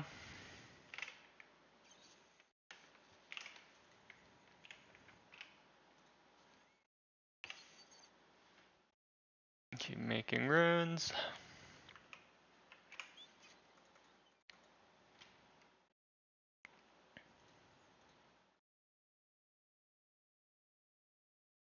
Boom. Excuse me.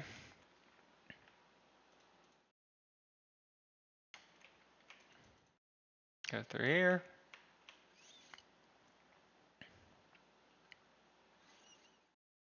And craft.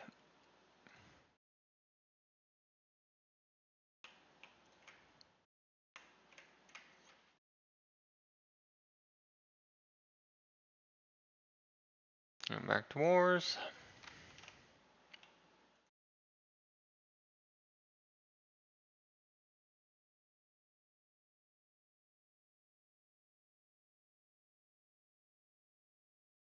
Let's see.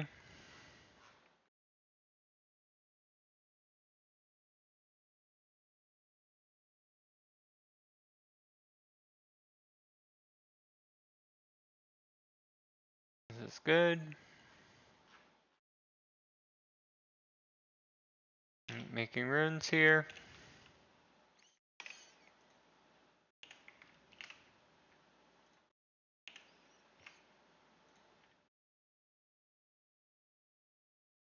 There we go. Let's keep doing rune crafting.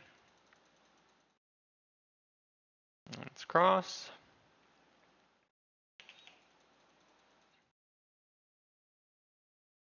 And teleport.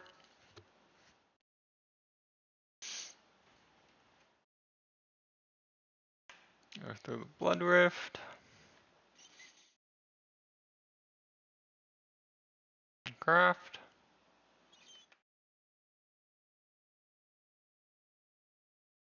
Go back to wars.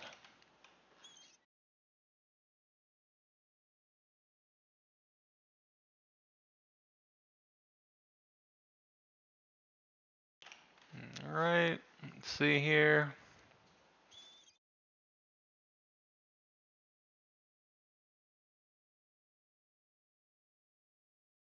Okay, all good.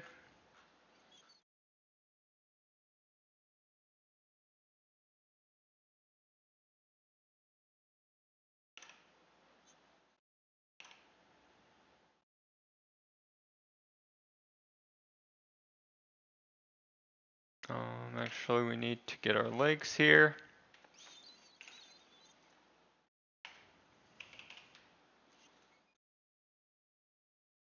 Equip these. Let's save.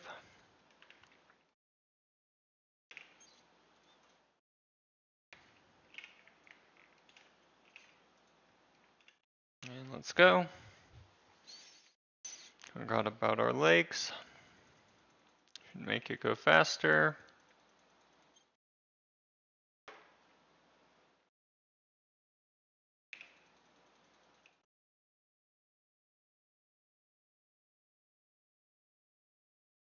Teleport. And exit.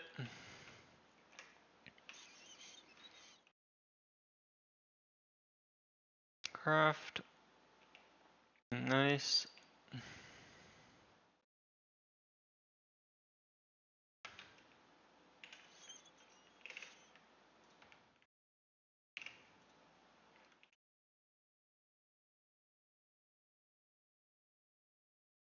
Let's go.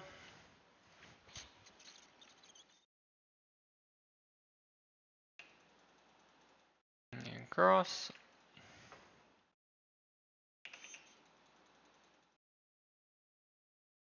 And teleport.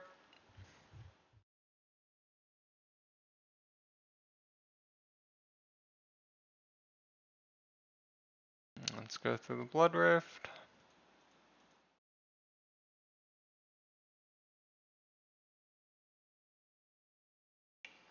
Head back to wars.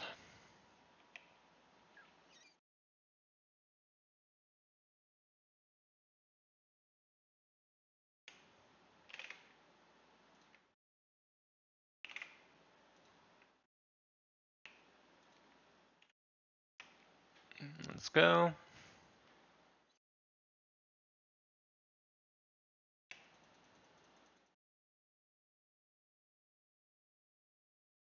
Boom. And boom. Teleport.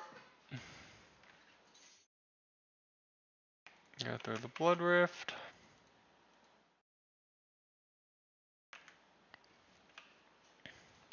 And craft.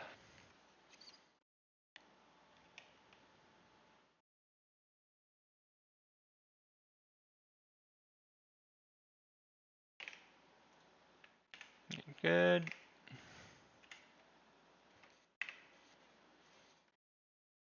Let's go.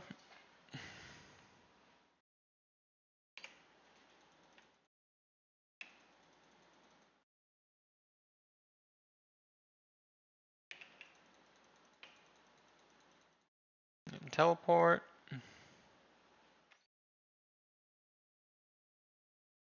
Go through the blood rift.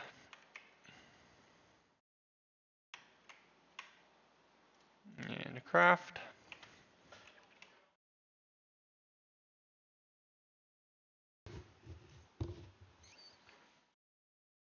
Good.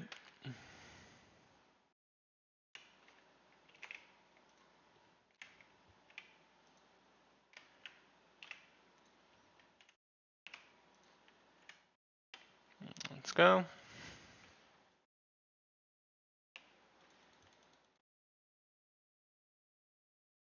Across the wall. And teleport.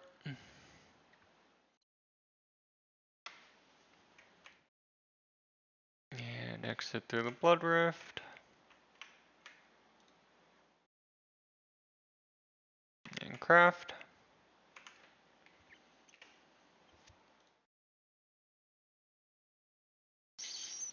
Okay. Gotta use the restroom now. Be right back.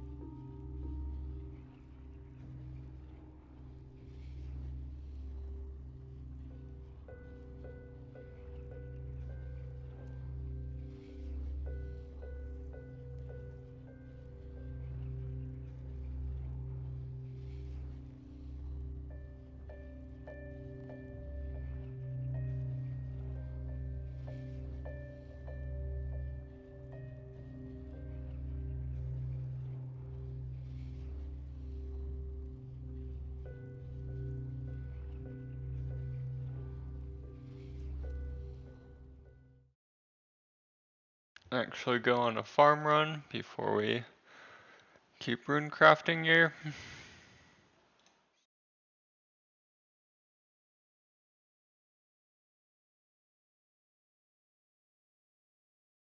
There we go. Let's cure this.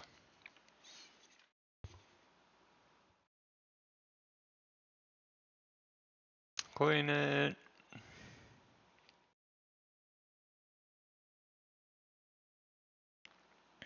Actually,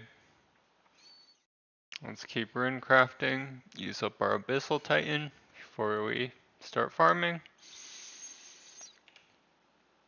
It's the better option. There we go. Let's go.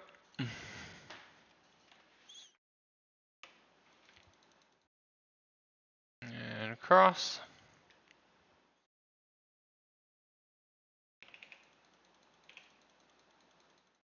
Teleport.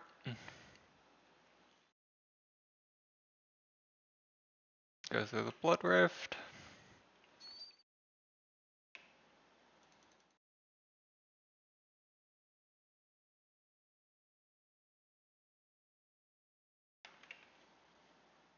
And leave.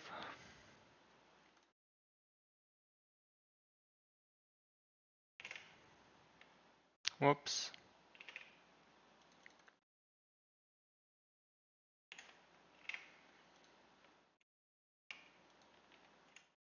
Alright, let's go.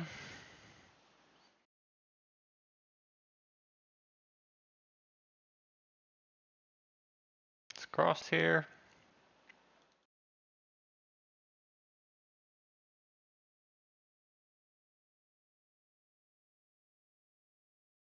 Teleport.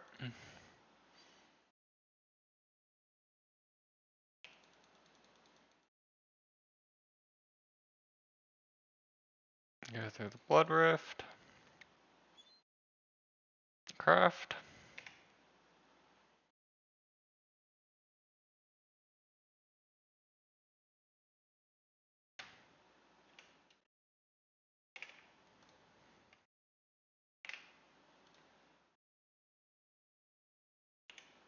Alright, let's go.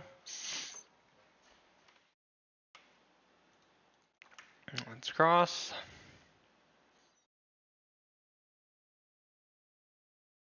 Boom. Teleport. Let's exit.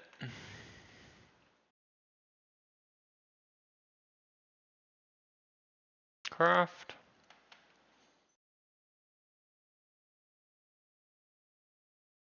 Have an idea.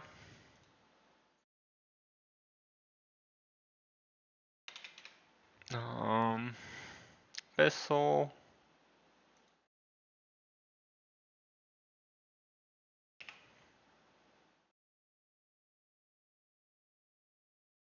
Can we save this?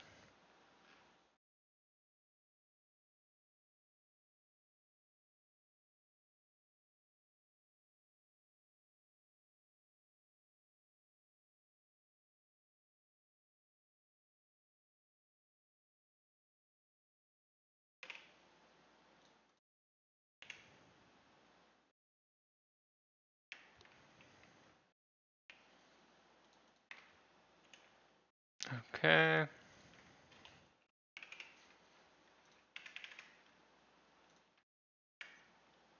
Let's go.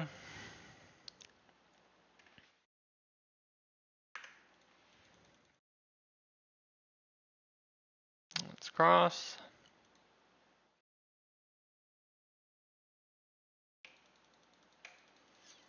And teleport. Come over here. Gotta repair.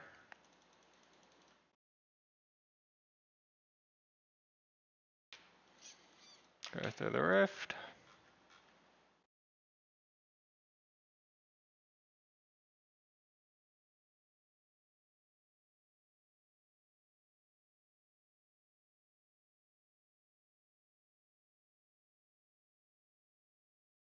And craft.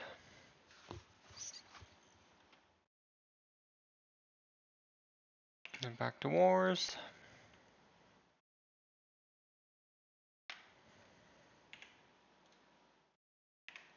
Good.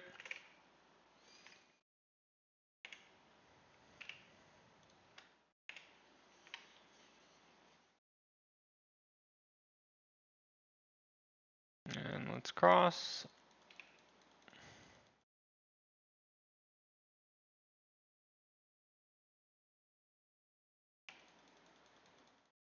And teleport. And exit. Let's craft. Back to wars.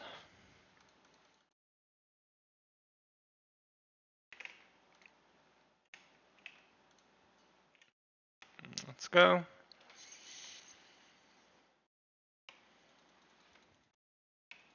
And cross.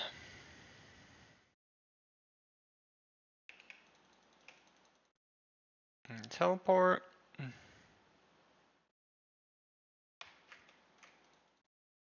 Go through the rift.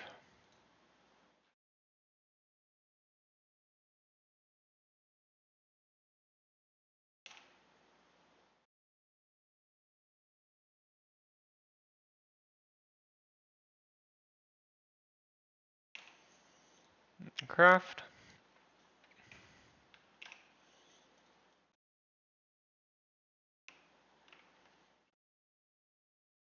Let's leave.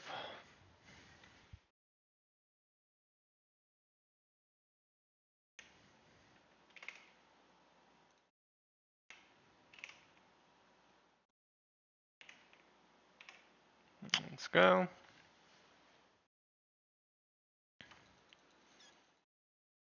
Boom. And let's cross.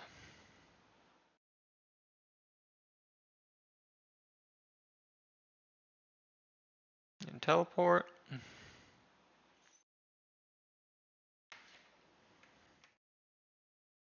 Go through the blood rift.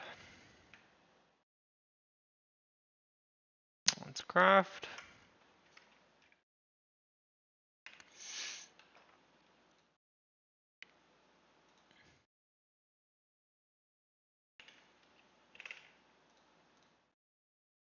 There we go. Whoops. Let's go.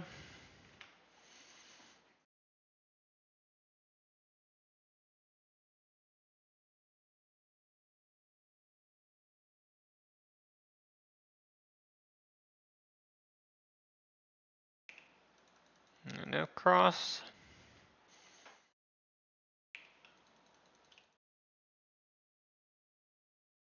And teleport.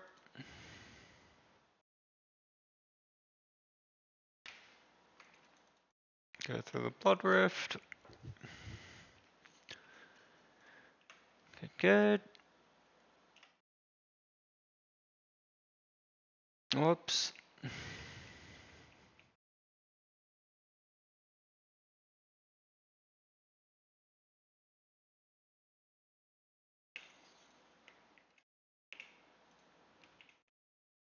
Let's go.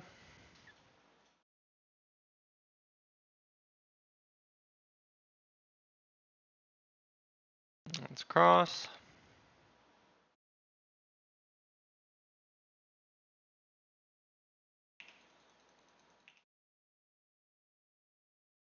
Let's teleport.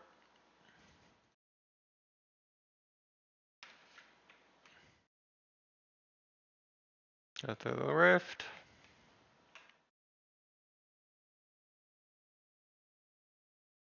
Let's craft.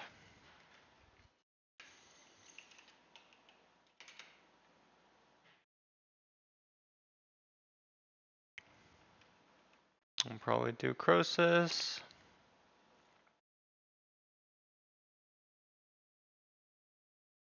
Or actually not. Let's see here.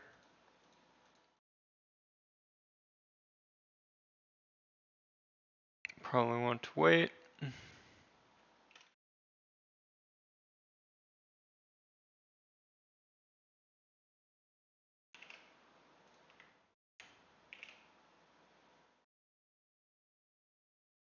Alright, let's go.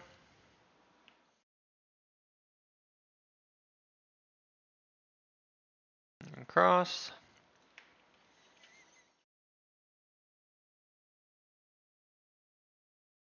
And teleport. Go through the blood rift. And craft.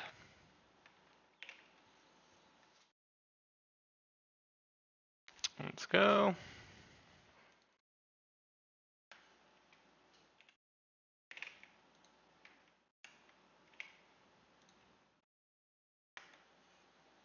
Boom. And cross.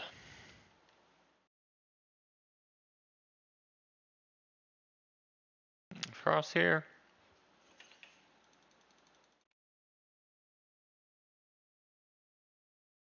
Whoops. Let's teleport. And go through the blood rift.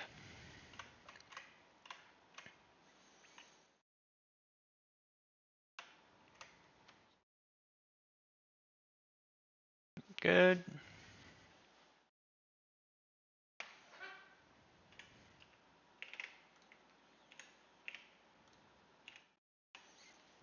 Let's go.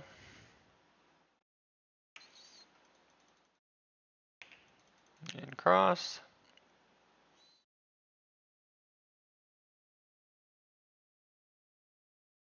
And teleport.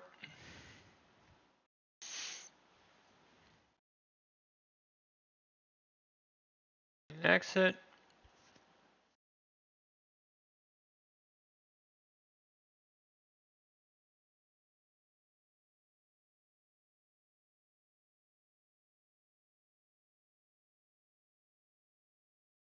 Good. Okay. Let's leave.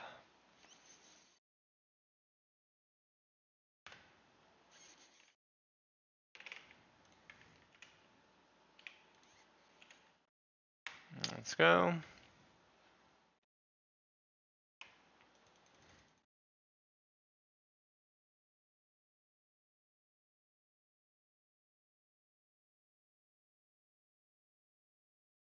Whoops, I messed that up. Teleport. And exit.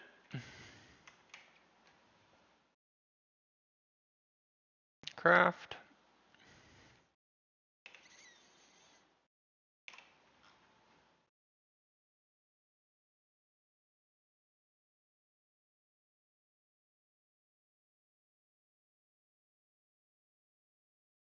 Good.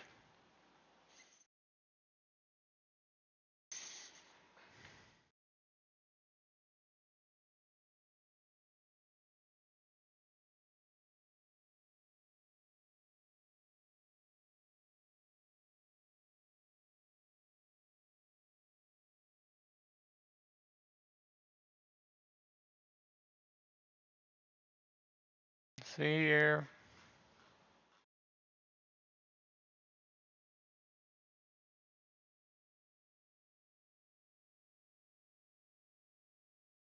Okay. Let's keep crafting here.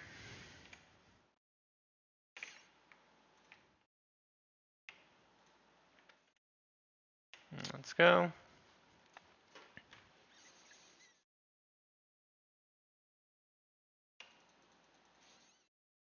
Let's cross.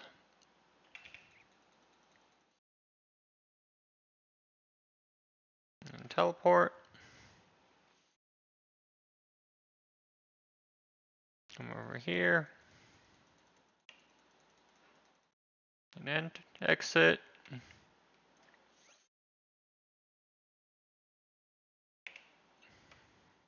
Go back to wars.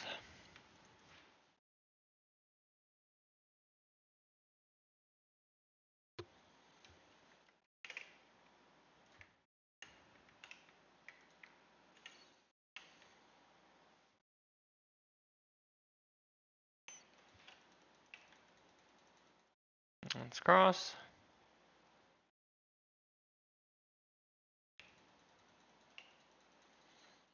And teleport.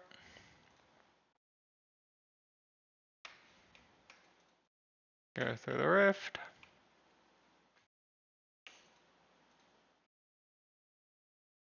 Craft.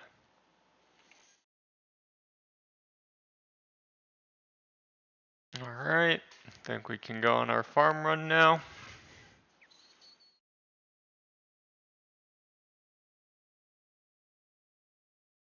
Cabbage port.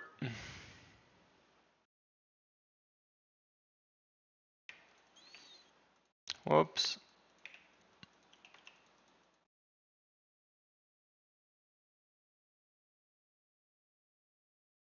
Let's grab everything and pick. There we go.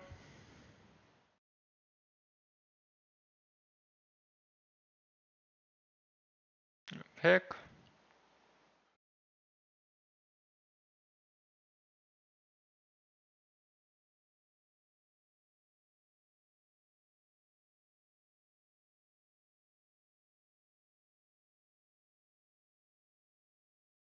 Put this in.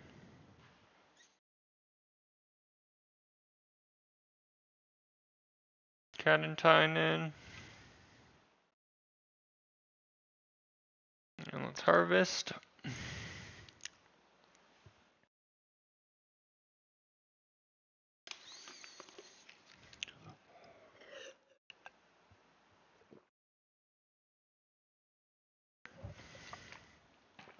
Nice.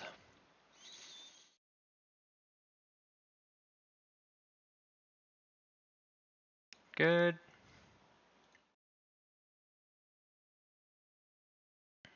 Let's exchange.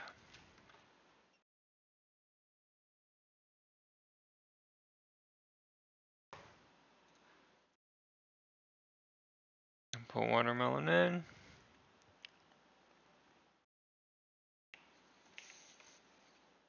And harvest over here. Good.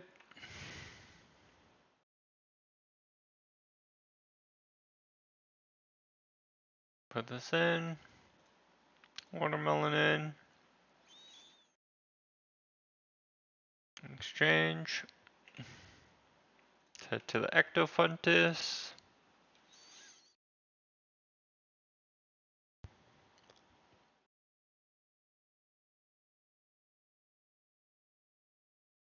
Good.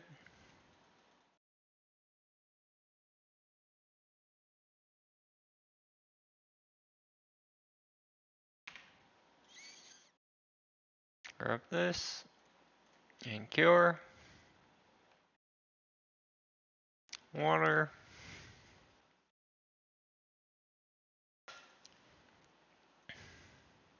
Put this in. Siphon and pick.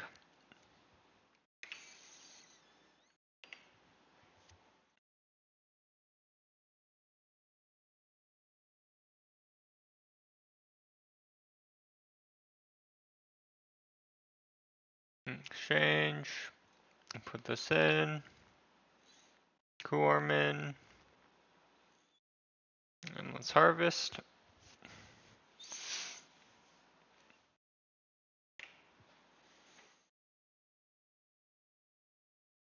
Get good.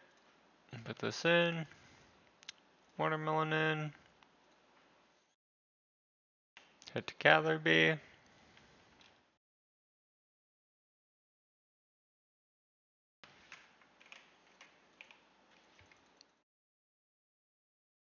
Whoops.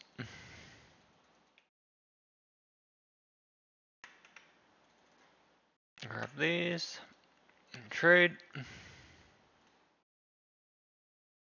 And cure.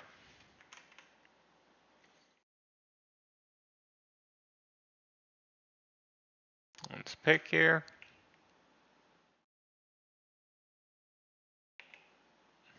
Put this in. Marigold in. Let's pick these.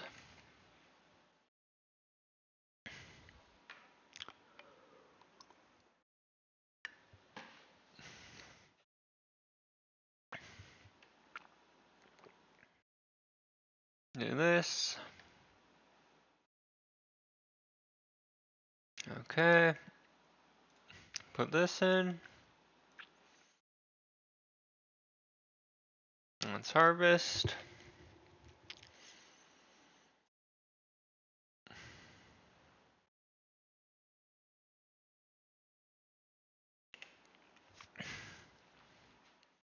Good.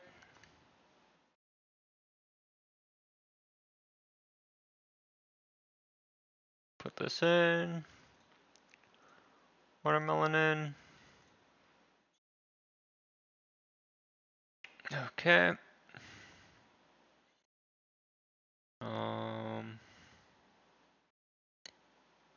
Let's go to our dune.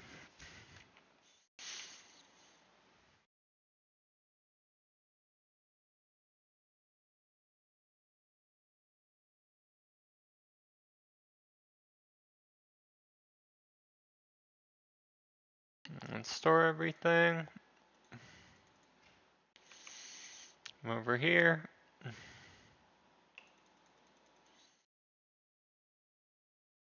Let's trade. Cure these guys. Get water. And exchange. Let's pick. Put this in. Siphon. Put this in. And let's pick.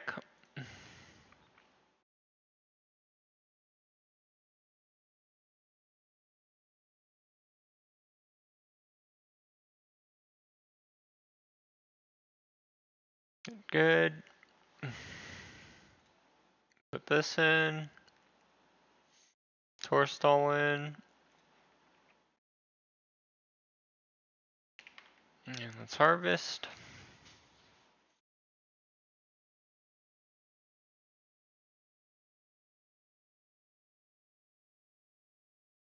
Do this. And put this in. Watermelon in.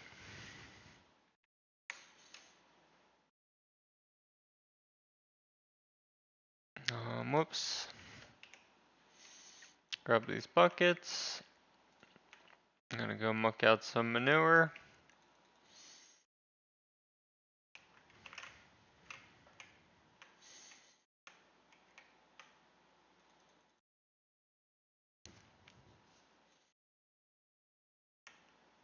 There we go.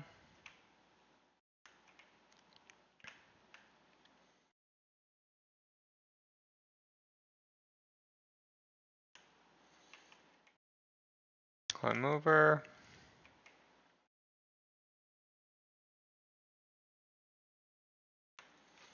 Come over here.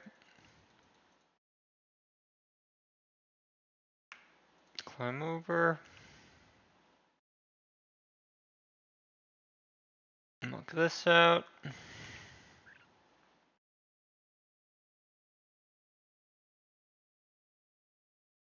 Climb over.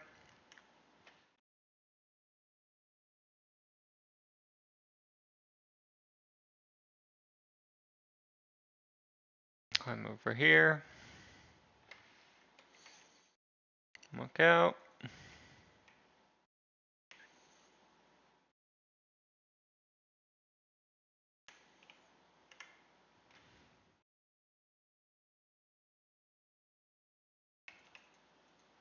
Let's climb over. Use the chest.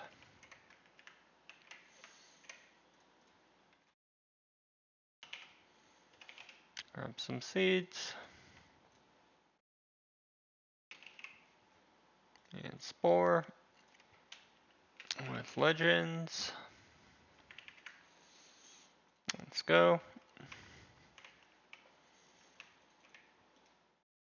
Let's select.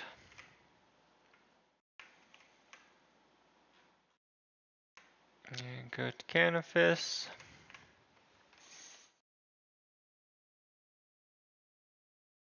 Exchange. Let's pick these.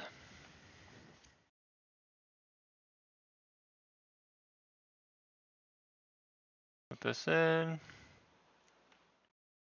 Put Marcella in.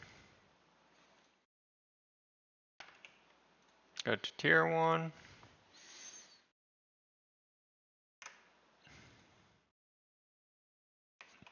Come over here. Let's go through.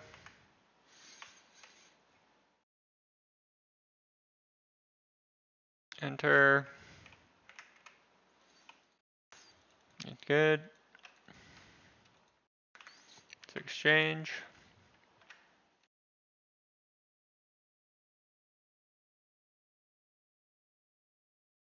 Siphon.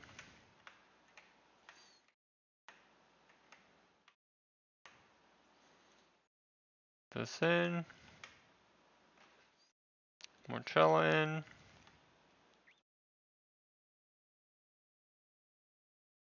Go to late yield.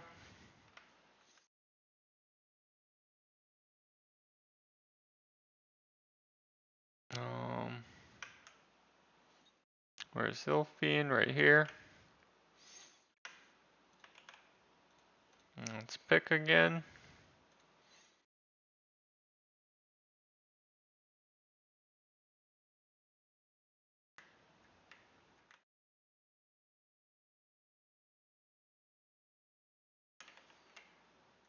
Go to Crywis.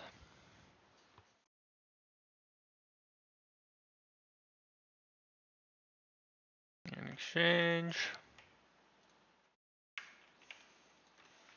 Let's secure this guy. And check. Check these.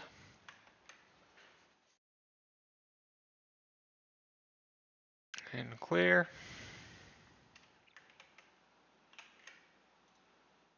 Put this in. Poison Ivy in. Come over here. And let's teleport. Tree Gnome Stronghold.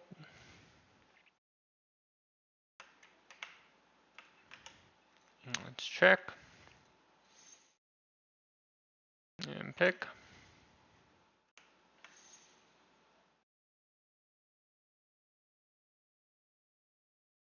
Whoops. Okay, let's go back to the tree. Go to the village.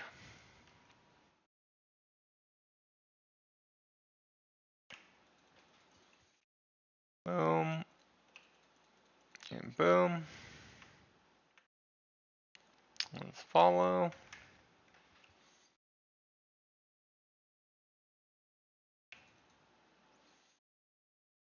Let's prune this.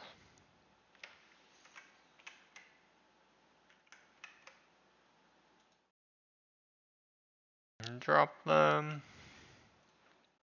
Head to Harmony.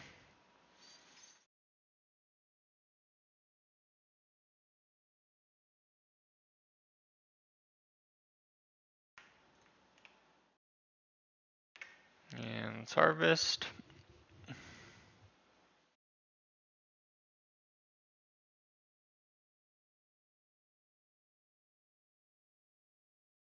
Good.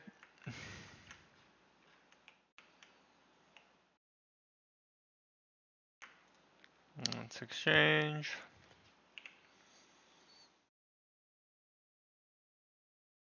Put this in. Put watermelon seed in. Okay.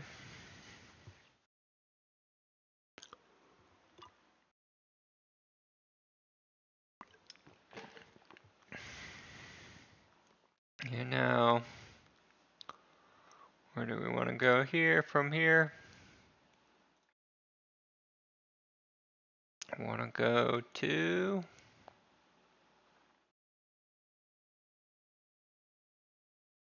Draenor.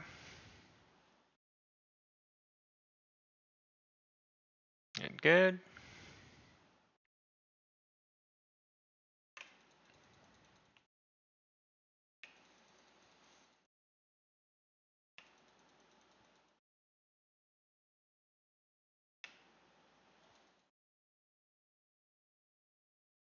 Let's pick.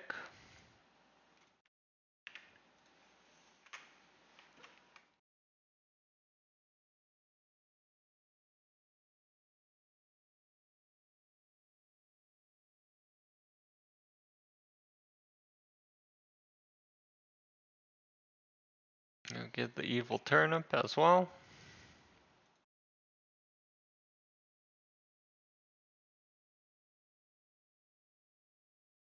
Let's head to the wilderness.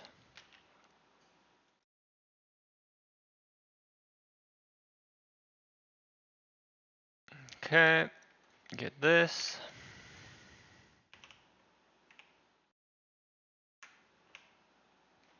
We're in a bad spot here. Being scolded. Put this in. Put Lantidime in.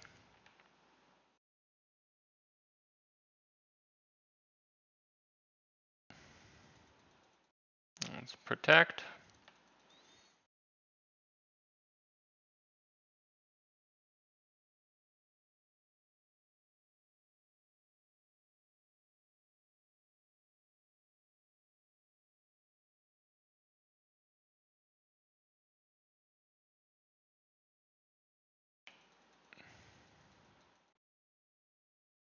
Okay.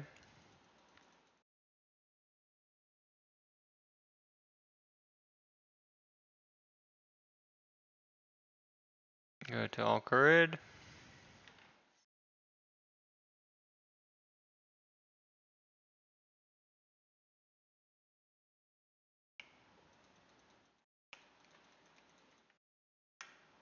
Okay.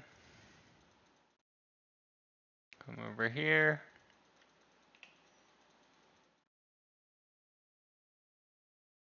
Go through here. Do double surge.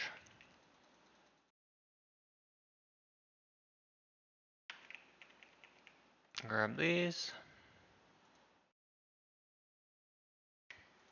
And pick.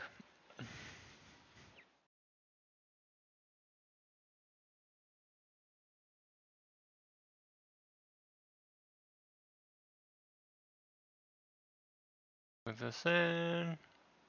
Put dwarf wheat in. Exchange.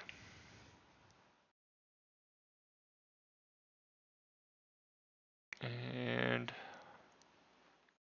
let's head to wars.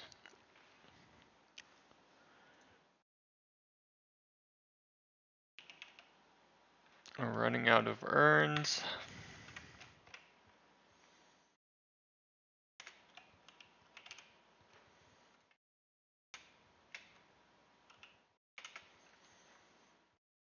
Let's go make some urns.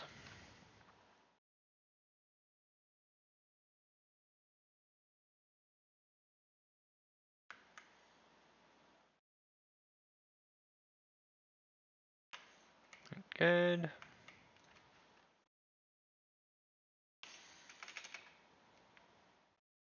I think we just go like this.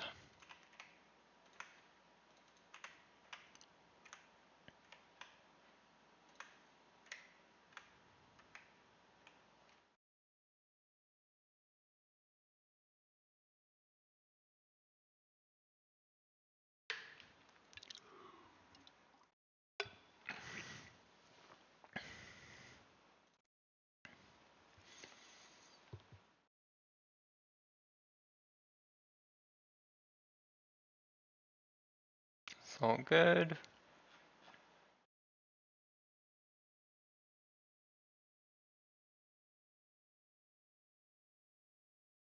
Alright.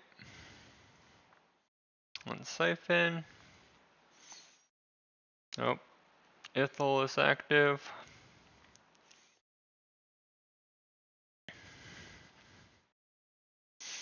We're getting about 75% to the bank.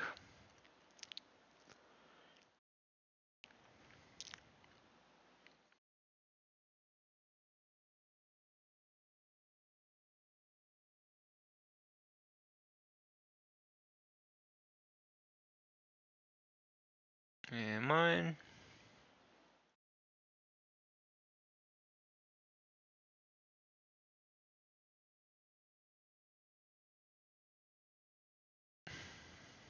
Good.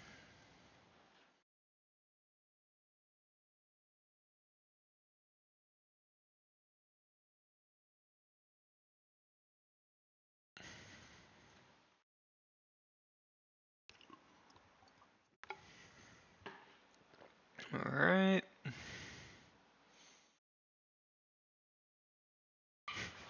Let's see here. Just mining away.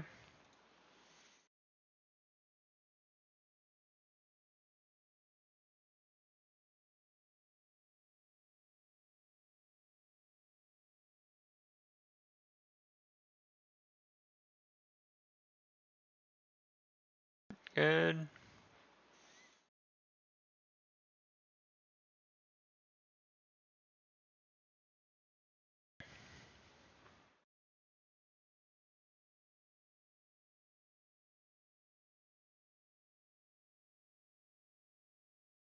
Okay.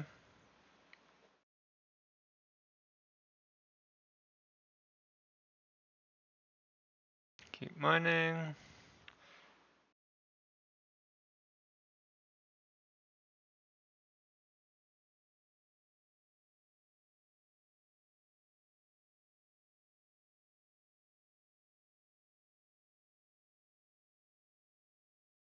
Okay, let's make these urns now.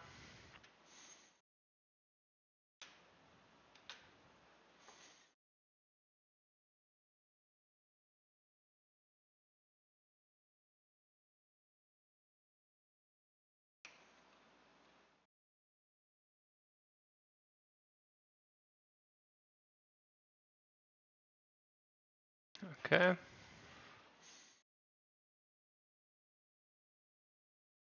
That's done. Let's fire.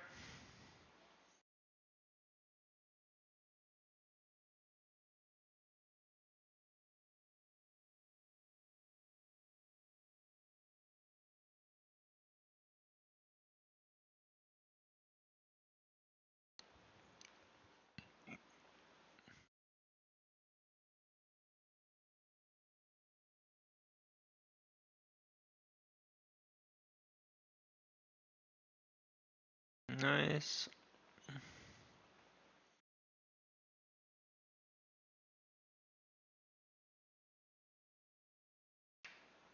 Just firing away here.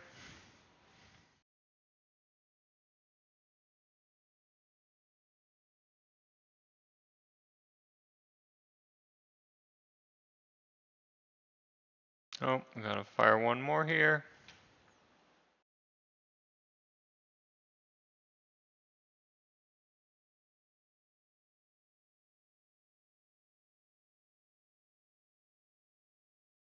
Let's change to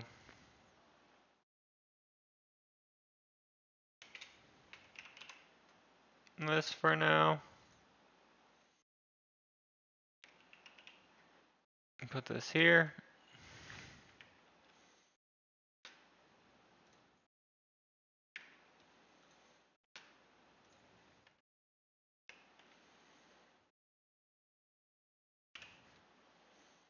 Put this here as well. Make some more urns.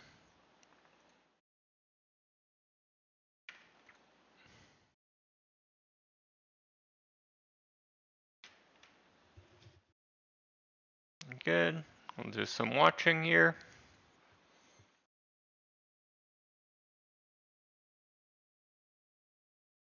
Massively complicates Russia's military planning and deterrence up here. Most important to consider is that all of Russia's ICBMs, strategic bombers, and the Northern Fleet itself in the Kola Peninsula are almost supplied entirely from the rest of the country by just a single twin highway and rail corridor called the R21, extending up north from beyond St. Petersburg and Moscow. This highway and railway extends for hundreds of kilometers and crosses through some of the most sparsely populated and empty forests anywhere in the world. And it all runs almost immediately parallel to the Finnish border, with less than 100 kilometers between them at the narrowest points. This means that in the event of a greater Russia-NATO conflict, rapidly mobilized Finnish special forces or even forwardly deployed American special forces could theoretically advance at any point along this long and hard-to-patrol area and occupy or destroy any section of the R21 highway, and block off the majority of Russia's nuclear and submarine deterrent from receiving resupplies from the rest of Russia by land. That would be a disaster for Russia, and push them into a situation where they would have to either use their nuclear weapons on the peninsula, or probably lose them. But the other problem is that with Finland and Sweden in NATO, NATO's geographic presence within the Arctic Circle would be greatly extended, granting the entire alliance better early warning missile detection from any ICBMs or bombers taking off from anywhere in the nearby Kola Peninsula headed towards Europe. With America and Europe's advanced missile defense systems and this advantage in early warning, it's uncertain exactly how many Russian missiles would end up striking their targets before retaliatory NATO missiles would strike theirs. And that's why, almost as a last resort to their increasingly terrible ability to actually deter the West, the Russians have recently been developing their ultimate doomsday weapon, the Poseidon torpedo. This is essentially a drone that takes the shape of a torpedo that possesses up to a 100 megaton nuclear payload, which is huge. It can be loaded up onto a new class of Russian nuclear submarine, the first of which is called the Belgorod, that was just recently delivered to the Northern Fleet in July of 2022, just after the invasion of Ukraine and the Finnish and Swedish announcements to join NATO. With the Google Pixel 7, you give your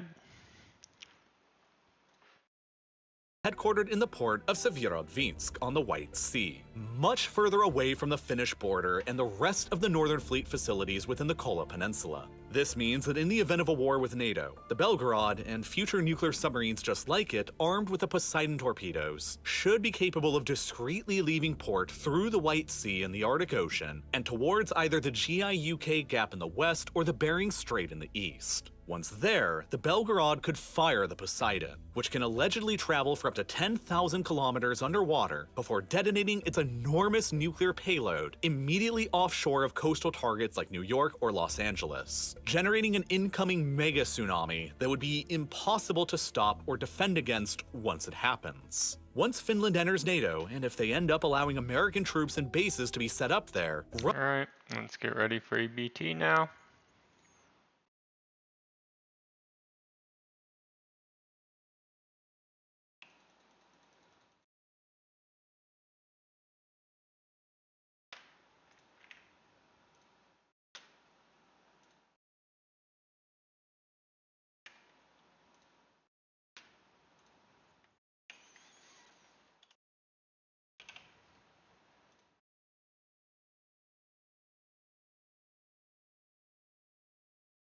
Go to Edgeville.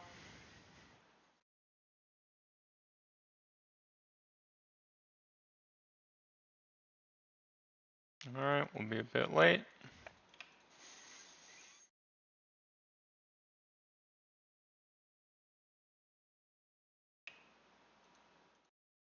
Let's toggle. And teleport. Let's go.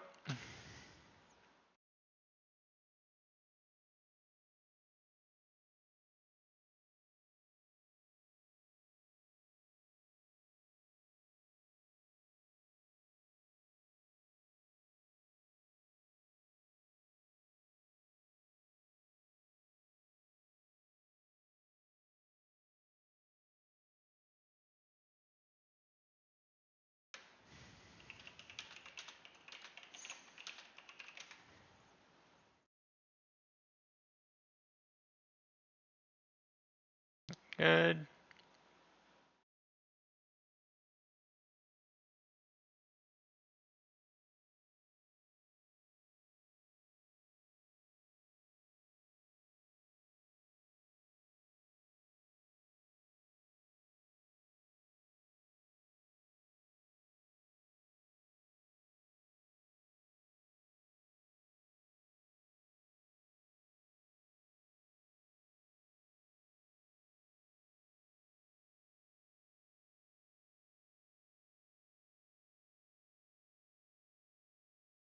There we go.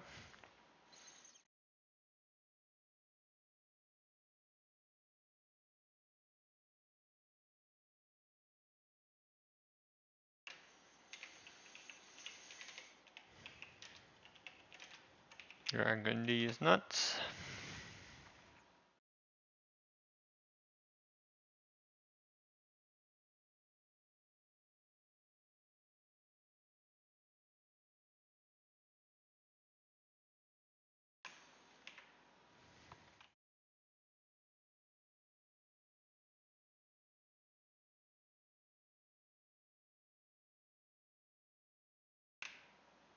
Good.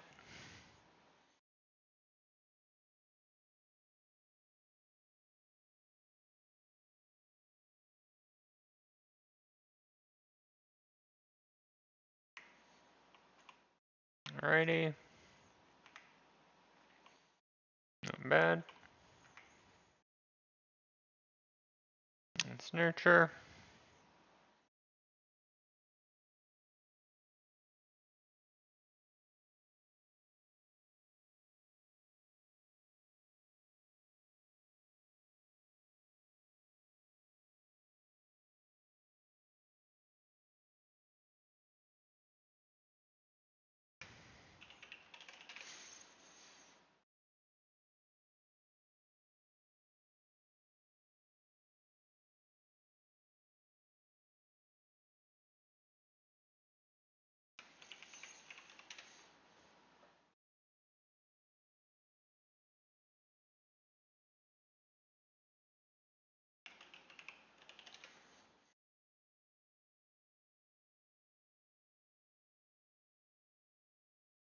Good. Start chopping.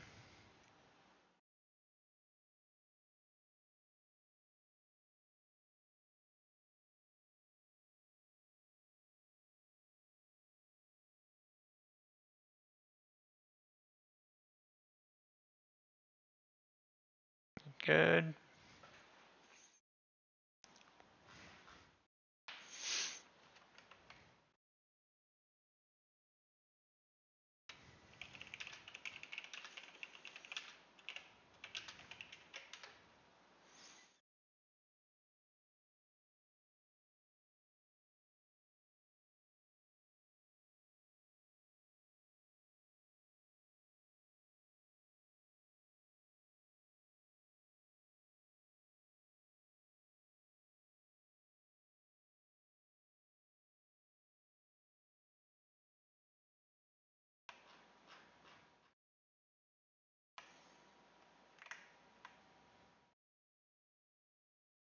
Good.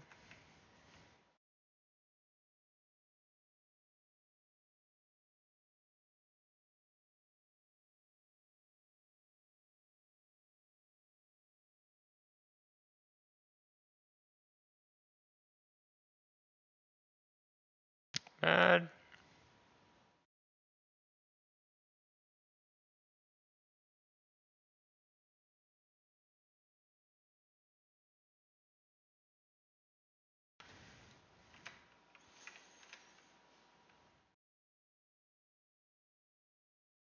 Burn.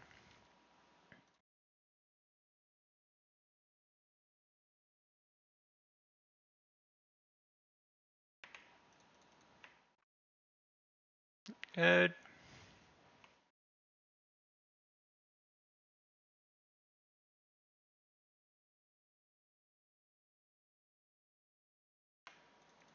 Let's harvest.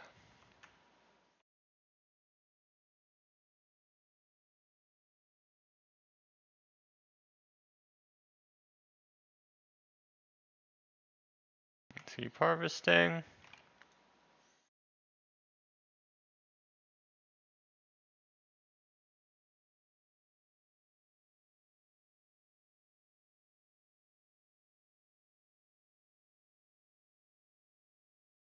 Good.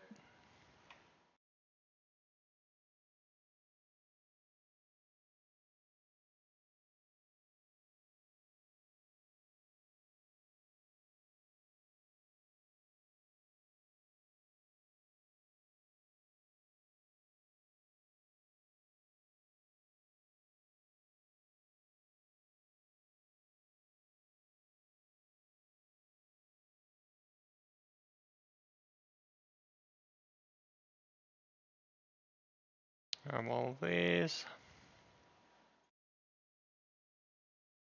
Let's burn.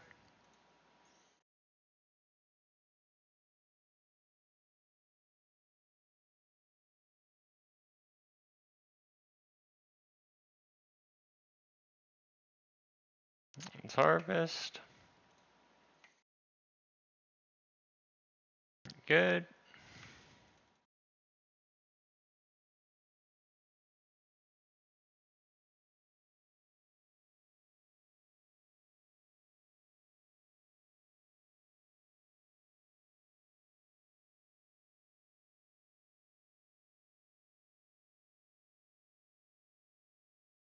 There we go.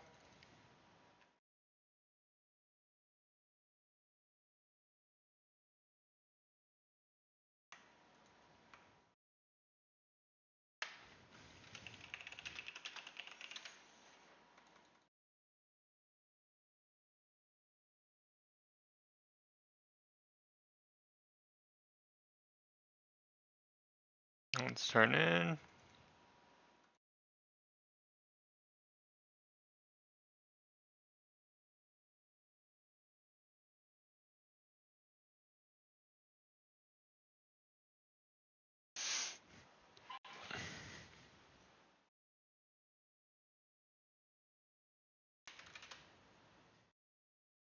Good.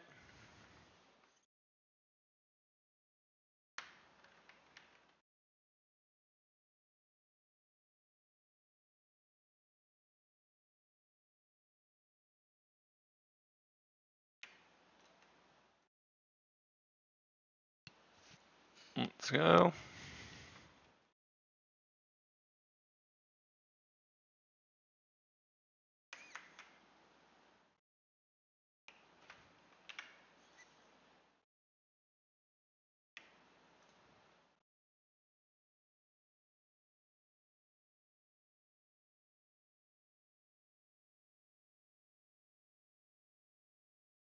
Hop once more. We're good.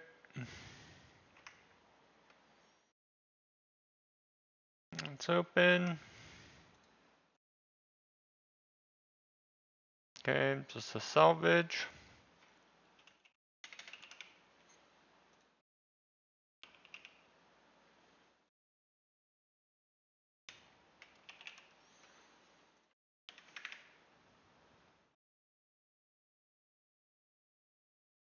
Bulk it.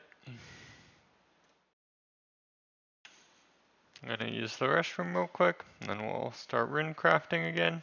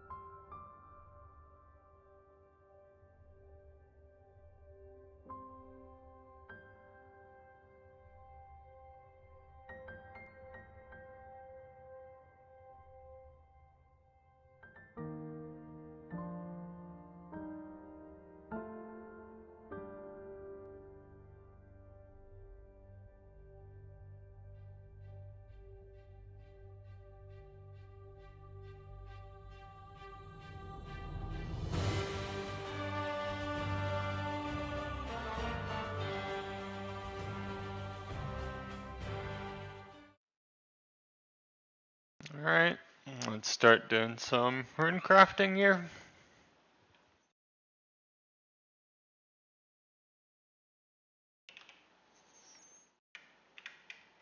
Or actually,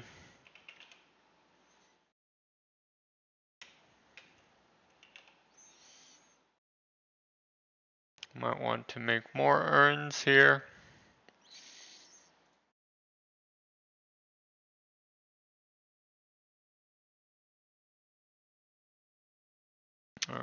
Probably fine for now. Let's do some rune crafting.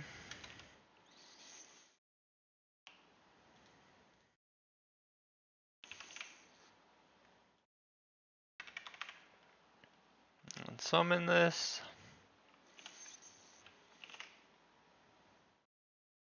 Whoops.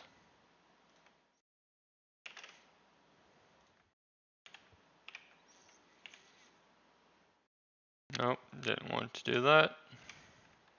Let's go.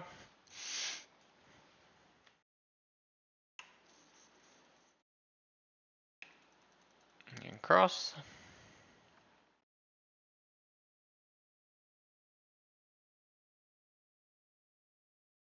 Let's teleport.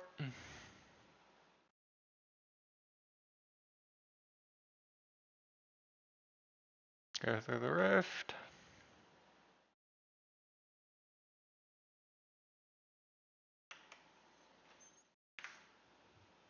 And let's move down.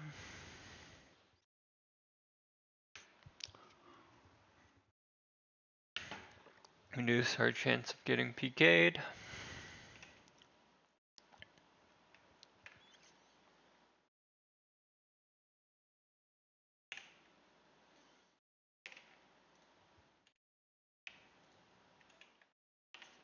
Let's, whoops. Our pouch degraded.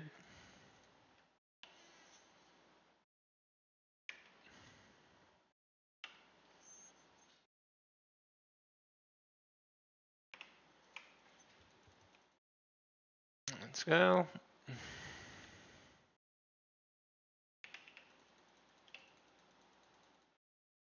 Let's teleport. Repair our pouches.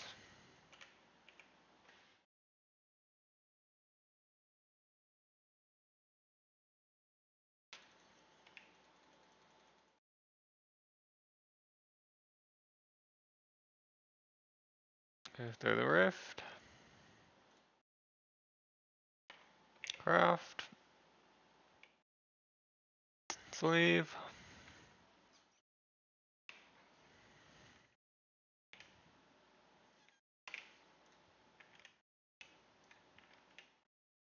Let's go.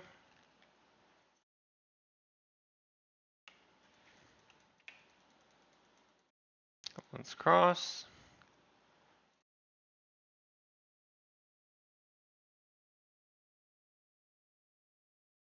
Boom. And boom. Whoops. Don't have bladed dive anymore. Let's go through the rift. Craft.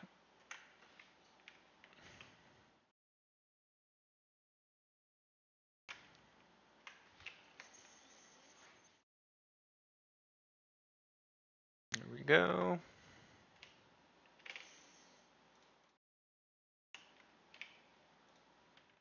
Good. Let's go.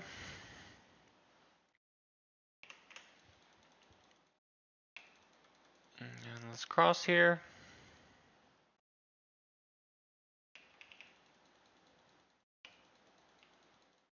And teleport.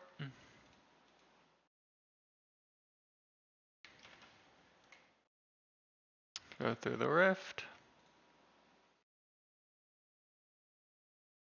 And craft.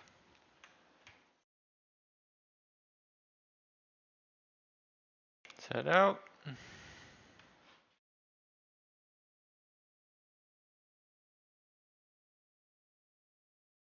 Go here. Whoops.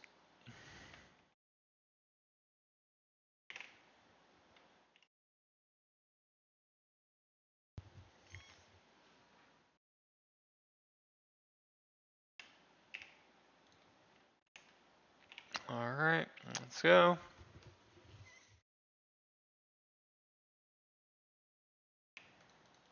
And let's cross.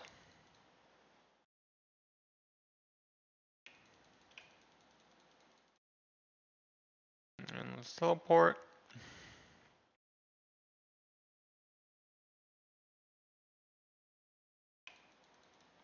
Let's exit. And craft. Back to wars.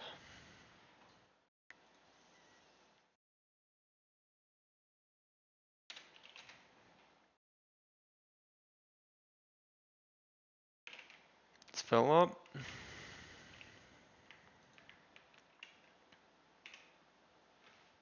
Do another run here.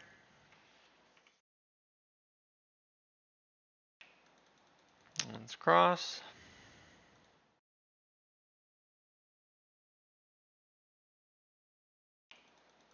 Go here.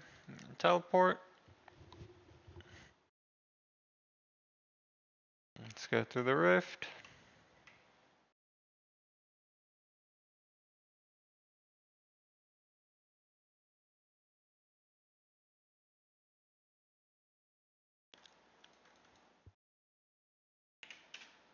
Alright. Put those through.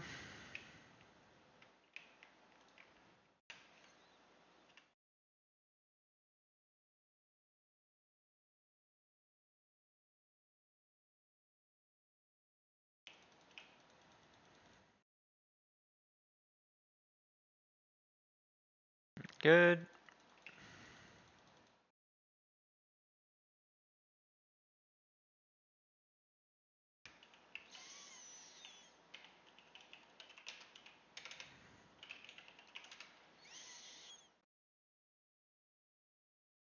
Exit.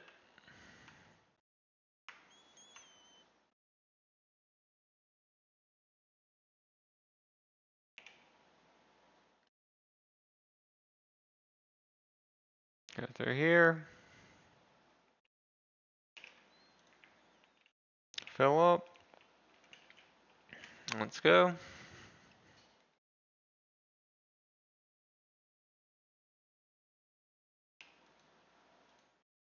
Let's cross.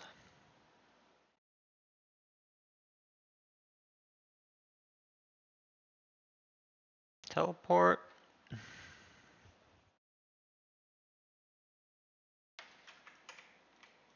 Yeah, let's go through the rift. Let's craft.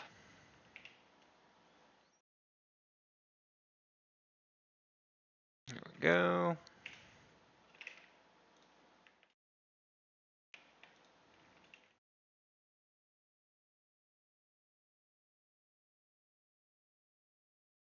Boom. Let's cross.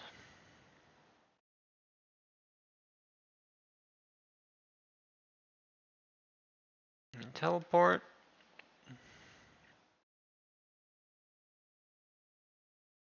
Go through the rift.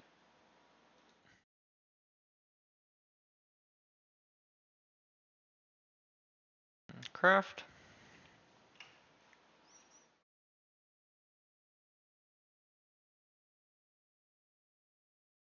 Whoops.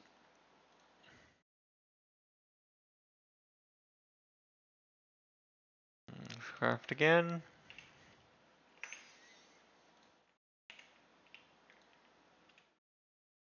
Let's go.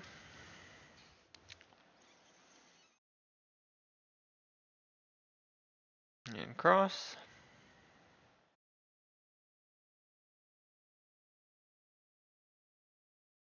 And teleport. And exit through the blood rift. And craft.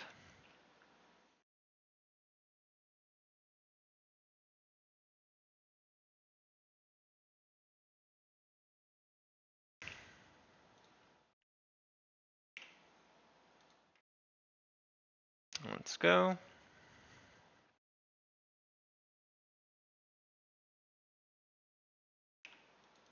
And cross.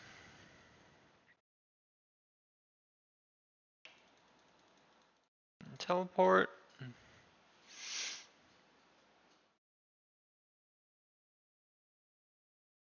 Use the blood rift.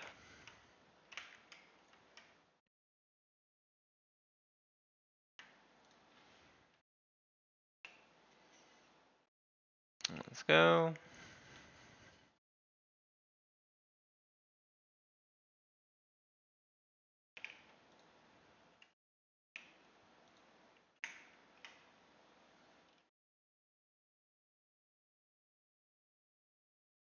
Good.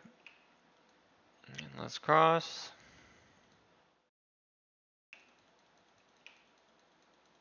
And teleport.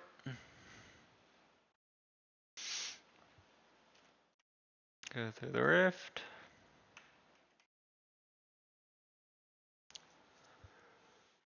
Good, good. Let's craft.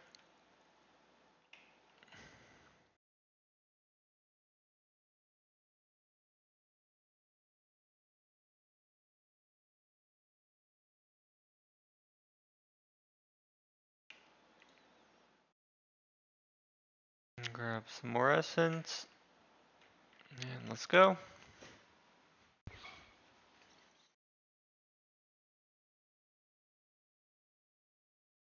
Let's cross. And teleport.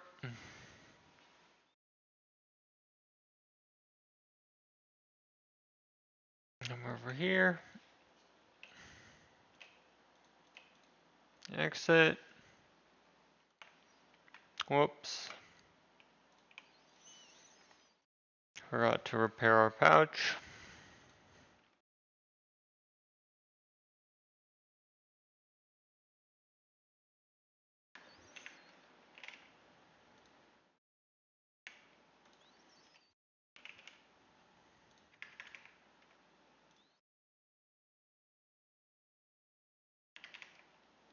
Let's go.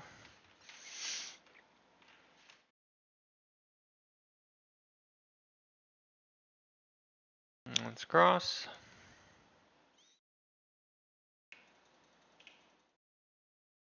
And teleport. Gotta repair our pouch here.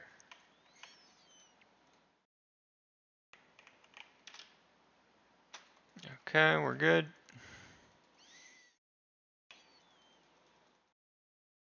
Let's exit. And craft.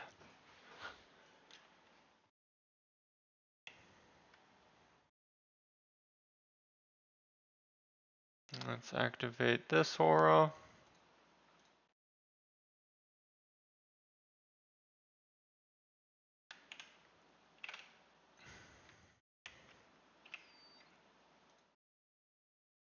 Let's go.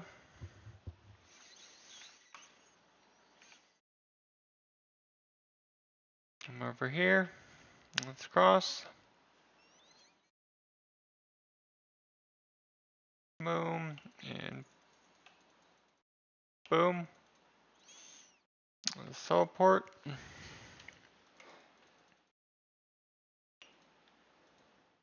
Go through the rift. Alright. Back to wars. Good.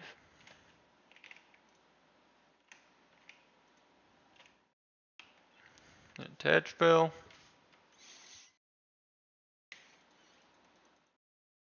Boom. Let's cross.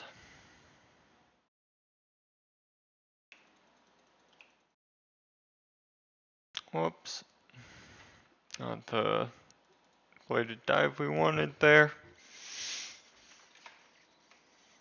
Let's go through the rift.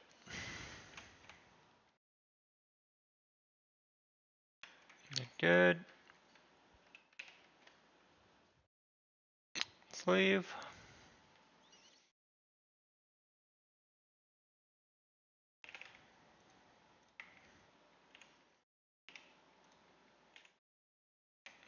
Alrighty.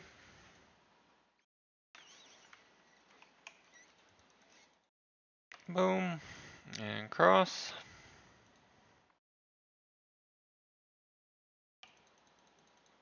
And teleport.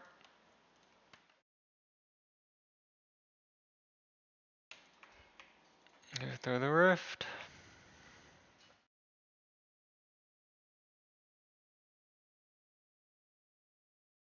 Let's go.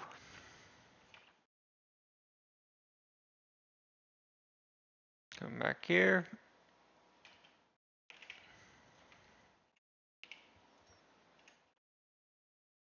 Teleport.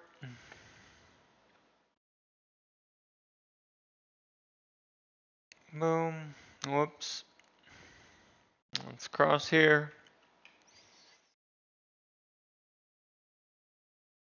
And teleport.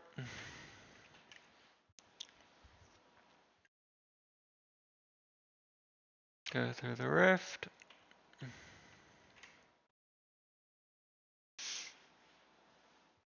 And craft.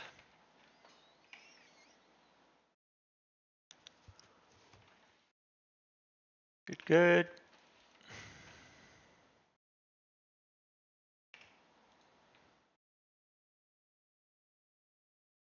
Nice.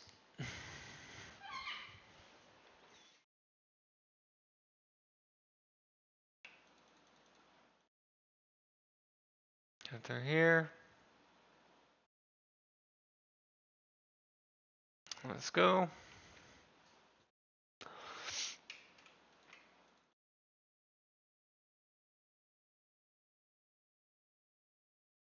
Let's craft.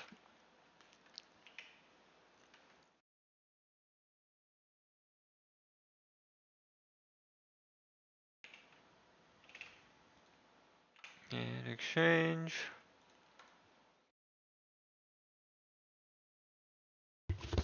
Get good.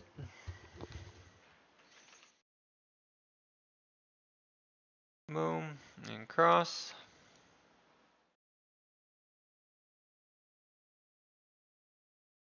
Let's teleport.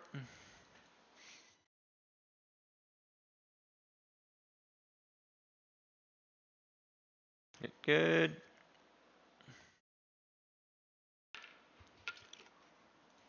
Craft.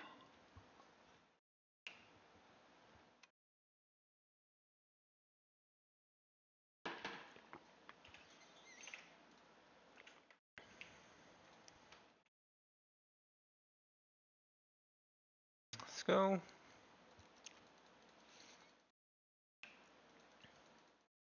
Let's cross.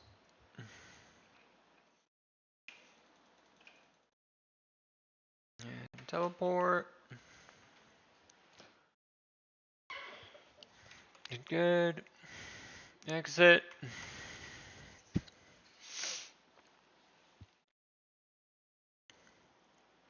And craft.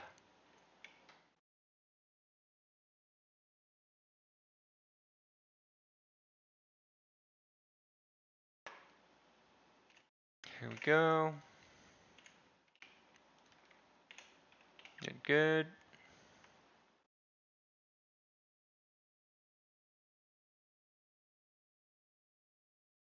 Let's cross.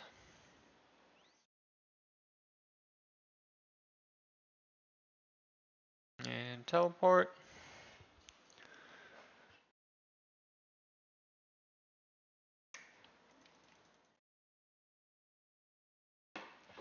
And exit. Let's craft.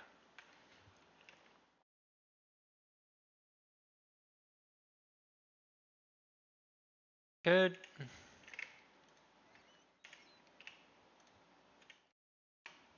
Let's go.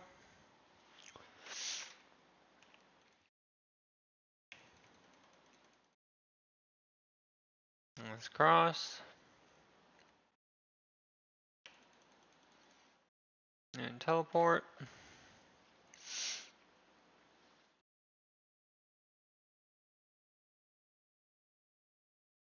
Go through the rift.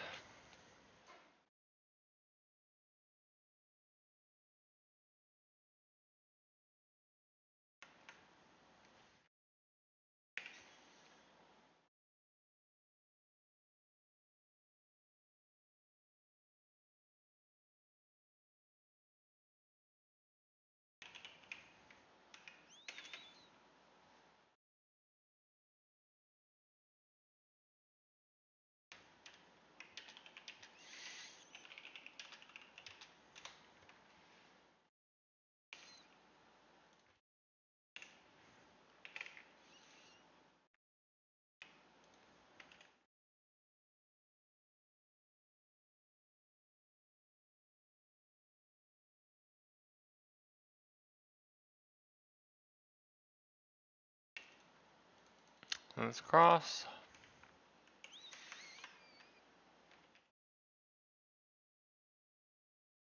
And teleport.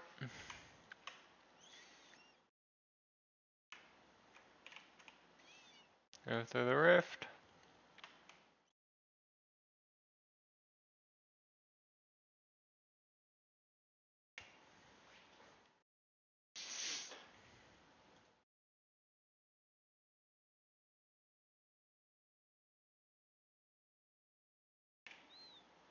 And good.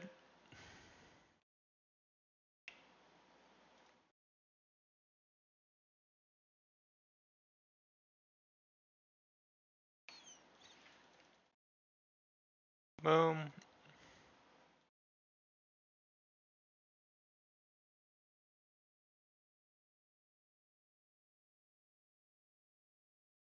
Here we go. Let's teleport. And exit.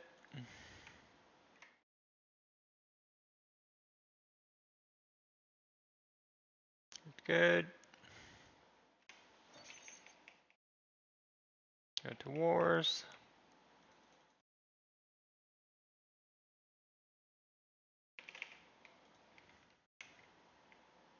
Whoops.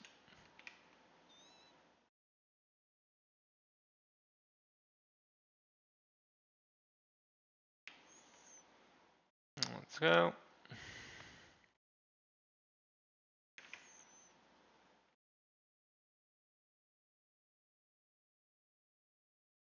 Degraded.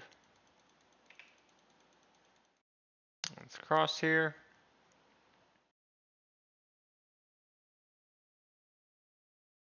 And teleport.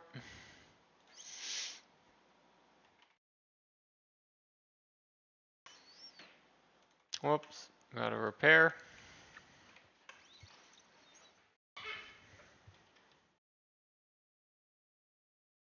Okay.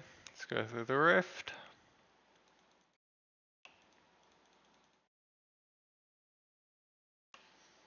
Craft. Let's go. Good.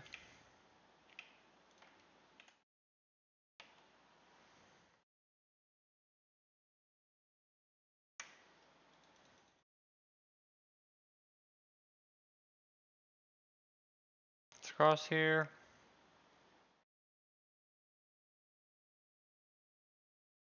And teleport. Come over here. And exit.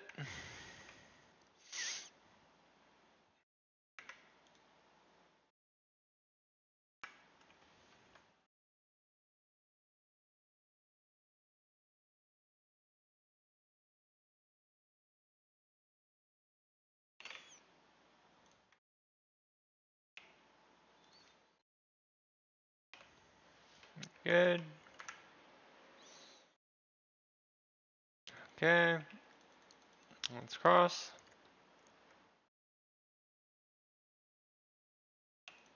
Boom. And teleport.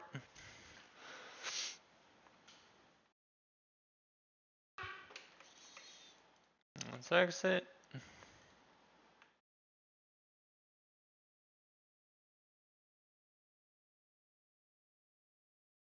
Good.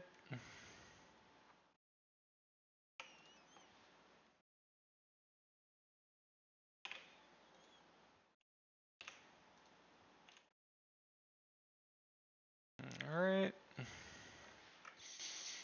Let's go.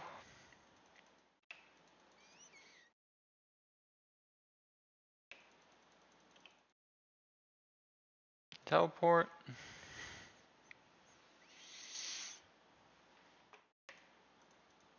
Exit.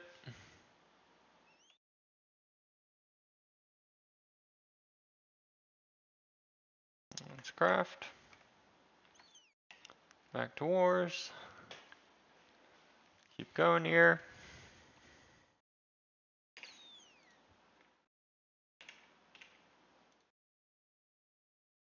Good.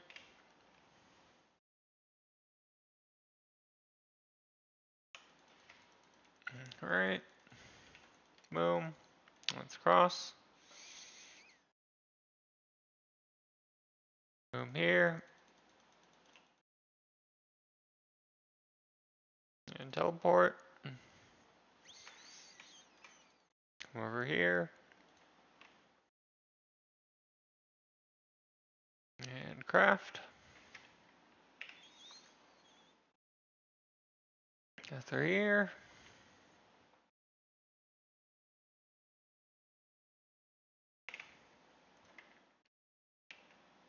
Alright. Let's get this. Good. Cross the wall.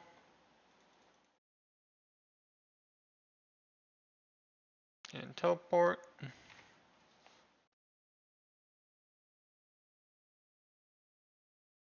And exit.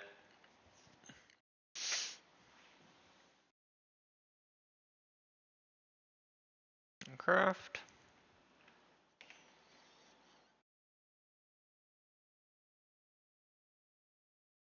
Good.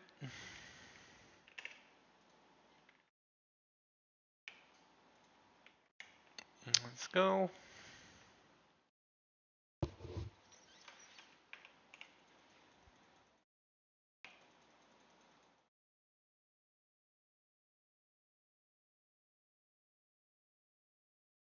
Teleport.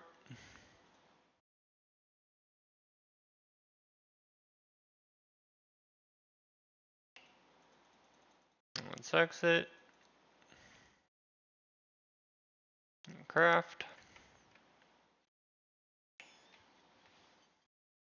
Good.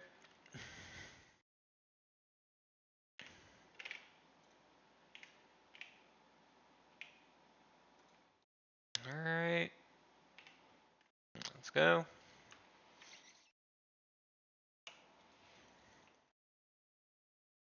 And cross.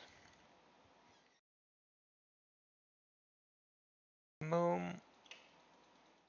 Boom.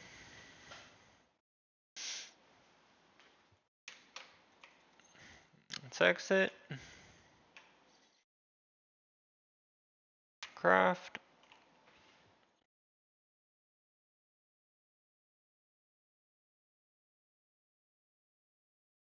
Good.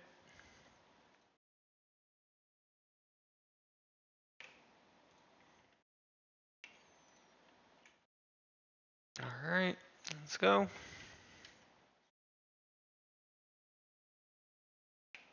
Boom. Let's cross.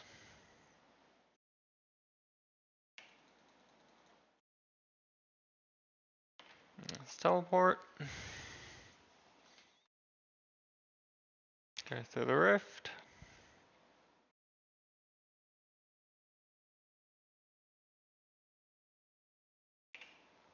Let's go. Nice.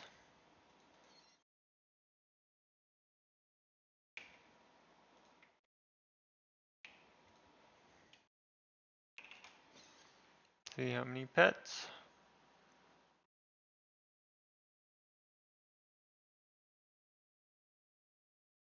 Got 11.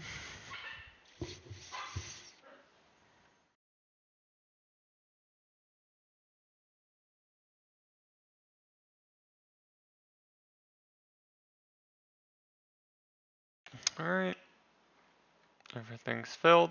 Let's go.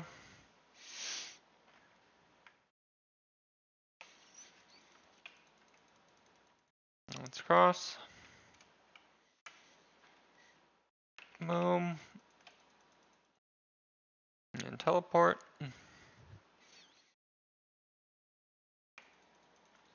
Go through the rift. Craft.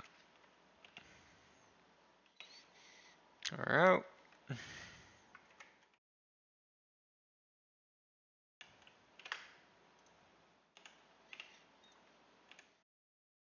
Let's go.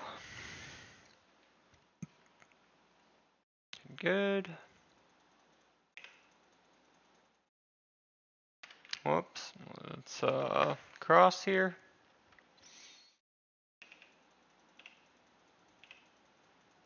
And teleport.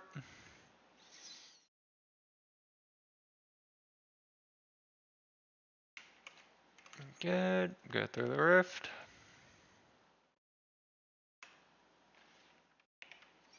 Let's go.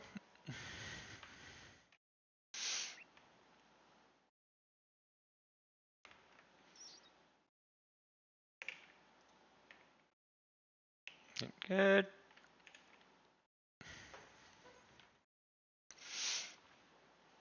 Not bad.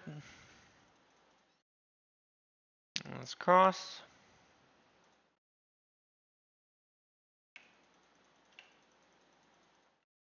And let's teleport. Come over here. And exit.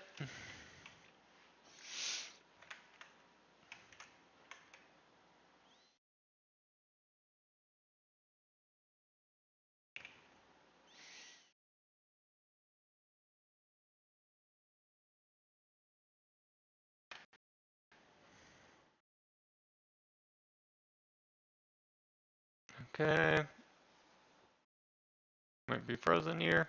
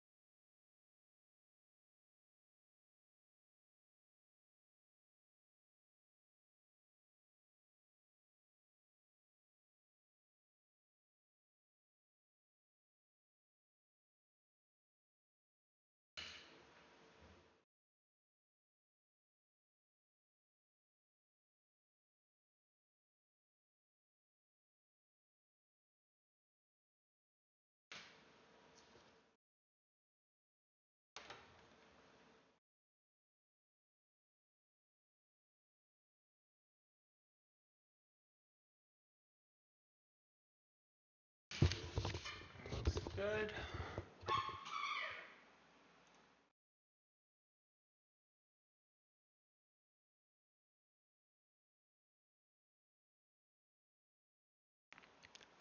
Alright, OBS decided to start acting up, but should be good now.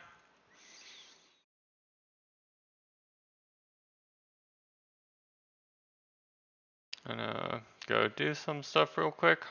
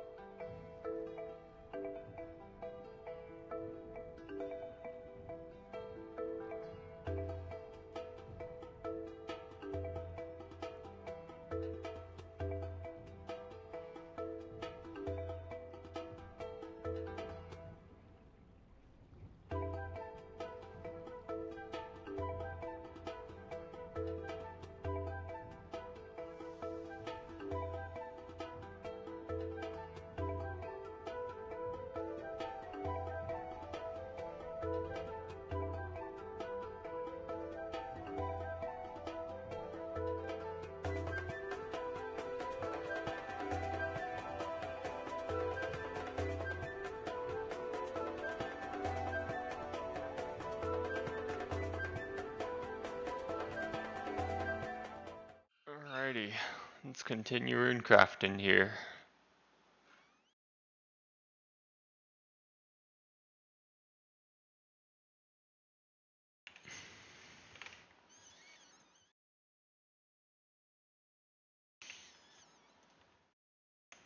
Okay. Let's go.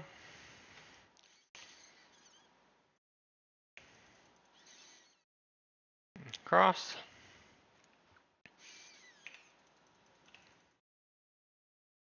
Teleport. And exit.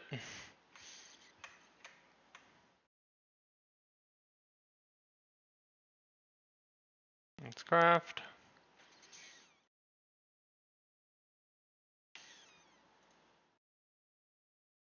I really like rune crafting.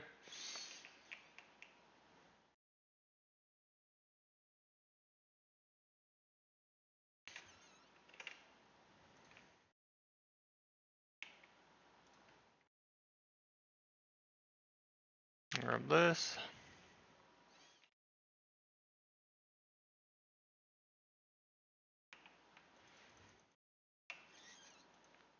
Let's cross here.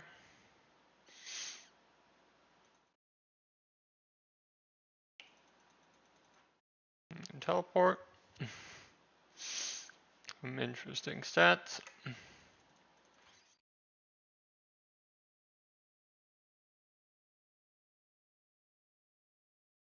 Oh, we should have repaired.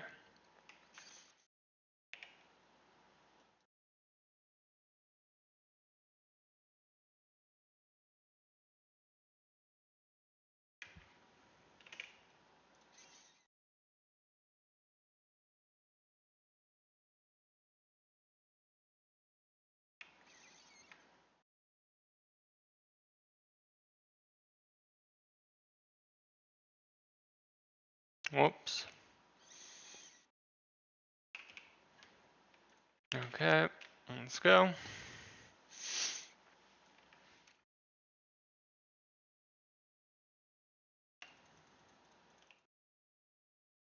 Let's cross.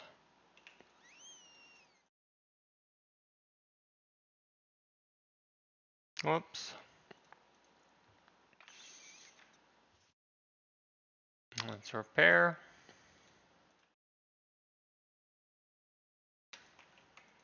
And exit.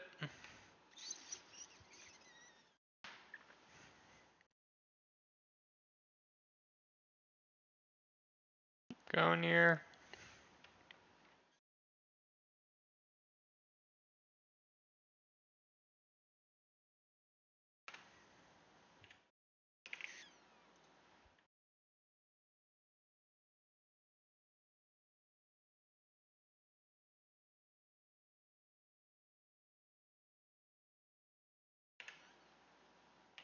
Let's go.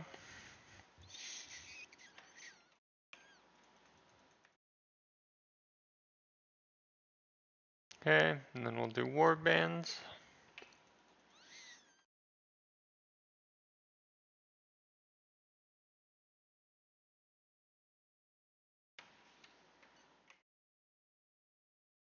Blood rift.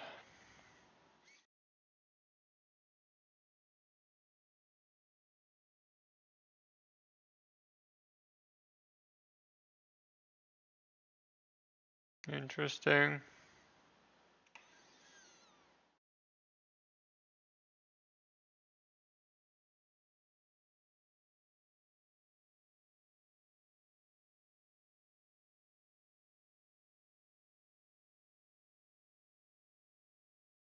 Okay.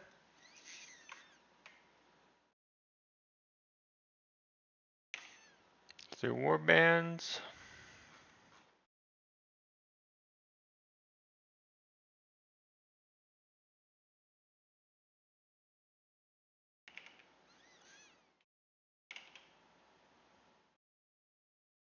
See here.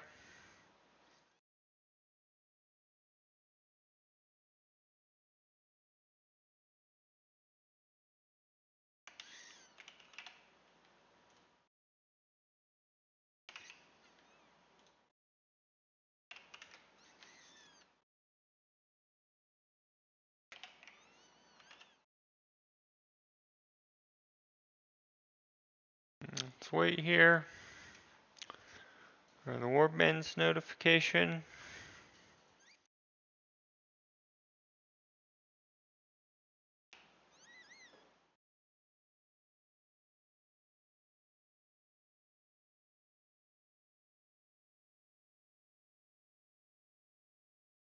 Alright, just chilling.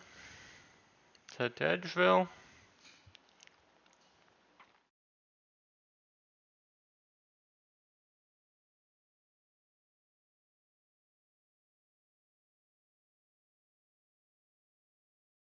ELM, let's go.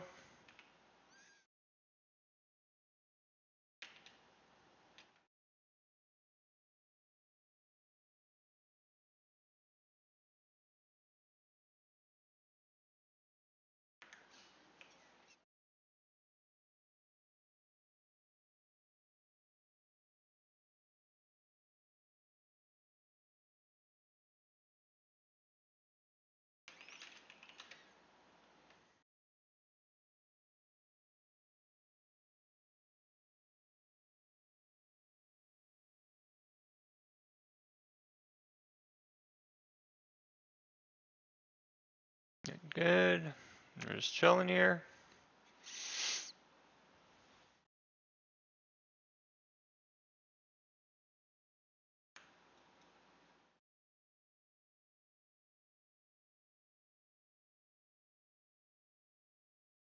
Interesting.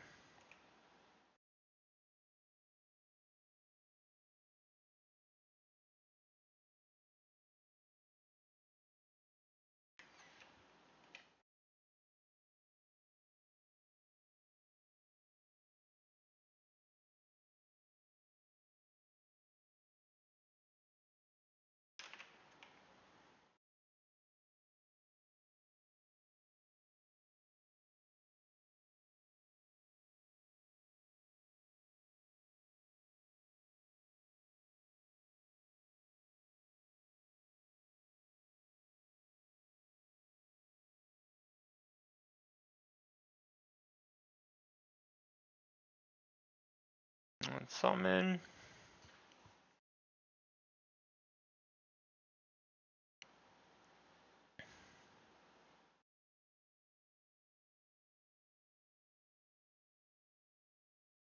Nice.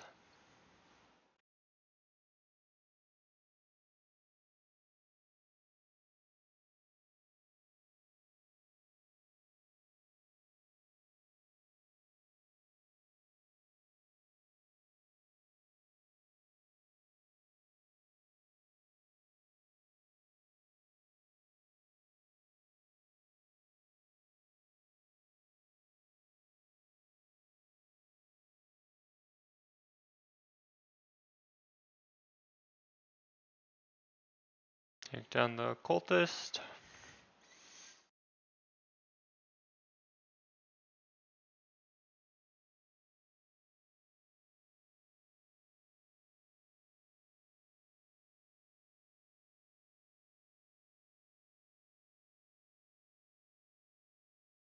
Take down this guy.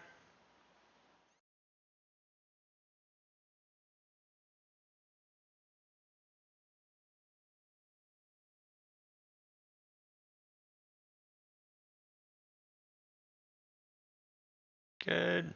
Take down these followers.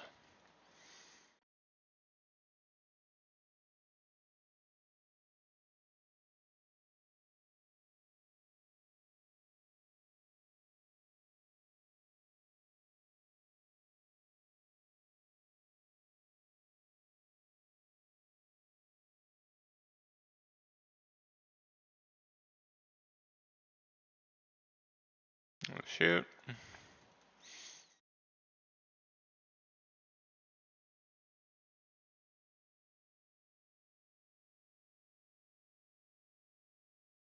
Loot this.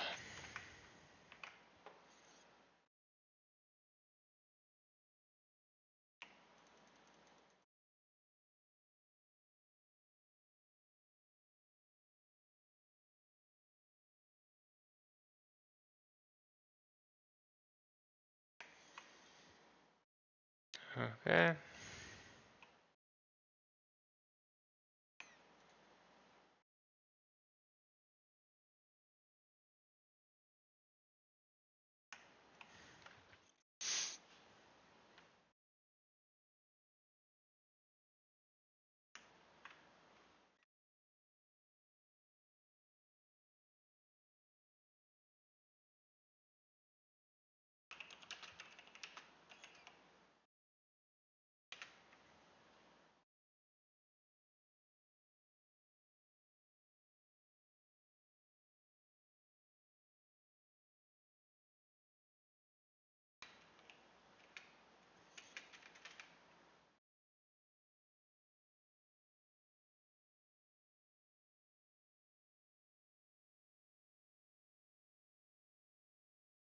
Head out.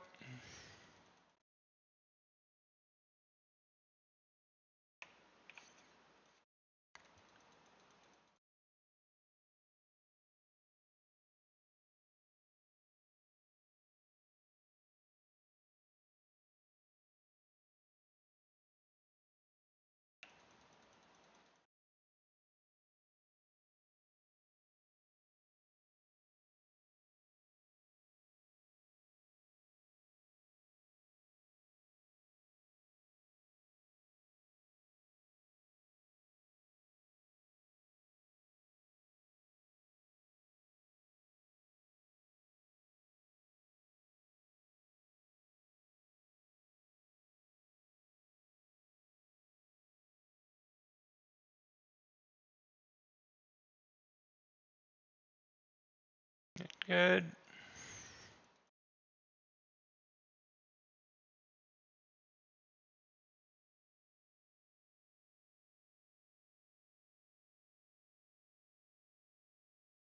Alrighty.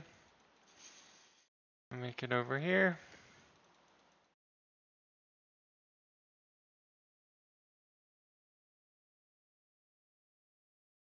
Good. Let's cross. Give the supplies. And that'll be it for tonight. Let's go find somebody to raid.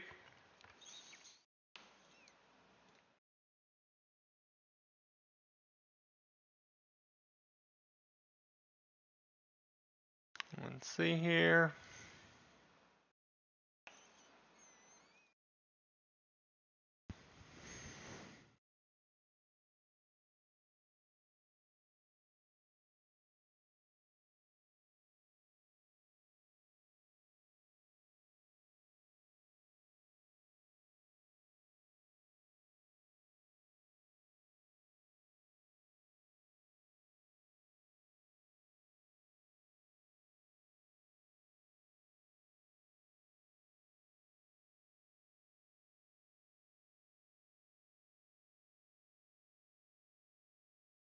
Good.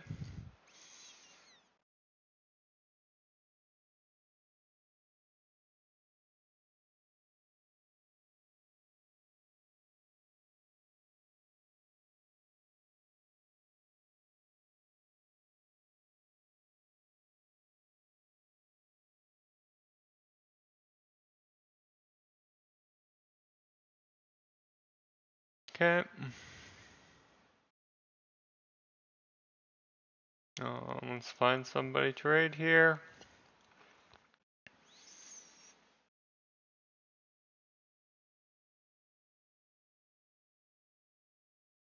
Let's see.